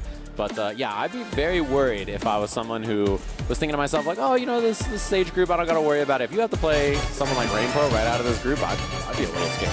No, for sure. Yeah, again, you know, Safe played that super well, too, because he did all the things he could, where he did the Dragon Lash, and he was able to make it his turn. And I'm actually very surprised that he didn't do Jinrai at all, because I knew for a fact that Rain Pro probably would have reacted with Flash Kick, right? Like, he's holding back most of the time. He would be able to punish that and get his turn back. So yeah, in so many situations, too, putting Safe in Burnout, because again, I know that it is a nightmare being in Burnout against JP, but Guile, it's a whole nother level. Yeah, it's particularly brutal. Those two characters really manage the drive gauge very well, right? For their opponent, if you spend gauge against either character, very unlikely you're going to build it back. They kind of just sort of naturally snowball from there, and you're going to be forcing a burnout at some point. We saw almost every round where Rainpro had any kind of advantage. I think Save made some good adjustments, but I gotta say, Rainpro just looked rock solid. Really just super clean, solid gameplay. Didn't make a lot of mistakes, not a lot of room for errors, stuff like this. Cool. I did think we were going to see some meter dump here to get the kill, but not spending it turned out to be A-okay, and he had the level 3 for the next round anyway. Oh yeah, this is my favorite part here. Yep, so he's going for that roundhouse drive rush, he did that combo. See, and yeah, you were right, he was a little bit too high, but in this certain situation right here, he is going to be Dragon Lash. I guess if you're not burnout, you might be able to double especially flash when kick. you're burnout. I've seen a lot of people where they see the Dragon Lash coming, and they're blocking. You can actually stand up and then parry, and that's a guarantee for the parry. Right. But the other thing too is like, when you're in a situation like that, you know that his options to approach are limited. You're building burnout, you're like, alright, I'm just going to sit here, down back, see what he has to do, because if both characters recover their gauge, I think it's really going to be a lot of times anyway. And as long as he can establish space and then start doing booms again, he sort of naturally will force Ken into making some kind of risky decision, so it's going to be some kind of coin flip there anyway. But we have our next match. This group is locked and loaded. We're moving in groups, so hopefully you've been enjoying all of it so far. Garnet, which I brought this up earlier, we had 2 groups today where there were Dalton players, right? So it's cool to see it. We get to commentate more Dalton today. Up against Uma, who's been very impressive. I mean, I watched Uma play a lot against some players in Asia, actually, right? So this is one of those matches where I've seen Uma fight against it quite a bit, and I'm sure that he has a lot of experience in this matchup. And I think particularly this matchup is, you know, it can be tough for a lot of Dalton players, especially not like super high level Dalton players to slow this matchup down. It's very difficult. You have to be a true master to stop this character from just not steamrolling you 24/7. Oh, 100%. Yeah, and again, you know, Jerry, like her driver is actually really good because she has so many different kinds of options that she can just mix you up. That's why in this game, the mental stack is so freaking high. Here we go. Perfect parry, drive rush in, and getting that corner carry as well. Garnet is in a sticky situation, but teleports out of there, nothing personal. What a response, dude. Just totally ready for it. And yeah, I mean, Uma has a lot of matchup experience, very good in this, and, you know, already showing it early with some of the responses that we're seeing to Dalton stuff. Her DP also has a huge horizontal hitbox, so very easy for her to do drive rush and then DP and just take up the entire airspace from Dalton. Nice so you can't just like float kind of aimlessly in this matchup. You have to have a plan. Random people I don't know. Get that out of I really like how Uma's like utilizing the drive rush and keeping Garnet Tell you in there. what. He does not want to get teleported out there. There goes the perfect parry, Perfect and parry. we saw that in the very first round here. Oh, Trying to get the nice. meter Trying out. to beat out the empty parry on that and just sends it with a dive kick. He has such a huge life lead. I think he just doesn't mind. Yeah, chip is a big factor here. Garnet, not much to do in this round. That'll do it. Yeah, definitely, because we probably might have seen like maybe a super, but again, it's super 1 because there is no vulnerability frames. But here we go, Garnet with that punish counter. Oh god. Ow, my head. Oh, immediate heavy kick into the fireball after and the arc after, just to control a little bit of space, try to slow things down. It's gonna Also, you know, bounce. he's trying to be more active now. He says, okay, I'm going to put more stuff on the screen to try to make It does Jerry disappear a little bit eventually. more worried about approaching, and now a little bit more passive play. Ooh, yeah. Yep, Garnet is playing how he's supposed to. Okay, I like the answer, trying to get that parry out of there, but it does not stop Uma. There are no Gonna level breaks to 3 it. if he hits or save it. Yeah, I mean, oh, nice jump drill out of there over the EX fireball. Big Burnout. in there. You get the knockdown use as it for well. burnout. Not the blast, though, so he's not the best. Another grab. Yeah, again, you know, you really got to guess. You see her grab you and then dash up. You don't know if she's going to backdash or try to do a roundhouse catch or something. Yeah, I mean, Uma is one good hit away. Oh, here we go! Oh, he dropped. Misses it, but it's okay. He has a life lead, but he is in burnout. Oh, man, now double burnout. Chip's a big factor as well. Reacts. Oh, there's the reaction! My, And this that so is much. in the yellow. That is in the yellow. I don't think that's going to kill. It's going to put him at... Chip, though, is still Chip, a factor, maybe even a if he splinter? lives. Chip Oh, is so okay. scary here. The jump in. Oh, And the no, the throw! Uma! With that much health, too. Literally, everything is on the line. That prize pool is on the line, so we are fighting for that big money. So Uma definitely taking in that grab firsthand. I like the stagger, too, because it's like jumping, medium kick, like wait a little bit, crouching leg kick, and then wait a little bit, throw. You want to make sure that you don't just get clipped by like a raw level 3, because Sim level 3 is going to chip there, right? So you have to be very careful about that. Obviously, if she jumps it or something, or tries to avoid it, get away from it or something, it can be scary. So you don't want to just do it right away. But yeah, it was a scrambly little weird end game. Third. Taking some of that drive gauge back, and then yeah, a little crouching heavy punch buffer.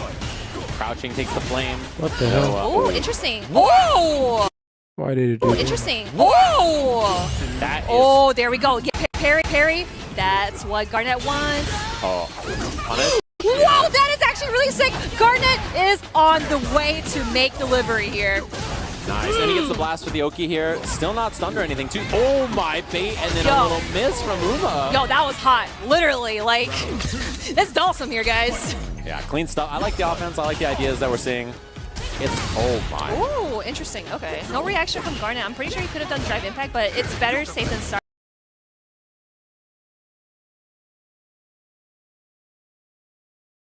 To keep out a character like Jury, so I like that we're seeing it. And Uma's had really good answers, too, to a lot of the things that we've seen. Oh, he tried to do the same thing, but I wonder if Garnet did like a lighter fireball so he can catch Uma as he gets in his face. Wow, jab check, confirming the level 1. Some space off of this as well. Tried to get in there again. Uma's been challenging these with Drive Rush a lot, so has had the right ideas to try to get in over the arcs. Oh, yeah, just checking them and just doing parry most as 18. You know, most Dawson's players will do, especially against Uma, where he's using Jury to just Drive Rush in there, finding that right opportunity again. Drive Rush after the perfect parry, getting some more damage in. Yes. Stagger pressure. Oh no, a little whip there. This is a big opportunity. Uma could have killed on the meter. Yeah, look, crouching here, so you go on. No. Oh no! Oh, yes! Not a good trade for Uma. Oh yeah. Oh, I bet Garnet's like calculated. In the air, Uma waited to see Oh, if there's into a air. teleport. No teleport. Oh, the grab! Garnet bringing it back. 1-1. I love that Garnet did not teleport there because it was like a really obvious spot to teleport out of your sim. So by just landing, you kind of throw off of his plans. And so I think that's a really good awareness that the obvious choice that usually would be good is bad against the top level fire, right? So it's really like strong understanding of the awareness and the situation that you're in. Against a weak player, you just teleport every time and you're out. Exactly. It's like, all right, I'm out of here, but just remember, you're playing against Jury. She can chase you down. Yeah, and Uma in particular was looking for it there, and then when it didn't work out, he said, oh, I got to do something, and then that scramble worked out for Garnet. So. Wow, what a catch off that Drive Rush, too, coming up the crouching gears. Oh, another one.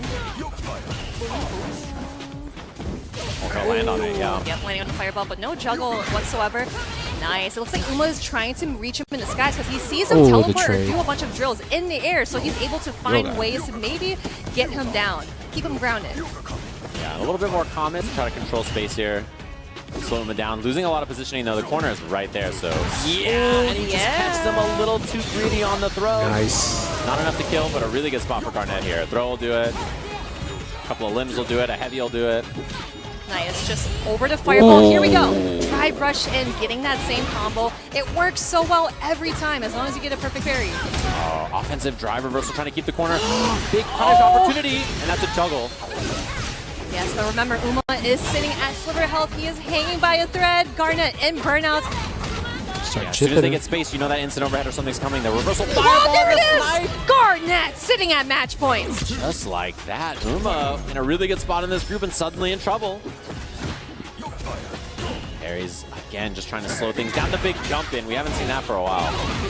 That was actually really good. And another thing that we haven't seen Uma do a bunch of dive kicks. But of course, Garnet using these drill kicks and whatnot, but he is getting grabbed over and over again with the mixes. Uma is not settling down. Yeah, steamroll of a round right there. So that's us to final game, final round between these two here. Ooh, there's that drill. Nice challenge, just going out for the jab, just to see if he will press a button afterwards, because it looked kind of sketchy, right? Yeah. Because I always say that drill, once it hits below the waist, you're fine, but maybe a tad bit over the waist? Not at all, but here we go. Feng Shui engine, you literally got to guess.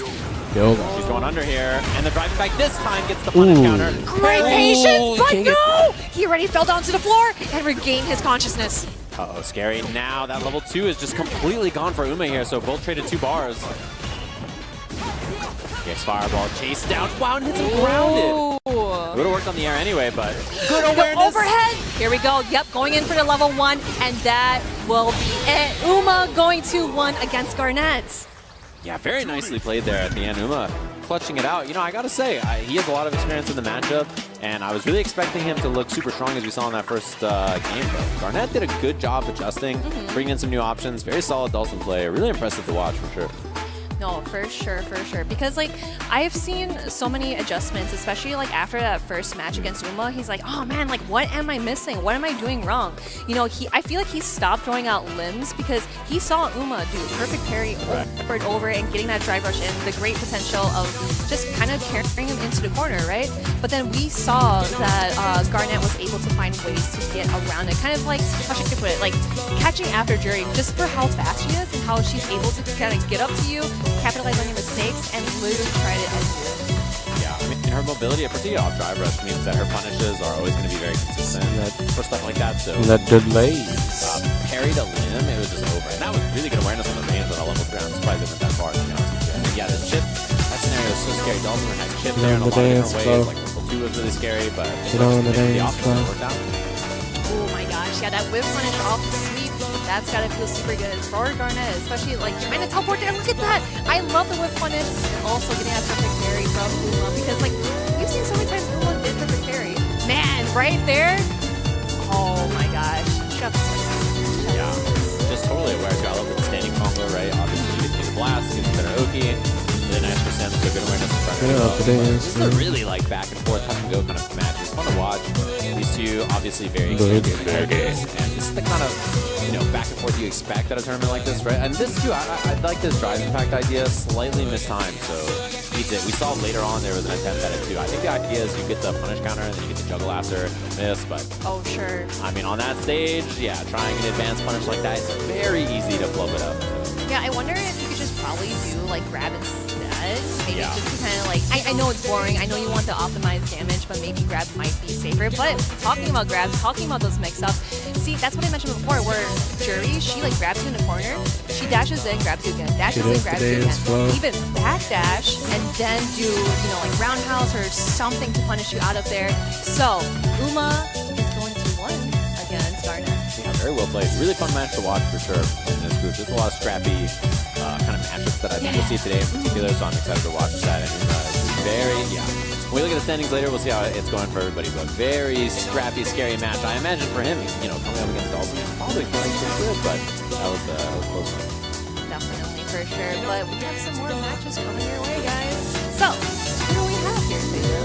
Yeah, we have the first time we've seen him today, actually. Did you know Ross, obviously, up against random people. Both of the first matches for them today. JP versus we'll see Uma and Safe and Rainpro and Garnet after that. So a couple of other matches happening. People we've seen these two tonight right now. This is their only match of the day, I think, for both of them, actually. So.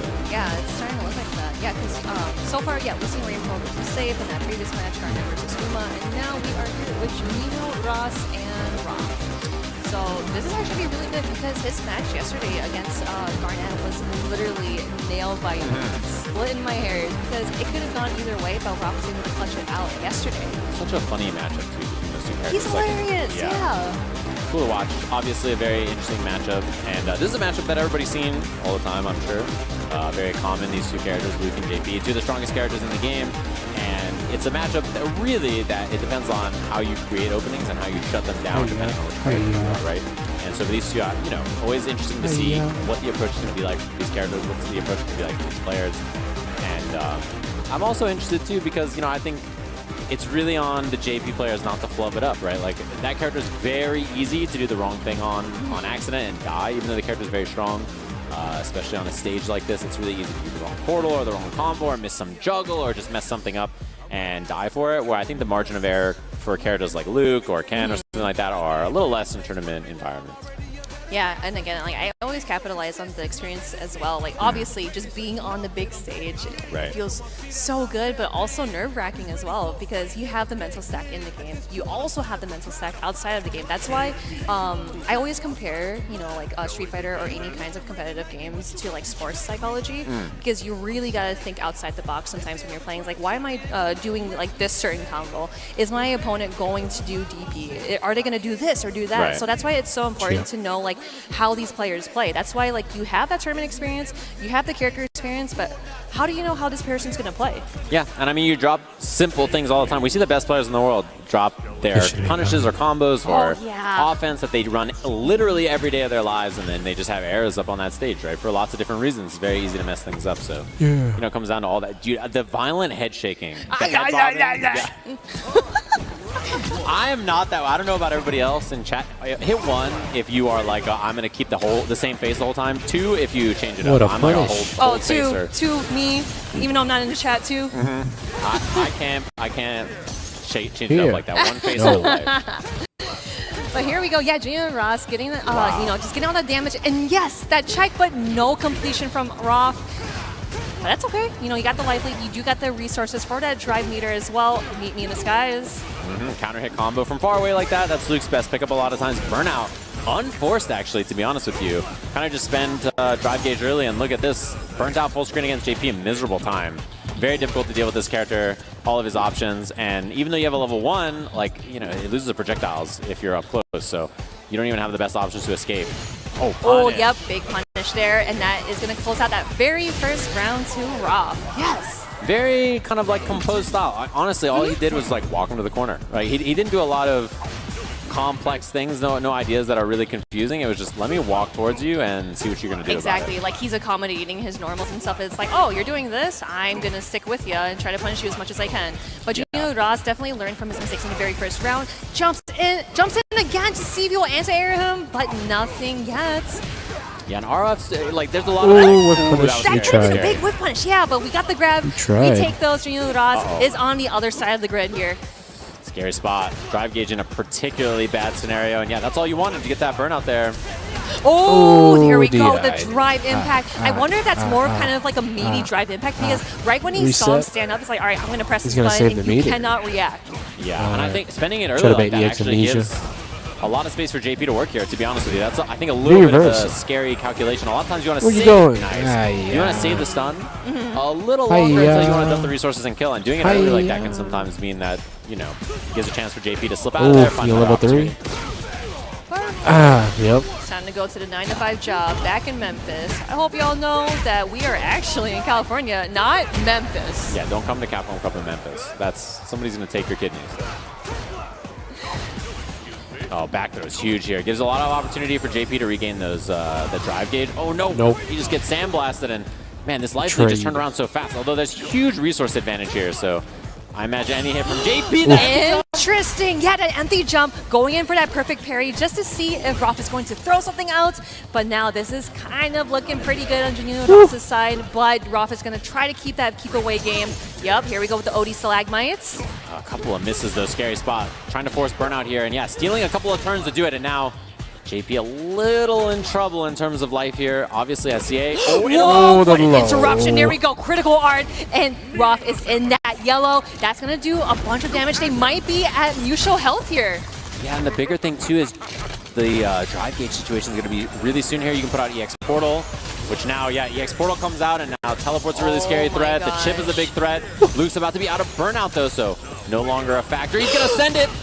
Oh, there we go with the parry, with the charge up, the drive impact, and that is going to be enough health to return the favor back. Juninho Ross, 1-0. And you can see the idea behind it, too, because obviously Luke just did Heavy Knuckle, right? So your brain is like, oh, God, why did I parry that? I should have drive impacted it. And then on the next sequence, you just drive impact, right? Jeez.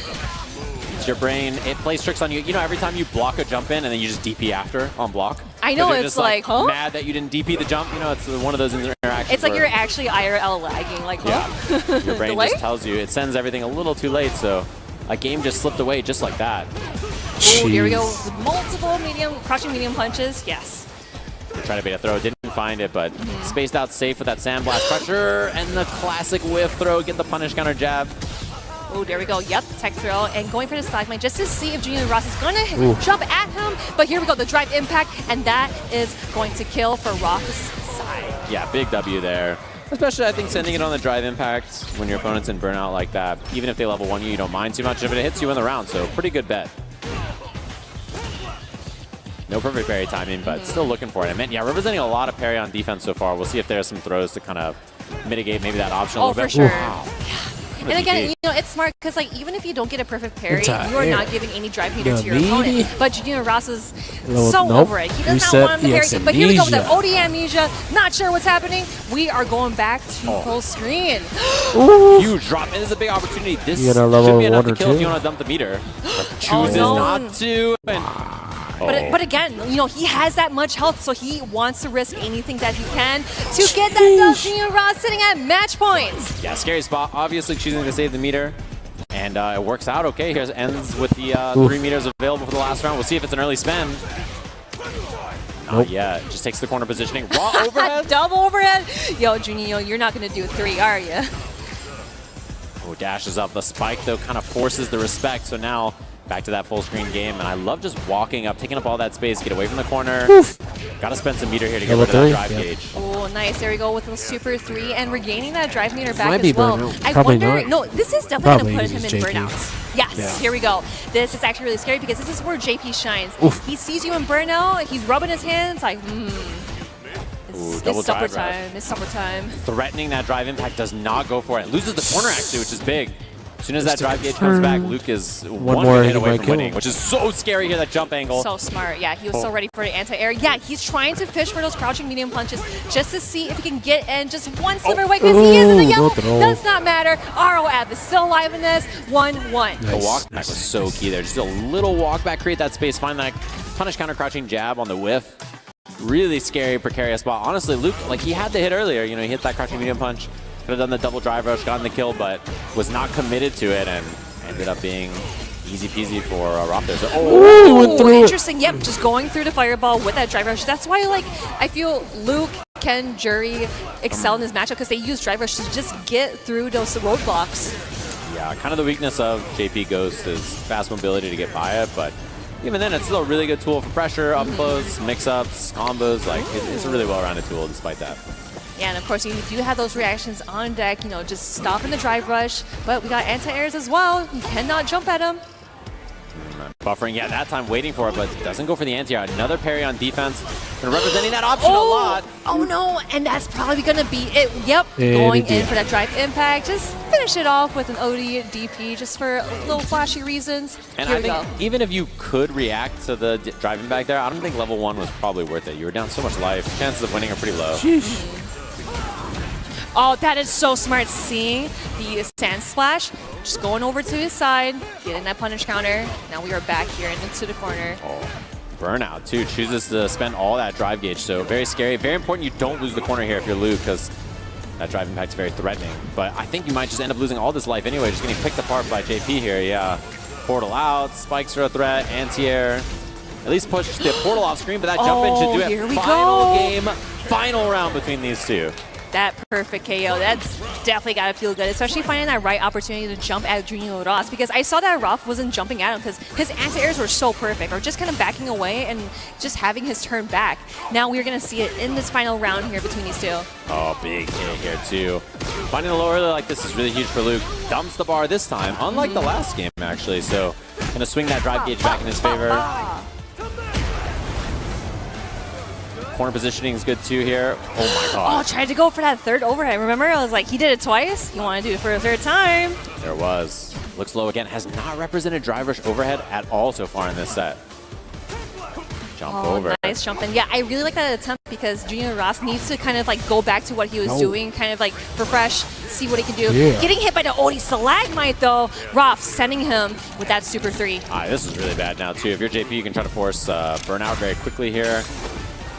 You're going to have to make some decisions. What? A sneaky mix-up. Come on. Okay. Okay. And puts himself in burnout now. Chip. Ooh, and Portal's a threat here. Chip's a threat here. What's the escape option? And It's that not enough.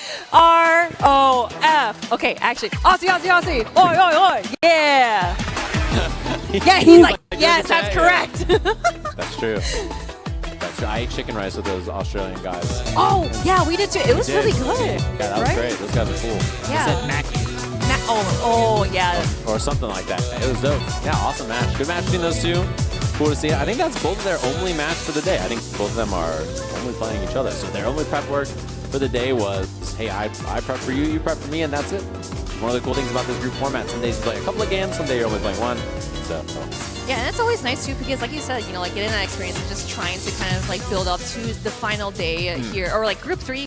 Obviously, we have finals, but like today, Group 2 or Day 2 actually is so important because it's like whether I'm going to win or I'm going home or something.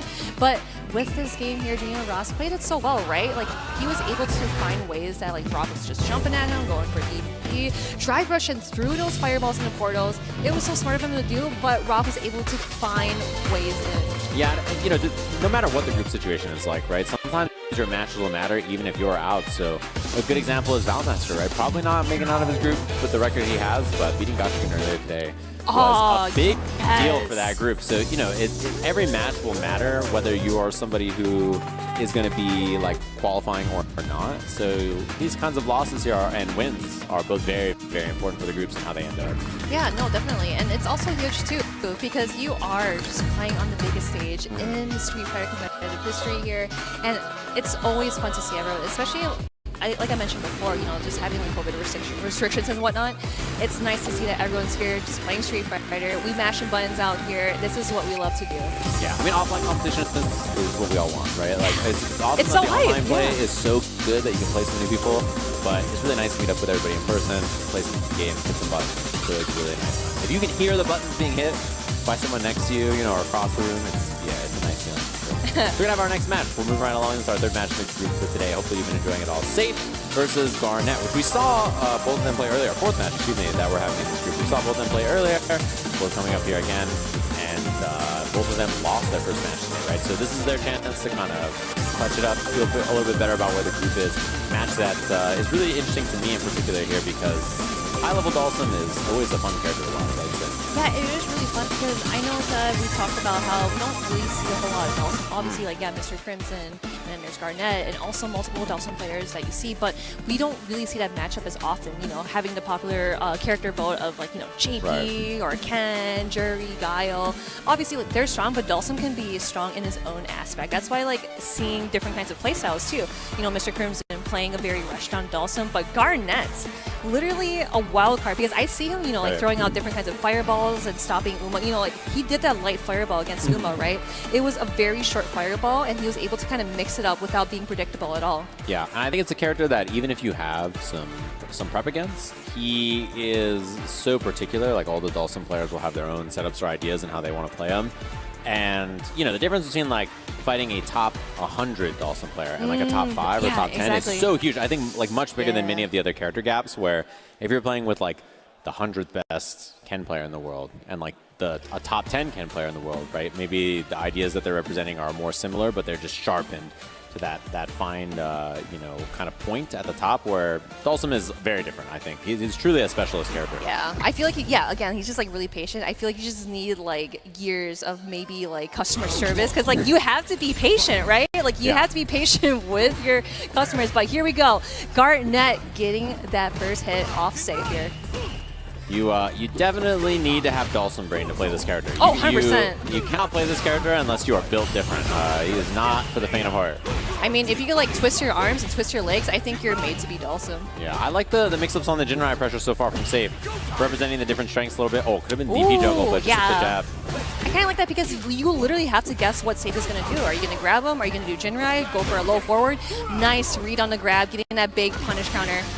Try to walk back and do crouching heavy to bait the throw, but doesn't go for it. I think Dalsum players know you're trying to bait that throw, so they're extra tricky on defense about not going for it, jumping and doing drills or teleports or whatever to try to catch you off guard. Oh, yep, there we go. Like you mentioned before, we wanted to see that juggle in the corner, but here we go with the Dragon Lash. You cannot escape me. Safe, strong first round. It's a particularly pesky move to deal with when you don't have 5 gauge. You know, just extra frames on block, and a lot of times you're teching instead of parrying or doing something else because you don't have drive gauge. So, very annoying thing to deal with for sure. Oh, trying to sweep the limb, didn't find it. I like the patience in neutral, though, from Safe so far. There it is, yes. We've been seeing so many whip punish against Dalsum's limbs because it's really hard to expect it, especially you have to be full screen and able to punish it. Now, this is really good for Safe because we've seen so many instances where he's put Garnet in the corner. Go forward, there we go with the big punish, and he's going to go into the super. Nice, double Jinrai, gets the pickup, spends the level 3. Really, really solid corner pressure here from Safe. Clean things up, get that first game on the board. Oof, man. All off that one whiff limb. Yes! Just going in for the jab and then jab cancel into the drive rush and going in for that big full combo with Super 3. That is definitely a guaranteed kill. But here we go. Just going back to character select, just take a breather, you know, breathe, drink that water, hang out. I always say that like a lot of my friends who do watches that aren't into Street Fighter, they're like, why are they going back to characters? Like, are they just like picking the same characters or different characters? I was like, you know, they use it as a mental reset too, because Street Fighter 6, the mental stack is high. It's seriously up there. Oh, that is a brutal start too. Just walk up, finds the perfect parry. Whiff on the Jinrai, I think looking to fake the overhead low mix up and go for something else. Wow. And another one, man. Side swap, double dash, throw. Pressure looking good for Safe so far. Nice straight lock in the Jinrai. Oh, here we go! Drive impact onto the other side. What a sick punish with that meaty fireball dashing up, but Safe is just gonna go for the parry, does not want to guess whatsoever and not give that drive meter back. Then that level 1 right away, a little jab, jab, hit confirm. Oftentimes one of Dalton's best things to do. Fake them out on that. I love that punish. Okay, that was actually really sick. Yo, Garnet getting that mix-up down with Dalsum, that was sick. Yeah, because a lot of sim players, they anti-air back medium punch, and then they do Yoga Flame, and you land on it, and so people parry it. So people autopilot the parry, and then you can bait it there, get the throw. So sure. Really high-level mind game to play there. Ooh, there we go with that jumping fierce too. What a great button. Because I always feel like that people try to anti-air, but the least that you can get out of it is like a trade or just getting hit fully. I like the frame kill for the meaty throw. Big jump though. Yeah, big jump in. Now onto the other side and coming at you again with that super 3. Garnet is still alive in this, and Safe is getting back that drive meter. Yeah, expensive, but you know, trying to secure the round here. Oh, the backdash! What a great backdash! Garnet's still alive! Also got a punish counter on that too. Good awareness. Oh, but the parry. I'm not sure what the plan was there, and Safe gets the better of it with the back throw. Set point now for Safe. Big jump again! Oh my that goodness. is a rough start. If you're a sim player, that's the worst kind of round start. Ooh, okay. That's okay though. All right, I'm happy now. Oh, okay. We go back to the corner. Pretty brutal spot to be early. Oh, what a confirm. Going into the Super 1, yes. And then just kind of like getting back that leg room, finding ways to even punish him, going for the perfect parry. We've seen that before with Uma, where you get that perfect parry, drag rush in, and here we go with the Super 2. And grab! I mentioned before, right? That's the safer option. Yeah, just took Safe, sweet. I like it. Oh, mix-up was clean. Covered his That's one of those ones as a spectator, you maybe see it, but as a player, maybe not. And you see the shrug there from Garnet. Not happy about it, obviously, but Safe cleans it up there. And a couple of weird scrambles, which if you're a sim player, you don't want it to be that way, right? You obviously are looking for a more stable match.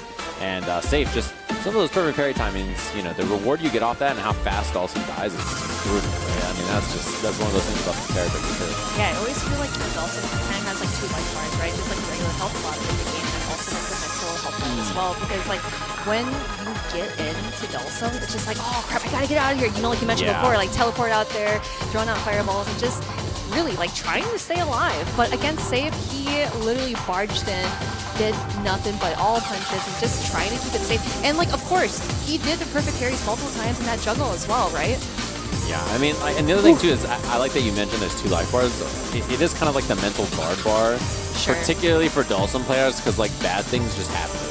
And when something bad happens to a Dawson player, they are gonna like die. Like they're gonna get hit in the corner, and then they're gonna get looped in a spot like this. And it's like, what is my purpose? Yeah, it's particularly bad for a character like this in terms of you know, his weak defense, and he just gets smothered by things like this very easily. So that kind of stuff happens to sim players, and I think part of playing the character is just being like, well, and then just going next. You know what I mean? Like you just gotta accept that this is the nature of the beast for sure. Yeah, and one thing is that you don't really have like a reversal, kind of like, you know, like Ken or like Blue. The only thing is just, yeah, like perfect parries or just, you know, doing supers and whatnot, but Safe was just super, super patient, right? He was able to find loopholes for Garnet. He is that Dawson player. He does the mix-ups and whatnot. Of course, you will see more of him. He's probably my favorite Dawson so far. Like next to Mr. Crimson, yeah, super fun, very mix-up heavy, but unfortunately, he loses that match. But again, you know, we'll see him some more, right? Yeah. It could be fun to watch for sure.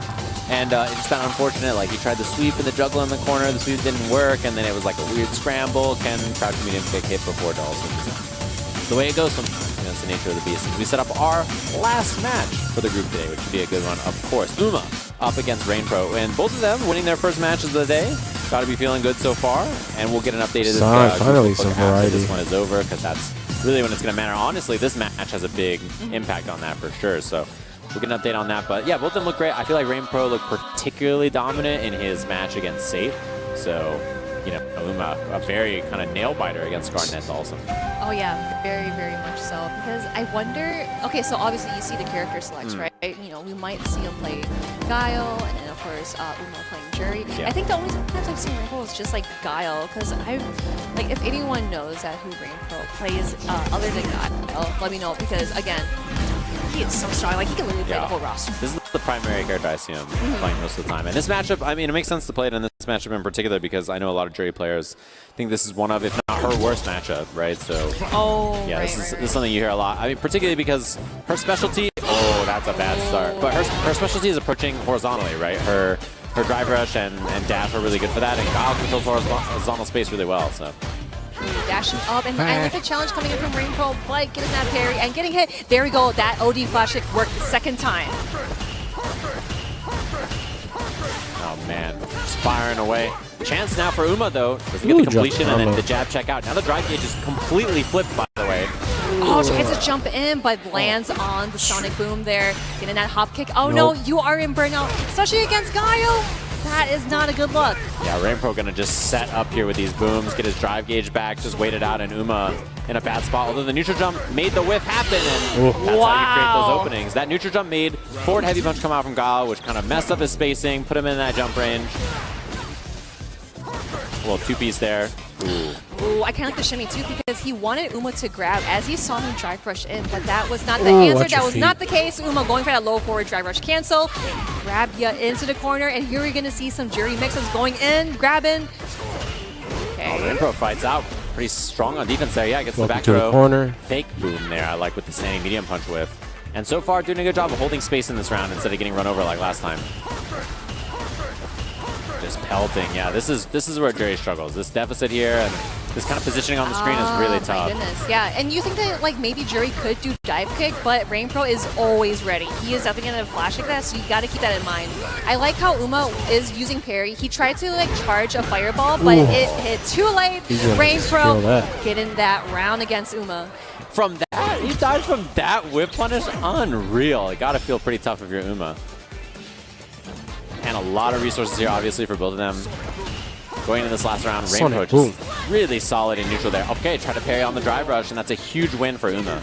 That was actually really interesting too because he saw Rainbow whiff that sweep, so he tried to like drive rush in, maybe like try to punish him on the way, but he went for that parry to see if he'll actually press the button. That is actually super smart. Scary now though. Uma's drive gauge is very low. And just even stringing them up like that hurts your drive gauge a lot. Plus, he still pressed the button. And yeah, perfect strips the drive gauge in burnout against Guile now. Got to fight your way in the old-fashioned way. Oh, what a medium kick. There we go. Yep, low forward into that fireball. Cancel into the Super 3. This is actually really good because it is going to slowly put him back with that drive meter. Uma definitely has a chance to close things out against Rainbow. Oh, here we go. Back in the green.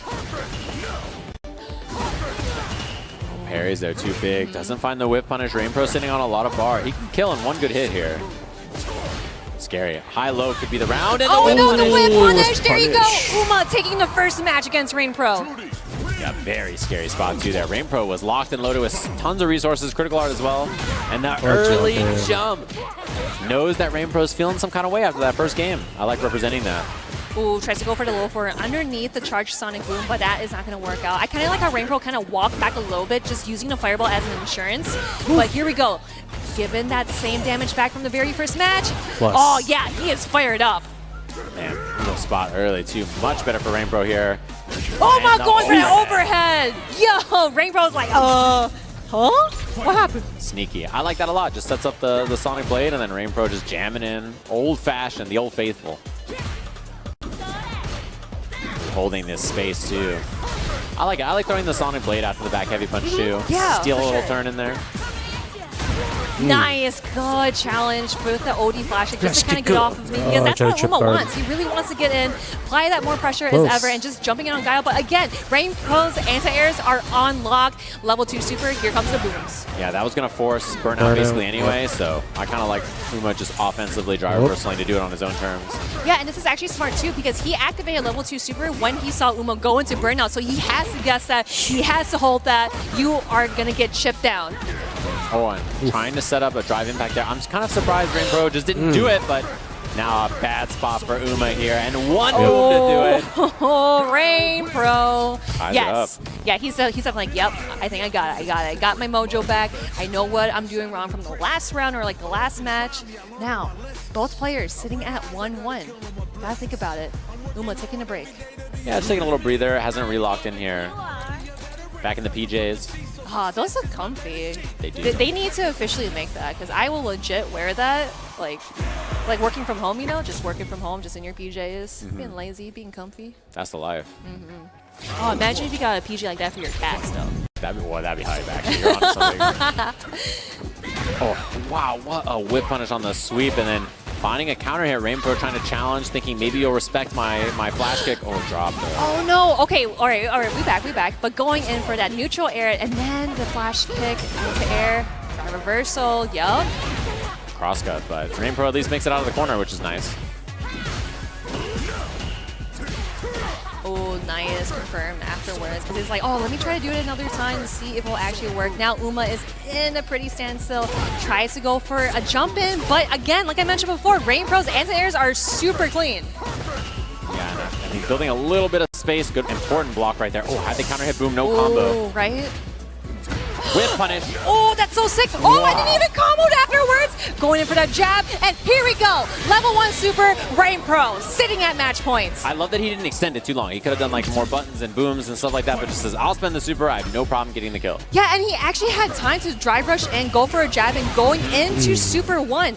That is galactic brain, I'm telling you. Yeah, really smart awareness right there. Meaty for days. Frame kill into the throw. This is a really rough spot. Oh, first hit, medium kick cancel. Nice block. Uma with the power up. He does not want Rain Pro to win this, because again, both players are sitting at final game, final round. Let's get it. Oh, no whip punish there. Big opportunity, and there's the punish. Corner positioning, trying to beat the flash kick. Rain Pro does not let it rip just yet. Is he gonna level 3? Oh, yeah, there's that anti-air. Yes, I know you got great anti-airs, but I also got them too. Oh, that is actually really smart. Going in for level 2, and the drive impact. Are we going to see the side switch as well? No, we're just going to use it, most of it actually, not all of it. Yeah, it helped get rid of some of that drive gauge as well, which is huge here. Uma in such a bad spot. Oh no, you got to be careful, especially in the corner. Oh, now Rain Pro is in burnout with that flash kick. That could have been a... Oh, wait. Scary spot, both in burnout. Extra frames on that. Challenges. Oh my gosh, she's out. She's going to get out of burnout first, too, which is huge the race of the drive meters here. Jumping back because he doesn't want to get hits. Here we go. Uma going into super. I wonder if that's going to skill because it was an overhead, right? Going into super. You might have wanted to do it to another combo extension. Shouldn't be enough. No. I don't think so. Yeah, it's very close, but didn't do the double drive rush beforehand anyway. Blocks it. Oh my god. Flash kick. Here we go. Level 2 super. Now you got to hold this, Uma. What are you going to do? Missed the boom. That was scary, though. Getting these perfect parries. Uma in a good spot. Blocks the overhead. Chips a big problem. Thank you. He got hit by the drive impact. Uma takes it 2-1. Man, that was so scary. There's the miss. Trying to medium punch on the drive reversal there, and it was the right speed, but just didn't quite reach. And I have a feeling if you're Uma, you're like, okay, I need to make sure that never happens again. That is not a good feeling for sure when you have the win guaranteed, and then things look a little spooky like that. You see the face? His face was like, yeah, I did that. Yeah. His face on the big screen looks way happier than in person. In person, he looks like he's gonna throw up, which I know that feeling when everything goes wrong on stage and you're like, oh god, how did I win that? It's yeah, that was scary for sure. Oh, don't feel a wild end to that match for sure. But yeah, that was sick. I mean, honestly, that kind of delivered. That's kind of the match I expected between these two. No, yeah, it was super hyped too because, as you mentioned before, this was a tough matchup for Uma, because Guile is just throwing out those booms, not letting Jury in, because there were so many times that Uma did jump out of, found successful ways to get in, but with the anti-airs of Rain Pro, a pro at anti-airs, he definitely clutched out in like more of kind of like the earlier rounds, finding, how should I put it, like the tendencies that Uma had in these matches. Yeah, and I think he did a good job on defense too. It's tough on defense sometimes to not just like do it, just make it happen. And that right on the flash kick is so big, it lets you get away with a lot of scenarios like that. And this confirm was wild here. I love keeping it short and sweet. Really smart there from Rain Pro for sure. And Uma, despite that, you know, really fighting back and get this, Oh 3DI my back. goodness. Yeah, you know, I would have thought that maybe he might have like kind of grabbed Uma into the corner. Back there, yeah. Then he would have maybe kind of like get some more pressure. But again, we have to think that if you're that close to Jury in the corner, she could just literally jump out and try to do dive kick. But if Rain Pro is ready for that, getting hit by that level 3 super critical art too, not enough damage to close it out. But with that Ori flashing, yo, I'm getting hype again. I'm sorry, I'm getting hype again. And I have to say, you know, one of the fun things about this game, right, is we see the closeout of this replay and the kill here for Uma. But one of the fun things about this game is we look at that scenario where he was on defense and then, or he had the counter drive impact. And like he chose like, I'm just gonna throw all the booms and try to strip her drive gauge. The fun thing is you pause it there and you think, is it better to try to take the drive gauge? Is it better to back throw and then try to throw the booms after? Is it better, you know, it's a hard game to play when you're playing it in person on a stage like CapCom Cup. But even looking at that decision there, you know, you can argue maybe that it's better to try to strip the drive gauge or better to back throw or better to do that. Right, there's lots of different choices. And this game is really hard to play when you're pausing it and thinking about it. So imagine how it feels like on the stage up there when you got $1 million for first and all this stress is on there. It's very easy to make mistakes. As we take a look at our standings for this group and see how things are shaking down. Uma, of course, 3-0 with 2 very important W's today. I think a lot of people expected him to do very well in this group. And one of the sole Jury representatives in this CapCom Cup bracket doing very well for himself in this Group G so far. Yeah, and they've got Rain Pro, you know, we've just seen that match. Again, I'm still getting chills just from watching that match, but I am also still getting chills just from watching the other matches too. You know, we got like Safe, Rocky, Ross, and Garnet. Of course, my pick was Garnet. You know, like I am so excited to see how he's able to kind of utilize that very mix of heavy Belsum. Then Junyu Ross, of course, his Luke is always solid. You know, I love watching the players play in like the player room, and they are just like so locked in. Like I'm locked in, gamer. Yeah, exactly. You got to be locked in, man. It's CapCom Cup, and Uma, I have to say, looking locked in so far. Very likely to make it out of this group, especially in winners, depending on how the matches go tomorrow. But could also be losers depending on what things go down. But his point spread right now looks very good. Expect to make it out in winners, and at the very least be in that top 16 in some capacity on Sunday. So I'm excited to watch that. Should be a good one for sure. What's up? I'm getting kind of hungry, Seja. What could you possibly be getting hungry for? Egg rolls! Anyway, Pagoda is supplying the egg rolls here at CapCom Cup 10, and they're actually really good. I love them. I thought it'd be really weird and funky to have like buffalo chicken in the egg rolls, but it actually works super well. I feel like you really can't go wrong with an egg roll. It's delicious. It's fried, and there's food inside, and those are 2 great things in life, right? You just like fried food, delicious filling. Can't go wrong. So thanks to Pagoda for keeping everybody nice and full. I saw them walking around handing out Pagoda egg rolls to the people here. You know, and they're like, is this real? Like, I can have this? And people are like, yeah. It was actually funny because I was talking to one of the security guards down there. They're like, I probably ate 30 egg rolls down there. I mean, like, I'm pretty sure that I would probably do the same, but man, those egg rolls are too good, right? Yeah, they're fantastic. Hopefully you've been enjoying all the matches so far. Get yourself a snack, get yourself a drink. We'll be back with more action in just a little bit.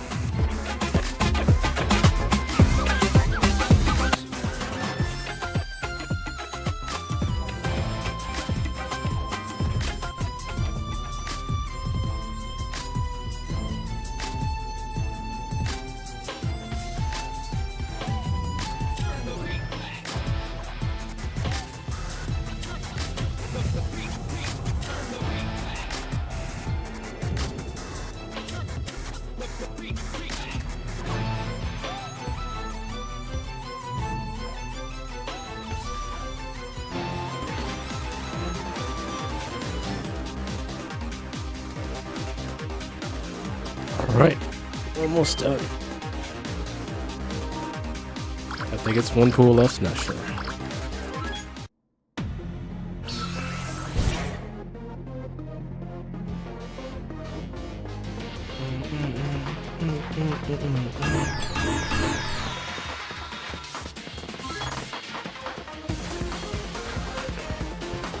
I'm gonna try some Fei Long.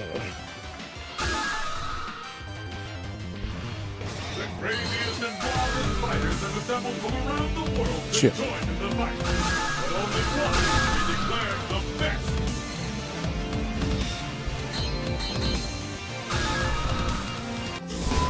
Training stage.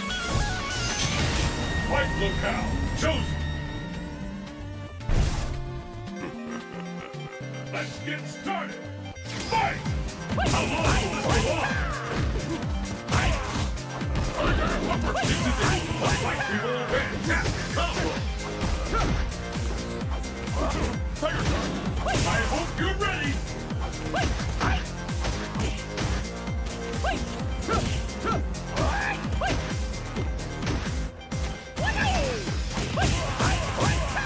One rush.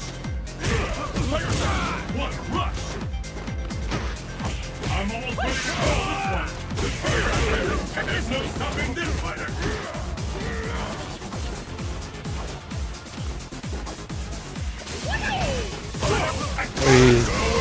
Nice. Oh.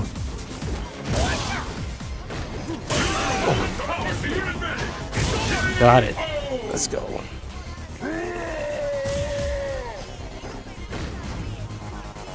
What will happen now? Fight! And there's the first hit. What's next? This is it. A fight we've all been waiting for. Anything can happen now. Tiger Shark.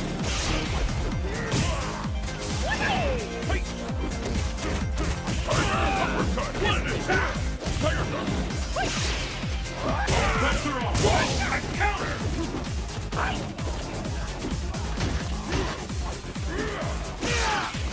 Uppercut.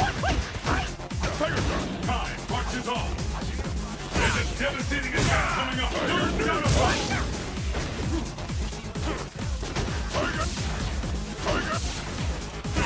It's over.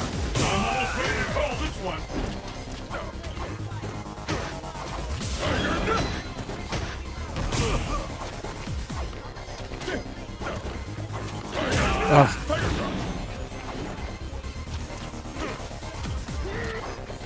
Shit.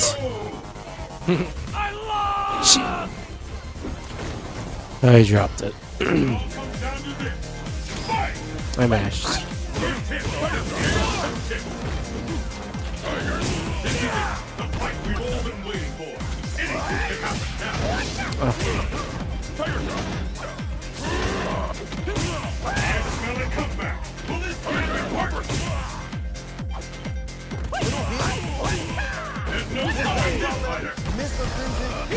Oh, a backdash.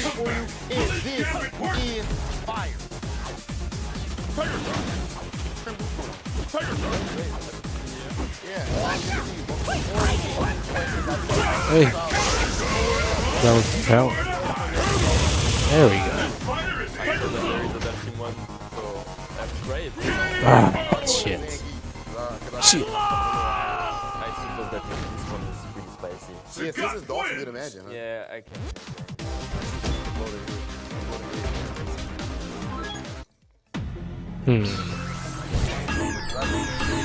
Fire.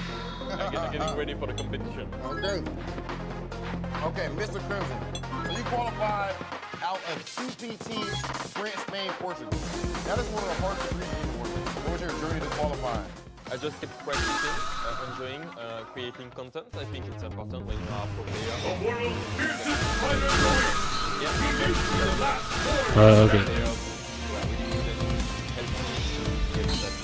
CapCom Cup X.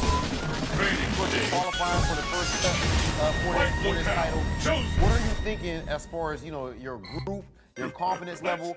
How have you prepped for CapCom Cup, the whole nine? Yeah, so my group is type of matchup. So I have nope. Ricky,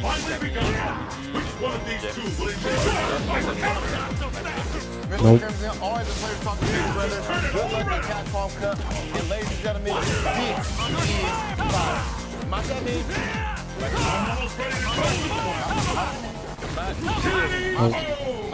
Ma chérie. Nice, really nice. Chérie. This is the toughest thing. It's the And the battle continues. This is fire.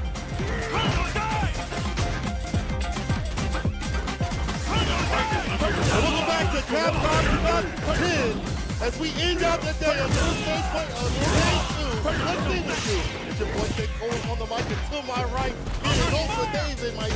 How you feeling?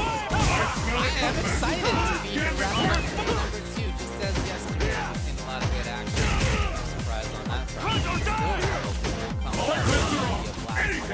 In part, because it is super up in the air. You know, before the week started, we hold each other. Shit. Oh, did finish. Shit. Day number 1, you know, could still be certain. But also, Kusanagi looking great. Travis Styles getting a W up there. Javi N getting a W up there. And has only played once, so the loss isn't that big of a deal. And as a result, it really could be. We just do not know. This is the most upbeat. That's one thing he's done that a lot all day today. Have who will walk out and give a little bit more confidence. But if you decide hard, considering what's coming up, dual challenge versus Kusanagi. Talk about Kusanagi yesterday. He only had one game, but he's problem next. He should get a lot of Kevin, unfortunately, had one goal. Sorry, come back great. You mentioned that he had a chance to win versus Problem. I think it was going to be 2-0. Yes. And he just did his thing. So, Oh, included with a perfect in the final round of that set. So Problem played it super great on the return there.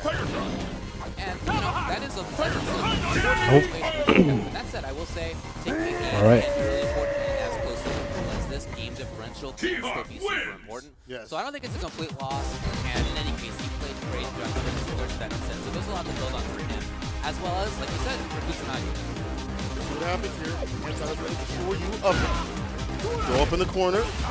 Like this immediate pressure. Debate a little bit, yeah. He's always been like that, right? Like more of an aggressive type of player. We saw it with Sakura in 5, and now we're seeing it in 6. Yes. Yep.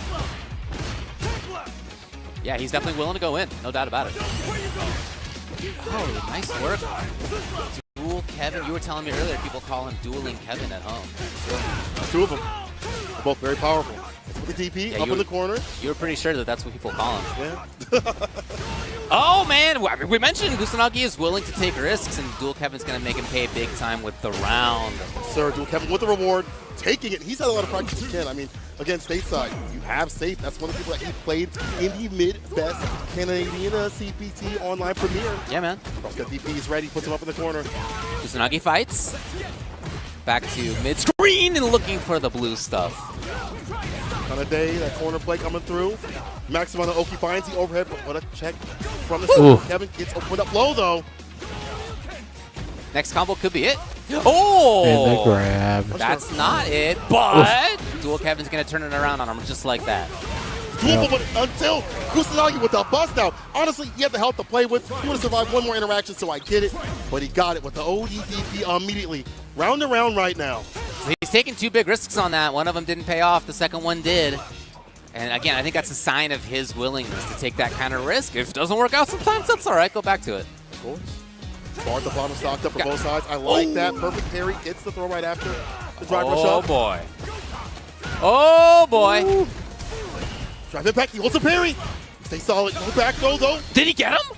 Oh, what a chase wow. down. It is like a common response to that, to jump away thinking, I got to get out of here. Safety, please. But Dual Kevin, what a solution to that. Equalizing. And now even more in his favor. The drive impact hits the stand medium kick. But you want to check and challenge with sort of like dash ups and things like that. You call Kusanagi. Gets the side switch. Gets the double 3. Oh, damage stumped out here. Enough to maybe kill with the grab, which is really what you want to get down to. What a punish counter one. Reversal jab, gets the counter hit, pick up, light knuckle, goes for the Oki. Kusanagi just needs to get some chip out. He'd love to evade that, he does not. And now Kevin tossing sand. Kusanagi has not done anything in a while, he tried. Got him! And Dual Kevin gets it. He's so difficult to open up, and when he gets the lead, it's so hard to take it away from him. I played him, and I hate it, because once he gets the lead, if it's a smidge of health, it's hard to run it back in your favor. And with Luke, the way that this character can play and enable that kind of play style, it's even harder to deal with. I think even more so in 6 and 5, to be honest. Sure. Yeah, Dual Kevin is just always aware. He knows what your potential options are. He knows what the solutions are. He's got it all in mind. Kusanagi, again, I like how he played for the most part as well. Went right down to the wire, so I don't think that there's need for big changes. He's got his playstyle, of course. It's gotten him to Capcom Cup. It's gotten him the 1-0 in the pools. And again, because games as a differential could be so important in this pool, the difference between losing 2-1 or 2-0 is huge. Walks back, gets the shimmy punch, kind of crouching medium punch, back heavy kick. He's like grasped up in the corner. Hey. Oh, and again, but no conversion, no commitment off the drive rush. Got him. Oh, nice work. Launch him. Super's the end. Dual Kevin, nice little route. Perfect. Besides with Kevin. Dual staying golden right now. Kusanagi kind of folded when it comes to that corner play. So afraid of just, actually I should say Kusanagi touches a little bit more often than he should. Because like Salute gets hit with the crushing medium punch so continuously. I mean, he's active. Yeah, like, he's the kind of player who likes to do stuff even defensively, and sometimes that works out. We've seen it work out sometimes, but sometimes it does not. And he's caught in the corner again. With that crouching medium punch. Bad spot for him. You know, he'll take that tax on the way out. Yeah, that's totally fine. See how worse it can be. Drive reverse to the back him up a bit. Perfect parry. So ready. Attack on drive gauge with the drive impact. That push to the corner, so get that drive impact again to get the win. He actually gets a counter hit. And this should be the end. The pickup to put him down. Beast mode, baby. Talking about beast mode, baby. Tool Kevin. 2-0 over Kusanagi. That's the kind of play that it looked like he was doing versus Problem before it kind of fell apart. It's the kind of play that we saw versus Jobby as well. Right back to it in day number 2, recovering extremely well from a loss. 2-1 now is Dual Kevin. Something like it was kind of hard for Kusanagi to find a way in from Kevin. Just allowing him to drop a right punch, drive rush, anything really. And if it wasn't that, it was like, I'll check you with the normal character also has. Sure. And baiting out the reversal option of Kusanagi even earlier, even though he did see an OEVP after that, kind of put Kusanagi on notice. I feel like in that last game, he's like, well, I can't do it as much because Kevin is aware what I want to do defensively. He mentioned then, this was so good. Again, it is a pretty common answer to a throw to just jump away. But Dual Kevin had it. I feel like everybody should copy that now. A lot of level 3s are going to work just like that. Yeah. Not that, I don't know, it's probably not the first person I've done that. Well, you don't want to get back thrown, right? You don't want to get back thrown up in the corner. No, so like no, totally. The layers right there. It's a really good idea. Dangerous. Oh, the perfect parry play. And again, attack on drive gauge. Kill the drive, you kill the character. You see that continuously throughout this game. And this character, and also Dual Kevin, is one of the best at doing so. So Kevin great start. 2-0. For game 2, I'm sorry, for day 2 for Dual Kevin, great start. Hard to get better than that, in fact, as a start. Now we get to see whether Jobby and Ren can do the same. Yes, Jobby versus Ren, correct. Yeah, the 2 players who we have here from South Africa, just thanks to the random chance of the draw. Unlikely that this was going to happen. Very unlikely that this was going to happen. But it did. And in the random draws of the pools, here they are. One having won CPT South Africa, one having won World Warrior South Africa. And who knows how many times they've played each other in the past, right? So, you know, this has been going on for ages. Tons of matches, tons of experience. We're on Yomi layer 1000 between these two. That's the benefit of this. It's kind of sad to see training partners I mean, each yes, other it out. is. It is what it is when it comes to competition. Yeah. But in the reverse, you get to see a deeper influence of the match beyond just the character to character. You see the player to player. And as Adon said, this dude is my training partner. Right. This is one person I practice with in terms of getting ready for this matchup. And he is at such a high level. Where else can we go? Now, DJ versus Luke on the screen. Jobby M versus Ren. He's 198 pounds, I've now learned. Tasty Steve was asking us from the stage how much Luke weighs. I weigh more than him. 198 pounds. No shot. No shot. See how come? Let me get a recount. A recount. Yeah, it's just the forearms. It's the forearms. Yeah. To be fair, I think they're just pumping air. Yeah, or maybe it's the balloon. There's actually no muscle in that. Nice little start from Ren, but immediately, again, because they've played each other so many times, we're going to be seeing things that are a little funky, maybe a little bit unusual, just like this, right? A little weird stagger, Jobby walking around as a semi-shimmy. Stuff like that's going to be happening throughout the set. Keep an eye on it. Sure, show the time. Way different toe. Sway play coming through. Gets the punish counter in the pickup with the just cool. The frame kill. Just with a little bit of delayed throw right there, and it works out. Back to the jab, finds it low. Does it finish the combo that should have been into the soap? Oh, he did have enough life, but barely to get that. And will he kill on this? No, not quite. Chaser. There it is. This is a back is on the wall. Oh, man, what a turnaround. That single DI into one mix-up. Pretty incredible. Oh, my God. Layers upon layers. Javier able to stay solid that situation. We'll hit him with a level 3 immediately to get his bar back into the massage parlor. Kind of early to do so, but get that lead and get that momentum in your hands. Man, I've had some massages like that in my day. Oh, yeah? Oh, yeah. How are you still alive? You know, that's part of how I'm alive. Up in the corner, Javi in here. Trying to fake. Yes, the cage is set up. The walls being built. Heavy kick, but however, Ren finding the key. Yep. Unlock the door. Patient. Trying to knock on it, seeing if he can find some way back in. Wow, Javi with just the right timing. Finds his way to the end of the round. He told me that's his favorite button. Again, a lot of long ranges. Okay. JP, Luke, and other characters with blessed buttons like crouching medium punch, disjointing. He's like, I'll use stand heavy kick at these ranges to hit that punish counter, and get a follow-up. The victory. Javi M, see that quite a bit from him. Hey! I don't know about right now. He's up in the corner. Yeah, Ren's all the way in here. Loops can begin. Mix-ups are starting. Oh, got him? No. Javi M, though, takes advantage way out of the corner. Good damage as well. Yeah, nothing big, but does get some corner split. Yeah. Level 2's building up. If you're a real dog, you're able to get that level 2 through the fireball, but you might want to wait till level 3. Oh, I don't think that was intentional right there. The counter hit. A lot of bar right here at the bottom. Not just yet, though. That level 3. Time for the massage parlor again. You got. He was right! Oh, man, there's so much damage on deck. Is he going to hold on to one of these bars?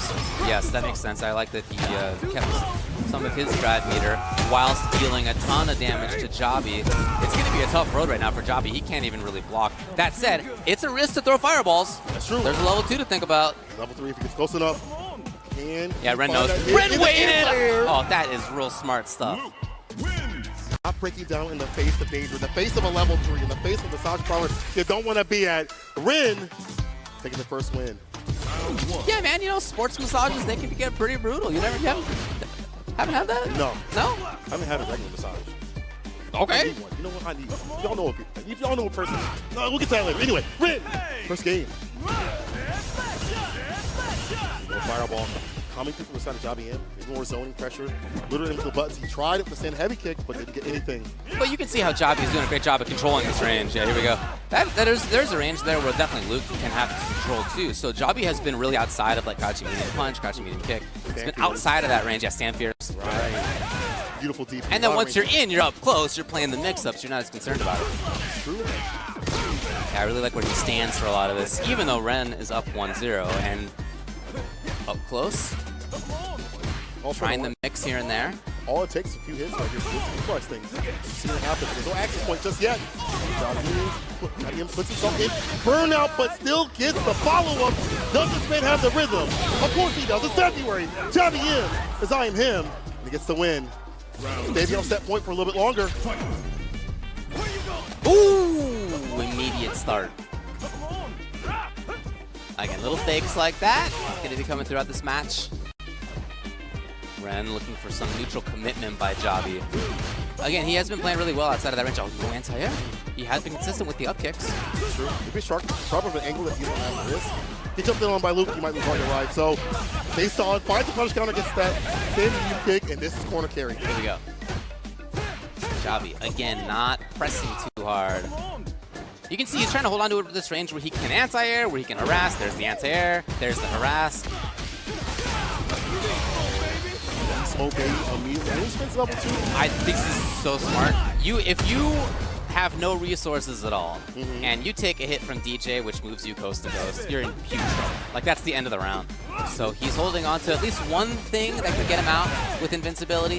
In the meantime, here it is. He's going to try it out. No, blue blocking from Javi M is going to solve the round. The game, so 1-1. You got to think between two players who've played each other so often, how could it be anything but 2-1? Exactly. Unless they're outside circumstances, it's got to be this. But it comes down to this right here at the very end. Javi M, Ren, final game between the two. We'll see if Ren can kind of work his way inside that send heavy kick range continuously and dump out the damage. I do like the drive impacts every so often. That is one way to kill DJ, but there's heavy kick. Coming through once again, punish counter, DP followed, jackknife on point. Second throw. Tactical. Didn't try on the anti-air. One of the first times. Data for Ren later on. Oh, wrong, really? You know, he has done that. I assumed that it was an error before, but I wonder. Happy accidents.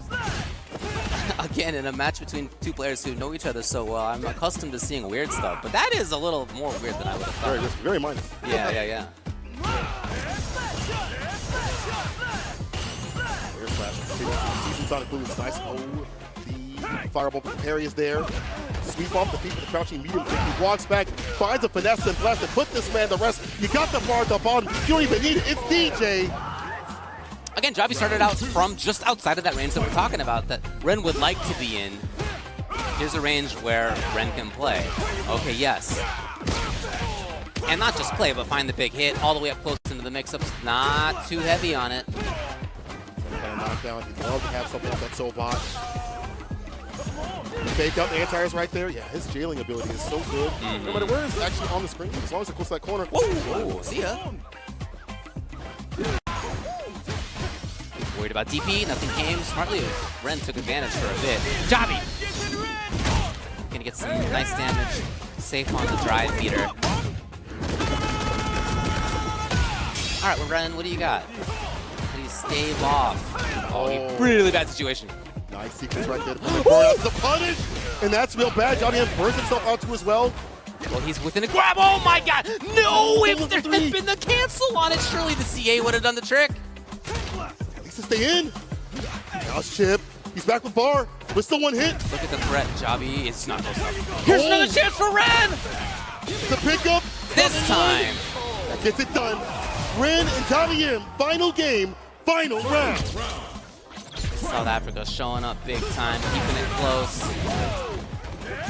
Right there. Yeah, reacting well. Not there in time, he's gonna get punished. Not there in range, really, is what I should say. Here's Jabi now, with the corner, setting it up. No reaction again. So much that's punishable. Jabi backing up to jail him in. And again, let me see that level 2. Get that season assault. Let me see that. Jabi him.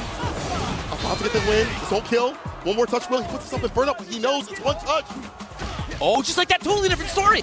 Oh my god, it was a medium rather than a heavy into the DI. And so the grab works. Jabi, just in case, trying out the throw. That's a very knowledgeable player. That's somebody who knows exactly what he could expect, even if it's not likely. And he was absolutely right. Shout out to him for being prepared.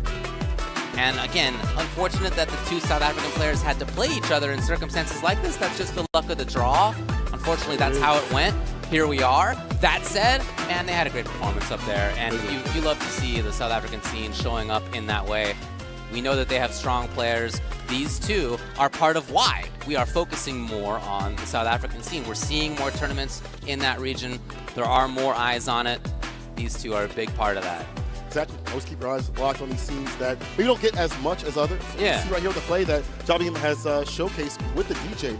Jailing pressure is really good with the back heavy kick and the anti-airs continuously. In a range with the stand heavy kick, I've seen more from him than many other DJ players at a range where it harasses Luke, where he can't just mash his favorable buttons that he'd like to, forcing Ren to have to try to get in. And then when he tries to get in with like OB Fireball for like a knockdown, it's a perfect parry to disallow that. And Jabi also bring himself out when he knows it's like one touch, one hit to get that kill. He's willing to take that quote-unquote risk because he knows that Luke can bring it back, but he knows it's more in his favor. And I do like that, putting the pressure on them to make them panic a little bit, like they on the Titanic. And Jabi him takes that win, bro. I love this. I would like we get to see these different scenes up here on the big stage, see their skill that is just as equal as anybody else in the world. You love to see it as we're taking a look back, making our way through on this. It certainly was close. Down to the final game, final round. Basically last interaction almost as well, the way that it ends up being here. Could have been different, man, if that DI had landed. You know, who knows? That's a different timeline. Who knows? We're not in that one. Even though it's a lot of life lead here, it looks like a big life victory for Jabi M. Again, if that had been maybe a different button into DI, or if that hadn't been a throw there, who knows? Who knows? In any case, JaBM takes it, so he's now 2-1. Ren is now 0-2. For the moment, we'll see what happens. For the moment. And later on, as we've seen a lot of switch-ups, a lot of changes in these brackets. But let's change it up to Problem X versus Travis Styles. Talking to Problem X, and he's like, man, I'm really confident. He's like, did you see what I did to Moke? You see what I did to MOV? Okay. I was like, I did see it. It was pretty devious of you. Problem X ready for the Chun-Li match. But then again, Travis Styles has been kind of off the grid.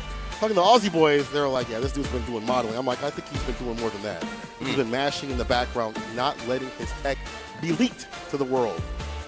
Yeah, I mean, clearly a good player, no doubt about that. Travis Styles is 1-1 coming into today. He took a 2-0 over Ren. He took a 1-2 over, or under Jabi, I should say. But again, even taking a game can be super important in a group that looks as close as this. Right. Can be the difference. You know, if we have two players who are tied in match results, then the first tiebreaker is games differential. Got to keep that in mind in the group stages. Especially tomorrow. But right now, Problem X alive by one interaction that happened yesterday with Dual Kevin. Well, you know, honestly, for Problem X, yes, is he lucky that his opponent dropped the combo? Of course. That's part of it. But then he doesn't need to win the next game. Certainly he could have lost, right? Yeah. So shout out to Problem X for, okay, he got lucky. Everybody gets lucky sometimes. What do you do with it? Right. What do you do with Make the luck? something happen from that. That's it. That's it. Yeah. That's going to mean that he is. I mean, Problem X, years upon years of match experience, years upon years of being a champion, an EVO champion, as well as an LCQ champion, too. I mean, look at the path that he went through. We talked about Moke. We talked about MOV, defeating Punk in the grand finals as well. One of the most dominant players, if not the most dominant player, Street Fighter 6. This is his 6th Capcom Cup. His 6th, yes. What a path to get here. Can he stay here, though? It's been 10 Capcom Cups, man. He's been in 60%. Pretty good record. That is. That trophy and that money. So Problem starting out all right. Pressuring all the way into the corner. Nice work. Yeah, he's going to get a juggle. Deeply in there. The boy comes out to play. Just the two of us. Oh, it's a huge opportunity just like that for Travis. Completely different story. The meaty. Okay. Couple of funky ones. Throwing out crouch clear. Resets with the drive impact. This is looking nasty. Does not win the combo. That could have been a 10-second situation. Another chance for Travis to make the recovery. So this is what I mean. So I was talking about before with Problem. Sure, the opponent drops the combo. What do you do with it? What do you do with it? And in that round, Travis is the one who made the comeback happen. Max knows this matchup so well, but Travis Styles has to put a different flavor on. Careful with fireballs, as Jammers has said so continuously. The Chun-Li players have to be careful with their fireball game. It's so imperative to their game that all it takes is one bad jump in to win their day. Got him just. It was a good moment. Unfortunately, he had picked Pogo. Hard to have seen that there, he should have done something else. That's a throw, and heavy kick. Trying to get the Blanca nail. It's a punch, but no follow-up. Not sure why. There's a golden opportunity to get some damage to the deck, and also some Oki. Something burn up. Whoa, side switch off the flip. Level 2. Holding on to that level 1. What do you got? Oki? Yes, pressure. Wow, okay. However, okay. Oh, what? Look at this. Level 3. Just like that. What a quick change that was. Crouching medium kick, try it out with the X-ball, why not? Problem with his own round. Spins the bar to get the W. Both lacking in meter, but we'll see if they can build it up to that level 2. It's the utility of the round start, so there's a reason why he does that. It's to avoid fireballs, catch the player off guard continuously, because nobody really expects that command grab off. He told me this, and I was like, bro, you a devious dog for that. Gets the pickup. Perfect parry, getting the button off the table to stop the sequence from even happening. Electrifies the sun. It's going to be all right, though, yeah.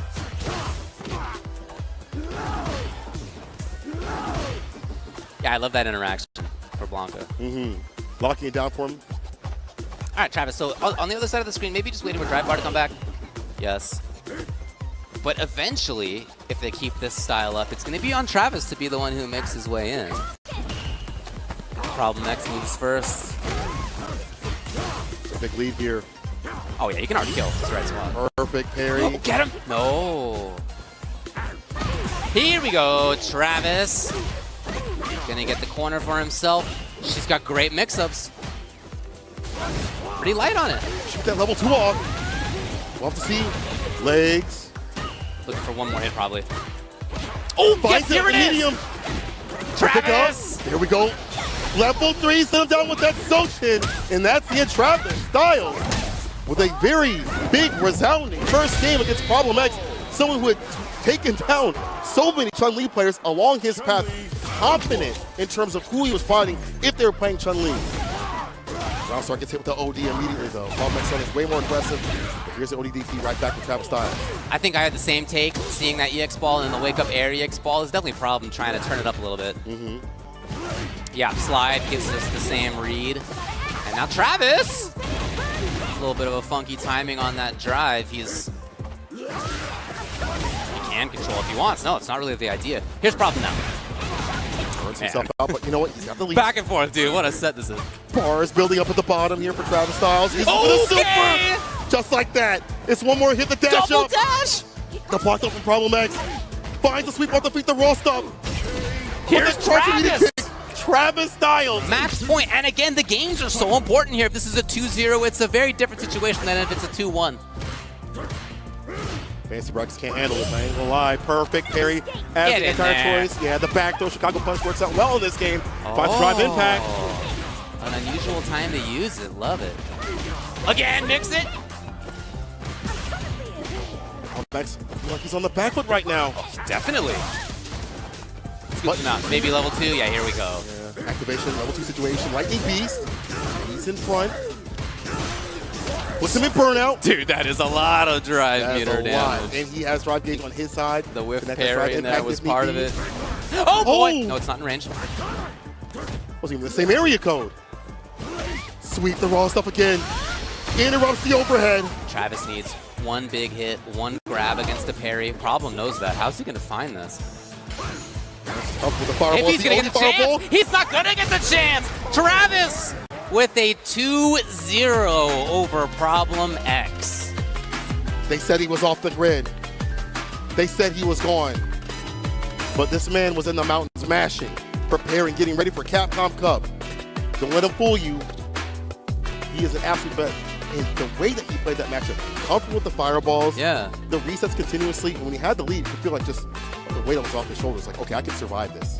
Surviving level 2 from Baka Ball, or the level 2 Baka Ball. Yeah, that's right. Empowered by Lightning Beast was imperative. We're going to see that a little bit later on, but right now, Prob didn't have the worst start. I did like things like this. Block a ball, get a punish kind of follow-up for the raw stuff. The usual stuff you see from Problem X, but it's Travis Styles putting him in burnout, taking advantage of these situations, and then when the drops had happened, they were picked up by Travis this time. Not a problem, Travis, as you had mentioned previously. No, I liked it a lot. I thought he did a lot of great stuff. He had lots of little mix-ups in there. Not everything worked out. We saw some of the scrambles earlier, but in general, it was great. Had to make the comeback happen in this round. He did. So yeah, I mean, just across the board, I liked a lot of what we saw out of him. We saw in the second game, we'll see you soon here, a little bit more commitment from Problem X. We saw more slides, for example. We saw him jumping in a little bit more. He was definitely giving a different look. And and Travis, that's part of his response to, right? On reaction, level 1, not just blocking the ball, dealing with whatever, but being ready for that. But always having something to be ready with, right? Yeah, the bar at the bottom, as you mentioned. Level 2, he spent that. And as you point out, level 1, ready at that super. OD fireball, drive rush follow-up, caught him holding the parry, and there was the punish right there. Travis Styles over Problem X. After what had occurred yesterday, again, and after what I saw at the LCQ, and what y'all saw at the LCQ too, I thought it'd be different. But Travis Styles, another wrench in the game plan right here for a lot of these players. So we have 3 players who are 2-1 right now. We're midday. It's probably not going to end up like that, but we have 3 players who are 2-1. Dual Kevin, Travis Styles, and Javi. One of those players coming up to play next. Kusanagi, if he wins, he'll be 2-1, although at that point, Javi will no longer be 2-1 himself. So it all is up in the air still. We still do not know who's coming out of this one. I've heard that from everybody on the mic, but that's a good actually, there are some pools that are mostly solidified. Raul, you know you have an idea. Yeah, you have an idea. There are some players who now, after their group stage is over for day 2, who are effectively qualified or who can't make it. Right. Do you see some of that? It's possible that we don't see that today at the end of this day for this group. We'll see. Kusanagi, Javi M, Ken versus DJ. Up on the sticks. I want to see what he's going to do against like the fireball pressure of Kusanagi. So like establish the pokes. Usually this match, get close up, you like fireballs and pokes. Okay. Or he'll just hit the soap bottom against the drive rush. Javi M with the reactions. Big battle over that neutral range in between them right there. That was Kusanagi looking for that optional for roundhouse, which he saw a lot in the last match from Javi. Right. Very from both sides. It's been happening. I like the defense. Now some offense. Fireball again.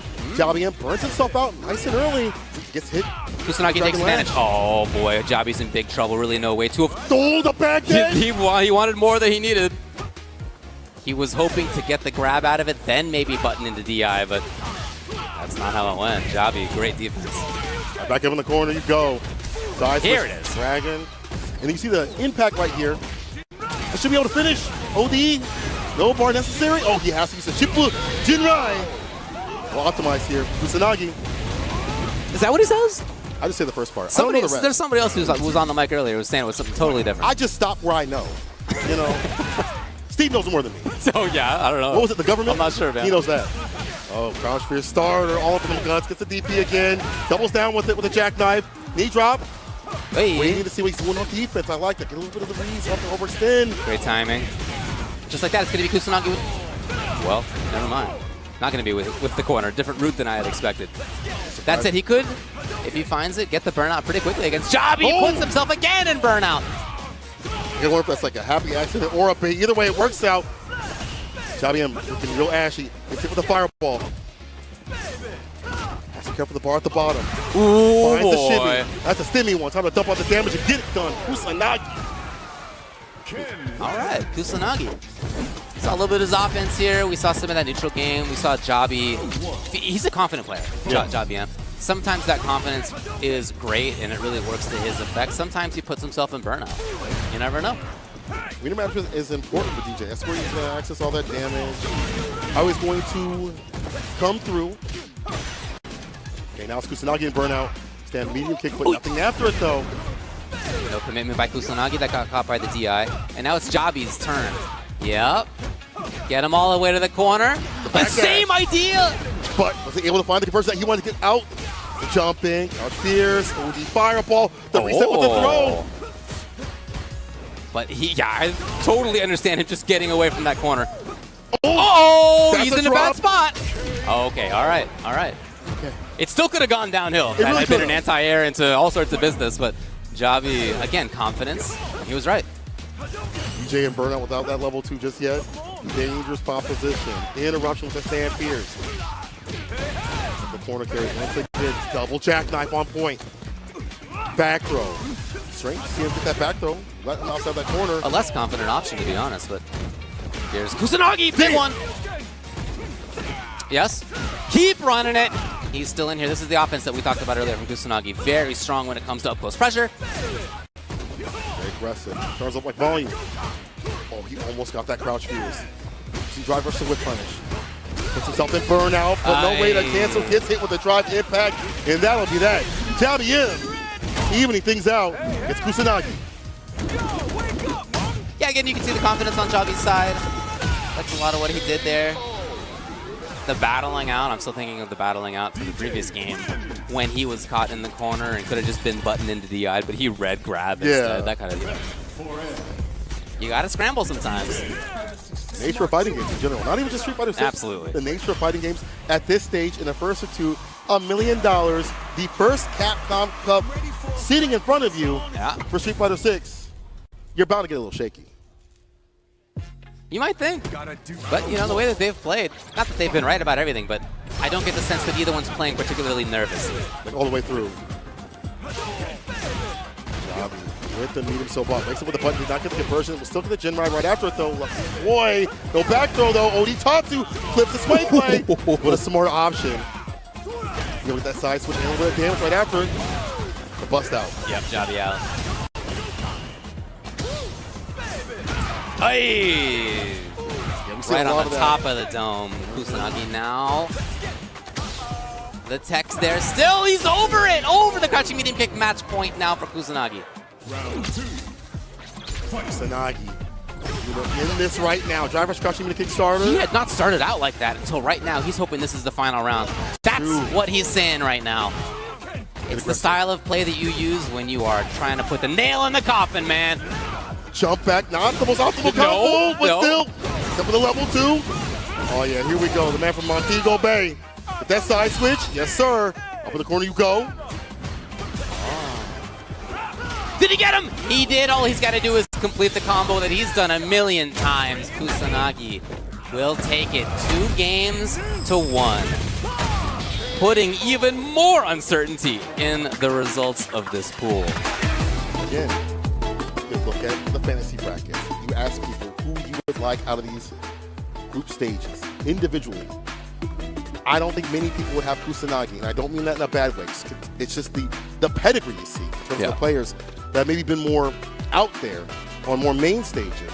But Kusanagi doing something different against YaBiM. And I do like the things that he was doing in this match. You can tell that he's played a lot of DJ players or understands this matchup totality. The Odi Tatsu outside the corner against the sway play was super smart. And recognizing what YaBiM was doing in terms of using like medium Sobot. I'll go for a jump fierce. Every so often maybe we saw the drive impact too as well.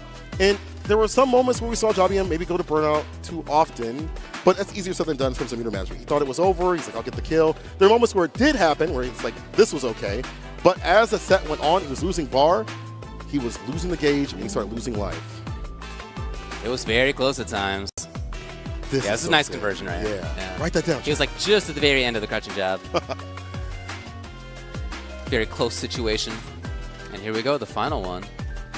Kusanagi finding the jump in and the super, and he now is 2-1 in the pool. Like I said before, 2 other people are 2 and continue to be. Dual Kevin 2-1, 2-1, Kusanagi 2-1, Travis Styles 2-1, Jabi is now 2-2. It continues to be extremely close. I don't know. I don't know, David. No, I don't know. It's tough as the player to be in the situation, of course. As the viewer, it's a lot easier. And you get to just sit back and enjoy it, and it is fascinating to watch. We're moving on to the next one now. Ren and Dual Kevin. I mentioned that Dual Kevin is at 2-1 right now. Ren is not in as good a spot coming into this. 0-2. Going winless today. Ooh, maybe a tough way to still have a chance. I don't know that he will, in fact, have a chance to qualify if he loses here. But if he wins it and ends the day at 1-2, with Dual Kevin at 2-2, and 2 players at 2-1, still very liable to lose their 2 games they play tomorrow. It could still be completely up in the air. And the way this pool has gone, I wouldn't be surprised to see that at all. After what we saw for the past few games, you're absolutely right. Last game of the day, Ren versus Dual Kevin. Let's get it. It's going to be Rashid versus Luke. Wow, he doesn't want to do the mirror match. He wants to run the Rashid, the Windy City himself. Yeah, after he got second at Frosty Faustings, I talked with him a little bit, and he said that he was really happy he played Rashid there in part, as well as Luke. He was really happy that he had a chance to bring out his Rashid in like high-level play before Cup, so that he could really get that experience and consider them co-mains rather than one being the main and the backup. He said he was feeling confident enough with both. Unfortunately, the anti-stars are not there for this character. That jump heavy kick, blessing the no, christening in the cranium, up in the corner you go. Jump fierce, he jabs out, but no commitment off the jab into anything else. No drive rush right after. Dual Kevin. Oh boy. Yeah, there's some moments here, but at least the cage is set up. Yes, Ren. Overhead connects, and then fireball. I'm sure he just wanted something else. Walk-up button maybe, but in any case, it finds the kill. The suppressor, wasn't able to get it. Here's a knockdown. Overhead lands, and a throw right after. Has off the corner. And that bar's building a perfect parry, and this is good. Don't give him the space to activate that level 2. Absolutely. Put him up in the corner and piece him up. Okay, it's going to be different. Kevin. No, it's Ren again. Spending drive gauge. He's got very little left. Here he is up close. He's going to dare the anti right there. You're right. That was a... However, a chance for Dual Kevin. He's got the burn. Yeah, he might as well. Excellent read on what Dual Kevin was likely to do. We mentioned that Luke can survive in burnout. The bar at the bottom to back him up. Interrupts the overhead with the jabs. Light knuckle. He waiting for that kill shot. Got the bar at the bottom to spin. Overhead lands again. Take that damage though, but not too much else. Oh boy, that could have been the start of a full staircase into something big maybe the round, but instead it's going to be Dual Kevin getting the whip punish and tying it up in this game. Could have been that CA with that extra bit of damage in play. Yeah. So has it for this game, but Dual Kevin with the perfect parry. Get some pressure on, get a knockdown, so get that level 2 going and flowing. Oh, sweep. Punch counter and gets the back throw. Space up at this place, but has to be careful. You want that best knockdown as possible so you don't get interrupted with the OD fireball. Bait it out, the reversal. Could have had a little more. Could have had a little more. Ren has the corner though. And if it's the right 2 combos, he's 2 combos away. Put himself in the corner. Unfortunately, the way that worked out for him. Very lucky for Dual Kevin, who backs off. He's going to start the level 2. The pressure begins. Oh, I think you put yourself in the blender. Yes. The follow-up, yeah, Eagle Spike, OD. Look at him, he's gonna go another bar at the bottom. It's almost there for like a level 1 if need be. Ren and burnout. Drive reversal, he was hoping he would go for like a drive impact. Ooh, it was too far. But it's 1 hit, it's 1 solid touch right here. It's about to be chip, no dip. An Eagle Spike would kill. Or an OD, DP will. Dual Kevin with the anti, and he backed up to make sure, to perfectly make sure. And even then, it's still risky. Considering the Luke's buttons and how that DP works. It was a safety first play. Yeah, yeah. As much as you can, at least. Dual Kevin on game point.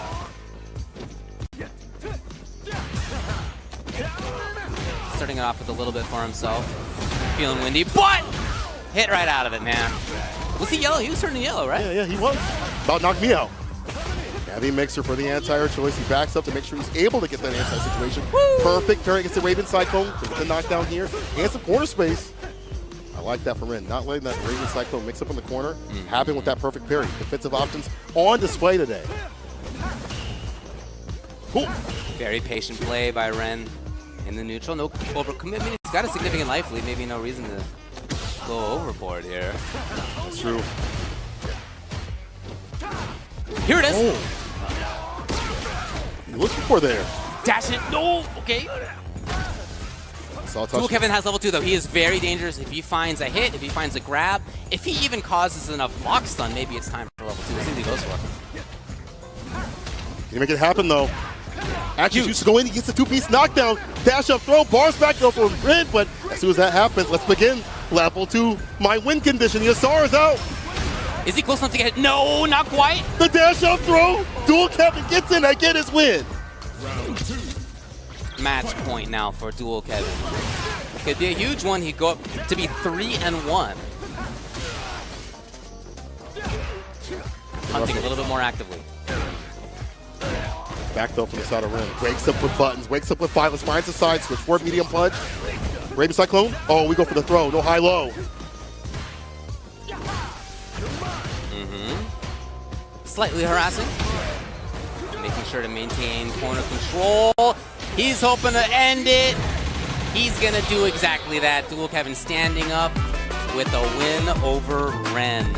And with that win, as I mentioned, he goes up to 3-1 in a pretty good spot to make it out of the pool after all. It's great that he had developed that Rashid throughout Frosty Foster's, the online tournaments that he plays weekly at TNS, Casa, anything he can enter, he makes sure to run both characters to put them at an equal level. And as you mentioned, at Frosty's, pull it out offline, which is going to be a different sort of environment. Of course. I love that, even though this matchup isn't really the best for Rashid, and as you can see from the aerial approach, he made sure to make adjustments where he could, back in for the anti-air mixer, OD when it does work, obviously, and building up bar at the bottom to get that level 2 continuously.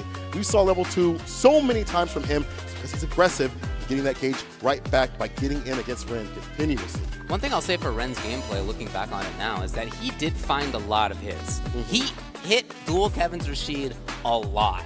Unfortunately for him, a lot of those were, you know, jab into upper, or they were not the kind of huge damage that Luke is capable of. He found the hits though, That's right? true. And if the rest of it is there, the neutral game, the mix-ups were there, but the sort of capitalizing on it wasn't quite enough, unfortunately, for him. So Ren now 0-3. This bracket, this group stage has been ridiculous in terms of who's going to make it out. who could tell? If I had a piece of paper, I'd rip it up right now because all my fantasy stuff is absolutely gone. But good stuff for Kevin to take it in the end, especially after having a very salty day yesterday. I actually hung out with him. We got some food, and I was like, hey, man, I know. But, you know, but that just makes people more powerful. Yeah. Exactly right. So that's the end of the matches for today here at day 2 of Capcom Cup, the group stage. 2/3 of the way through now. 2/3. And we know some of the players have effectively qualified. Some of the players have effectively been eliminated. Most of the players are still up in the air when it comes to whether they're going to make it out or not. Listen, you don't know, I don't know. What I do know is that shouts to SteelSeries providing some great headsets out here at Capcom Cup and providing flawless, soundless things in terms of making sure you don't hear me shouting at them. But listen, before we get to any of that, though, my bad. Let's take a look at the group standings. Group A, Phenom and Kawano sitting as the front runners for now. Phenom looking phenomenal, living up to his name. So Phenom's qualified at this point. Yeah. The worst that he can be is 4-1. Don't brush over it. For him, great work, right? He's not going to rest on his laurels tomorrow, obviously, but not only is he 4-0, he's +8, which means he hasn't lost a game yet in the group stage. Fantastic start for him. You literally can't have done better so far. Yes. His sole remaining match is going to be versus Crossover. Very strong player, of course, but that's him in qualification spot. For the other two who have the best chance here, Kawano and Crossover still very much alive. Shodokan's not gonna make it through, unfortunately for him. And for Halibel, he hasn't played Kawano yet. He hasn't played Shodokan yet. Joe Umarogan hasn't played against Shodokan yet.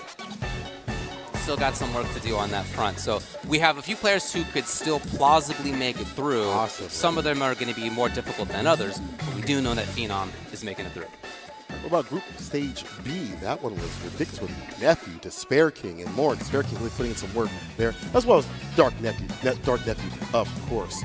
We'll see. I mean, coming into this one, a lot of us were talking about Chris Wong in particular. Yeah, who that was my favorite. Right, at multiple offline CPT events. That's how we qualified, but he also went super far in another one too, right? Yes. So he's had a great season. That's who lots of people were talking about coming into this. He's making good on that so far. As you look at the results right here, 3-0, hasn't lost a game yet. His remaining two are going to be against Shaka and Big Bird, obviously very relevant there in second place right now in the pools. He's played one less than Nephew has. Nephew at 2-2. Again, these players, Big Bird, Nephew, Despair King, still very much in the mix. It's not going to happen for Shaka or Destroy Gods, unfortunately for them. But Chris Wong and then Big Bird, Neff, and Despair King definitely still in the mix. Yeah, we saw that critical game with Big Bird where he kind of sat at the character select screen and thought, should I stick with Rashid? Should I switch to Marisa? That could have gone either which way depending on what character he had picked. But he stuck it out with Rashid and found a way to victory against Shaka. Yeah. That was a very hype match. If you missed that, please go back and watch it. It was ridiculously great, as of all the group stages involved. When it comes to tomorrow, the match that I'm most looking forward to in this pool, as I mentioned just before, Chris Wong versus Big Bird. Chris Wong versus Big Bird. Right. Okay. That's if that's a win for Big Bird, he's 3-1, and Chris Wong is 3-1. Right. So it's still definitely work to be done, even in that pool as well. We know a couple who won't be making it through, but the other ones, we'll see. Let's talk about Group C, where so far NuckleDu killing it, 3-0, +6. That means he hasn't lost a game either. Is he the most dominant player, I think, so far? Or at least one of them. Phenom at 4-0, not having lost a game either. So, yeah. But NuckleDu hasn't played 4 yet. Maybe he'd say, hey, man, if I had played 4, I would have been +8 too. That's true. We'll see Sorry, how it Phenom. goes for tomorrow. NuckleDu in a great spot. DCQ is 3-1. He's played one more game. There was one loss there to Mr. Crimson. For Fandroid, unfortunately, it's not going to happen. Eliminated at 0-4, but there still is a little bit of work to be done in this pool in terms of who's going to make it out. Obviously, for NuckleDu to be +6, if it comes down to things like the games differential, starting out the day at +6 is going to be a huge benefit to his chances to try to make it through, even if he does get 2 losses coming up in the final 2, which are versus DCQ and Dookie, which are 2 very hard players to make it through. Versus DCQ. It's going to be a fire match no matter what it is for points or otherwise. Absolutely. They're still going to be playing at their highest level. We're seeing that tomorrow. Man, I'm so excited for that one. Yeah, that is going to be sick. Looking forward to that. Let's talk about Group D, where it has been fascinating to watch Mike X NL, both tied on top, but by the slimmest of margins on top of Gachikun. 3 of them are 2-1. The only difference, I'm telling you, the games differential. That is, you may think, keeps talking about games differential. It really, somebody's going to make it or not make it based on how many games they've won and lost, not just how many matches they've won and lost. That absolutely will happen somewhere in these group stages, and this is a perfect spot to think it might. Because if you look through Takamura, Seoul, Gachikun, NL, Mike X, they all still have chances to get through on this thing, depending on how tomorrow goes, depending not just on who they beat in matches, but how many games. For Valmaster, it's not going to happen, unfortunately for him, but still very close and up in the air when it comes to the rest of that pool. Well, so because of Valmaster actually helping out and making this group super chaotic at the very end with that Kimberly play. And who could have known that Mike X would rise to the top of the crop right there. And let's see if he can keep that same sort of energy in the next sort of day. Again, you look at that, it might look a little Photoshop to you, but that is true to life in terms of the players and their results. We're not done yet, though. Group E. Shin Fudo at the top spot. Woo! Not losing any games so far. Well, they haven't played against each other yet. That's going to come tomorrow. That's true. But yes, Yen, 4-0, looking great. Fudo, 3-0, looking great. For Namikaze, I don't think that it's going to happen at this point, but there still is some hope in the air, maybe for Samuel, maybe for Snake Eyes, depending on how things go. Certainly Sien and Fudo, though. Sien, I think, is effectively qualified. For Fudo, fighting for that last spot.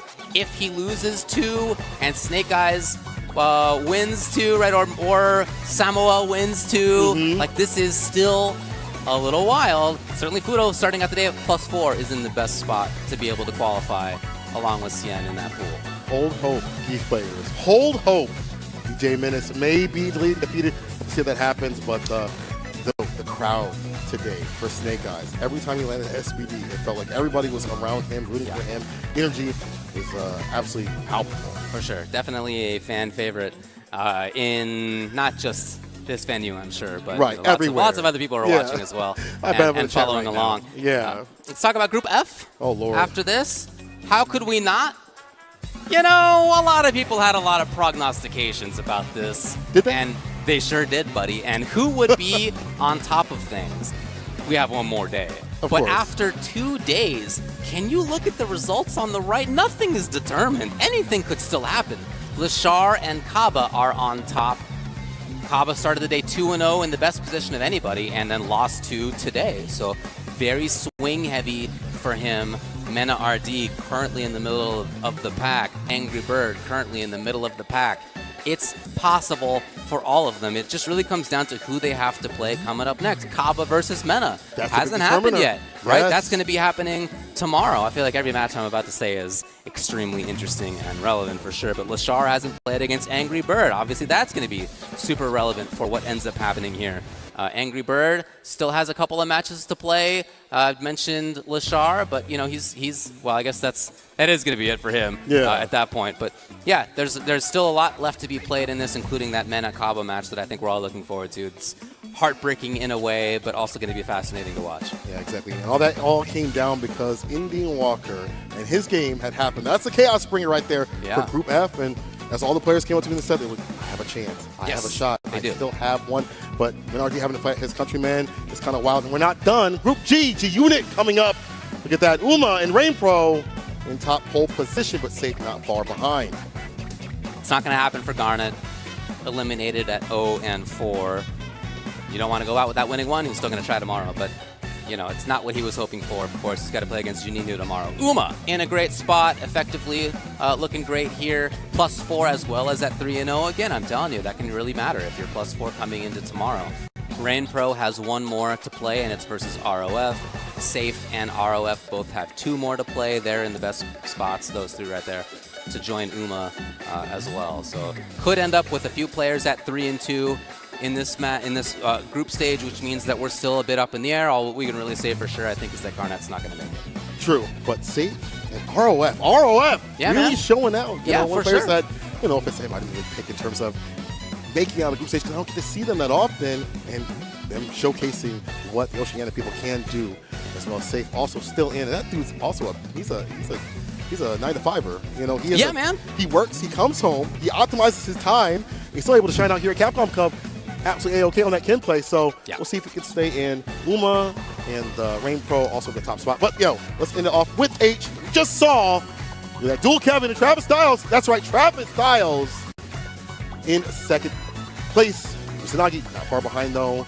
Brings a few more points to equalize things. JBM, Problemx, and Ren way, way lower though. Yeah, I don't think it's going to happen for Ren now, but for Dual Kevin, he's in the best spot, as you can see. That said, the match tomorrow that he has to play, he has one remaining, is Travis Styles. Ooh. And that is a huge potential swing. It could mean that Dual Kevin's 4-1. He's definitely making it through. If instead he loses and he is 3-2, also, Travis Styles has a couple left. He could end up at 4-1, right? Plausibly. Kusanagi could plausibly end up at 4-1 still. JBM could end up at 3-2. There's still some stuff to be decided amongst those four right there. I guess Problem X could also win too still. He's got Jabi and he's got Ren coming up.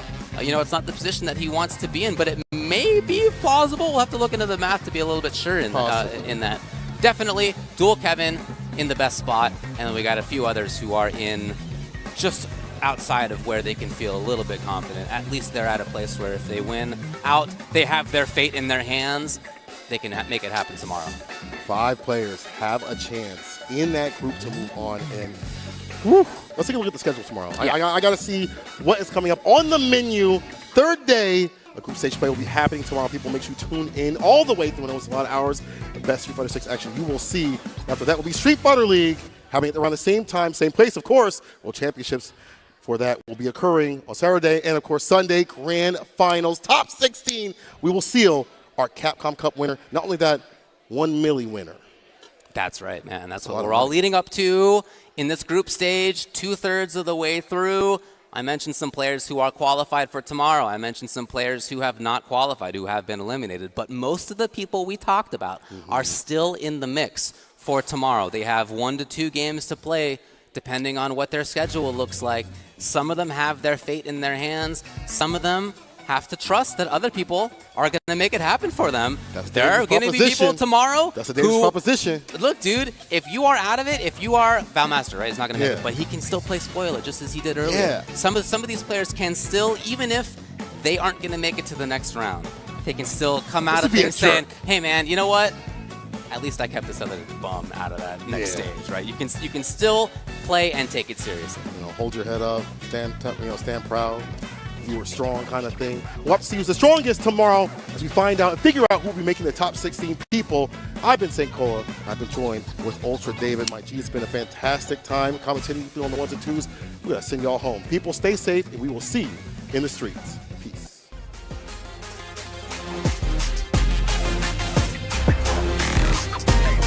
Look at the Razor playing out. Oh, that's medium kick. As soon as you in there, then you mess with this man, you taking a L. Oh, Texplusion, Nitra, that's game number 2. Holla. Oh, the DI. Nah, not today. Crossover. Tell the streets we back up. Crossover.